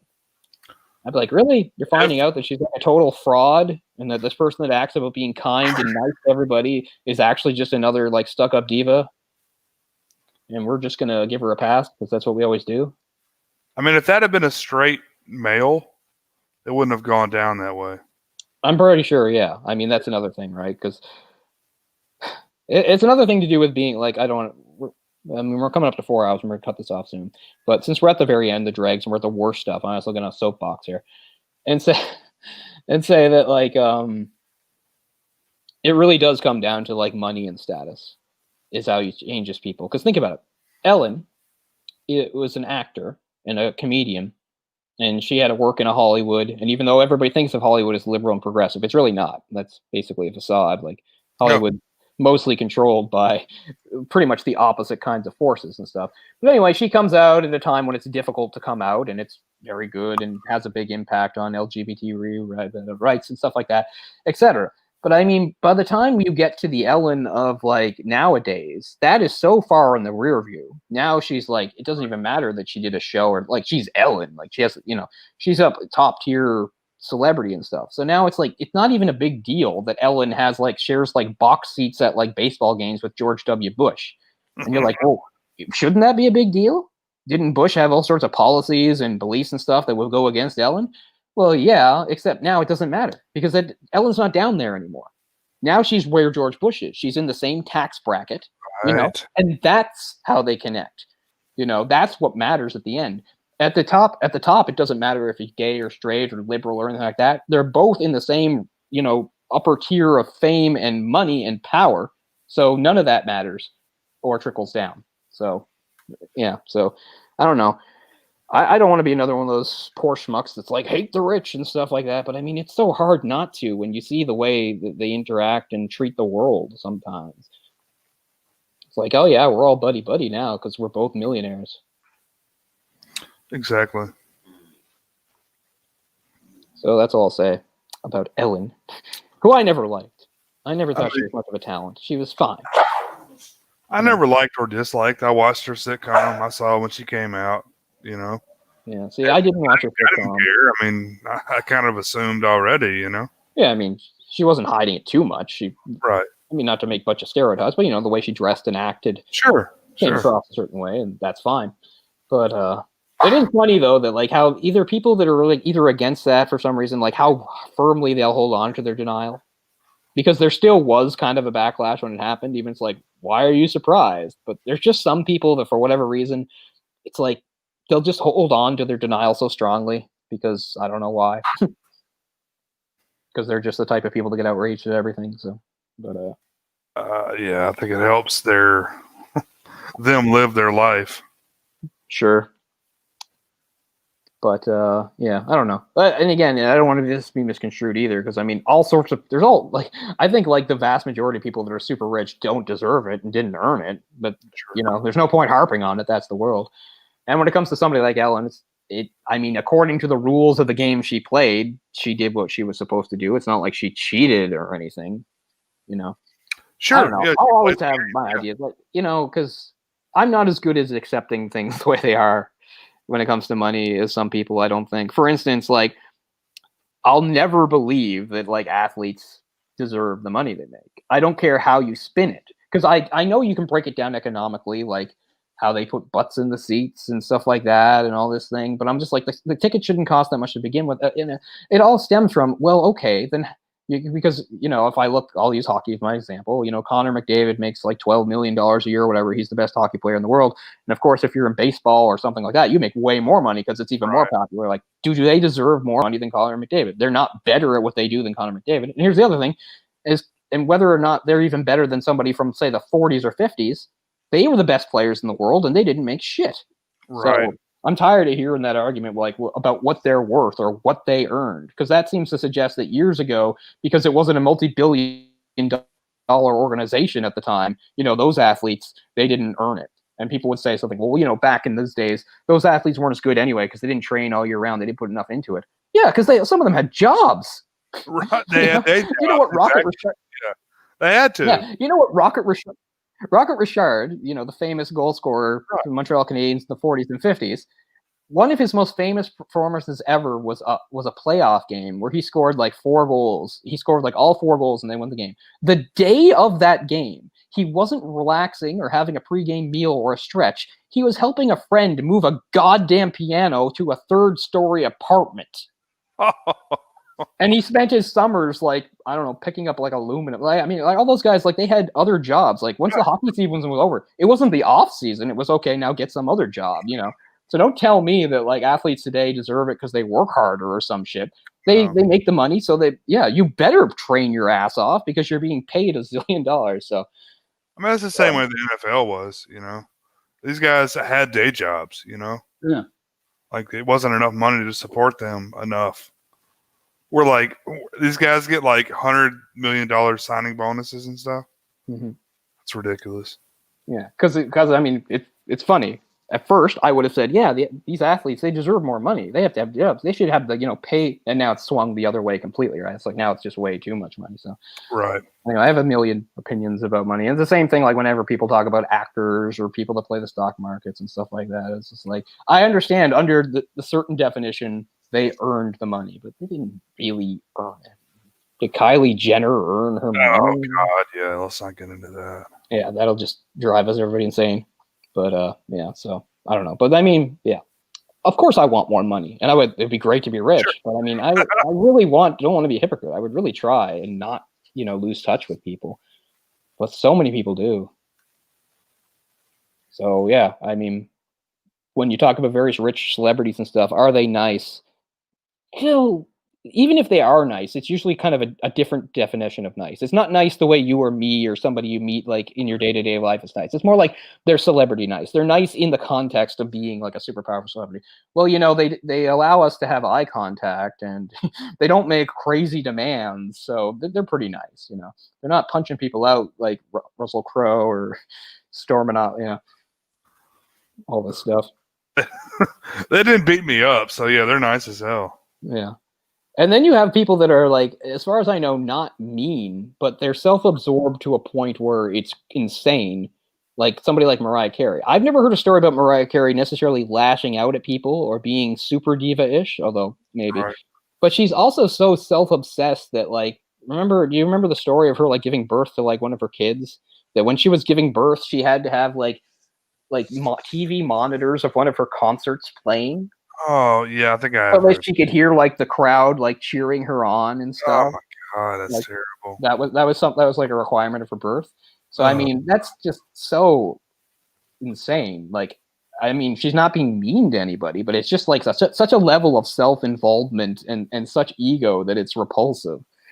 So I like how Nick Cannon got a full back tattoo of her name. And they've been divorced for like a decade. oh man. Yeah.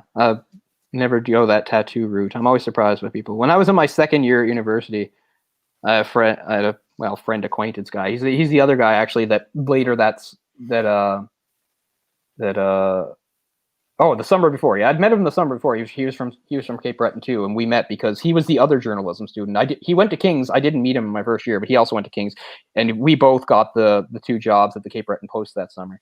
But anyway, he was one of the guys living in the Roost with us in my second year, and that's how I got to know him. A guy named Adam. And he was one of these. I've talked to him before. He was one of those really super genuine guys to a point where he's almost the other extreme, because he would say something like, you talk to him and he'd be like, "See ya, have a great day," and he means it. He's not being like a sarcastic dick. And it's such a weird level of niceness you don't want to respond. But anyway, the thing about him was, even though we would have worked out this way anyway, he did sports and I did arts and entertainment. And that had to do with our temperaments and our backgrounds. But another thing was Adam could not do arts and entertainment because he was still 18. He had a late birthday. He had such a late birthday that when we started our second year of university, he wasn't 19 until almost like the end of September. The reason I'm pointing this out was he was also one of those straight arrows who'd never even drank alcohol before that. So it was a big deal that Adam was going to drink some alcohol for his 19th birthday party. Right. The other thing was, apart from also being somebody that hadn't drank before that, even though he was like a pretty good looking guy and a nice guy, he really had never had a girlfriend or anything before. So he finally had this girlfriend named Kate, nice, attractive girl. And like within like 2 months, he had like a tattoo of her name on his chest. I mean, this was like straight arrow, everything, never drank anything. He's going to get his first tattoo now. He's got his first girlfriend. He gets her name across the chest. How did that work out? For the rest of the year, they were together, but I'm pretty sure that it didn't go any further than that. There's just no fucking way. It's funny. It was weird too, in that they were two people that I liked separately and just couldn't stand together. I'm sure you've seen that before. Like, I liked Adam, I liked Kate, but if they were ever together, I couldn't. I hated them. Just the way they were together. Oh, fuck. Yeah. There's lots of people like that. He was like a super genuine, nice person, though, to the point where, like I said, where it just made you feel uncomfortable. He'd be like, "Have a great day." You're like, what? Because it feels like I'm just like leaving McDonald's or something, and like, you know. But he wasn't fake like that. He meant it. So you're just like, I don't even know what to do with that. Like, because we talk, yeah, I'm polite, I'm kind, I'm nice, but that's over. Right. But yeah, he's the only person I know that got a tattoo like that. I mean, crazy. Like, I think some of it was like, you know, he felt like, you know, he got into college, he was already in second year, but other people had drank and partied, other people had girlfriends. He'd never done any of that stuff. And it was time to live. So damn it. Right. Here comes the tattoo. I know this girl. What's your name again? Okay, let's get it tattooed. Yeah, I used to think about getting Hai Ching's name because I always thought, well, you know, even if that doesn't work out, it'll be Chinese characters, and I can tell people it means whatever the fuck I want them to. Right. It means big dick. Yeah. But I mean, at least I was married before I got my wife's name tattooed on me. You know. Was that your idea? Yeah. Yeah, I don't know if I would, even if I was married. I mean, and that's not even because I think I'm going to divorce. It's just like I just don't know if I really want anybody's name. Yeah. I'm really weird and picky about tattoos though, because I mean I'm a big comic book guy. Yeah. You know, and you know you've seen on the internet some amazing comic tattoos. I would never get any of them. Never. You know, I've seen beautiful stuff but I would never get any of those. They look cool, but I just don't see me wanting to keep that forever. You know, I don't need Venom or Spawn, even if they're great, like done Todd McFarlane style. You know, I've seen amazing tattoos every 5 seconds because I follow Neil Gaiman, some asshole showing him their death or their Sandman tattoo. They are legion, these people, and they look great. But I mean, I don't actually want one on me. Like, I appreciate it. Oh, so they're all bombarding me right now. As I said many times, my tattoos are all bland and simple. There's nothing detailed or. Oh, they're cool though. Yeah. I definitely hope to get some more. I keep putting it off because other stuff comes up. As I said, this right arm really is asking for some more blue, but Sure. just can't. This is not the time to get one. I don't even know if tattoo places would be open now. I guess not. I know some in the States are. I don't know about you guys. Probably not. Just everybody wears a mask and it's, back to work as usual. I don't know. They're having some new shutdowns out west. I think Manitoba has totally imploded on itself. I know. I mean, these places open back up, and they're so surprised by the numbers going up. It's like, what do you expect? I know. I don't want to blame people, but it is tough when you've been following the rules and everything. You see people that it's like, I know this wouldn't be over yet, but we would be in a better place if any of you had just used your brains. Too many selfish people. It's like, man, I locked down hard for like 5 months, and I'm like, fuck it, I'm over this. It's. I wear a mask, and I wear a mask wherever I go. Yeah. I mean, I feel like we'd be closer to over it if these other people had complied, but they're like, oh no, it'll be fine. No, it's not fine. That was the other thing. Like, I mean, you want to be over it, but it's a virus, so. I'm afraid it's not going to go away until we get a vaccine. Yeah. And I don't know what to believe of the vaccine stuff. Unfortunately, I'm the same. There's certain people that are just like, they want us to believe. Everybody wants to believe it's right around the corner, but that just doesn't seem likely of what's been happening so far. Well, according to Pfizer, they're 2/3 of the way through with clinical trials, 90% effectiveness, which is pretty good. Well, sounds good. Yeah. But there's always red tape involved with these things that I don't understand, right? So, because when it comes to things like that, and I don't even what is even the precedent for something like this, like a global thing. Like, I don't even know what the precedent is, because I mean, in the case of something like the Spanish flu, right? Like, there wasn't a vaccine; it had to just die on its own. Oh, dude. Like, I don't think there wasn't really any medical response that put an end to it. Well, I mean, we've never quarantined healthy people before, so yeah. I don't know. I'm used to it. Doesn't mean I like it, but I'm in a better position than a lot of people. But as I said, what's weird is like, after having a really good summer, like Canada looked great in the summer, and now the second wave has hit a lot of parts hard, so we don't look so great anymore. But Nova Scotia's hanging on. Like, as I said, I don't want to pat ourselves on the back too much, because yes, I think people in Nova Scotia have done better than other places. We've followed the rules better, etc. But I mean, some of it's just geography. Some of it's just having a smaller population. I mean, Cape Breton has no cases. None. All the cases in Nova Scotia are on the mainland. So my mother has seriously said, if things blow up here, she's taking me home. I'm like, don't do that. It'll be fine. Because I've already lived this. I mean, March, April, I can do it again. Anyway, that's enough of that. Let's wrap up here. We're over 4 hours. At some point, we did do a movie commentary on a silly little movie called Flight of the Navigator. It's fun. We'll probably do...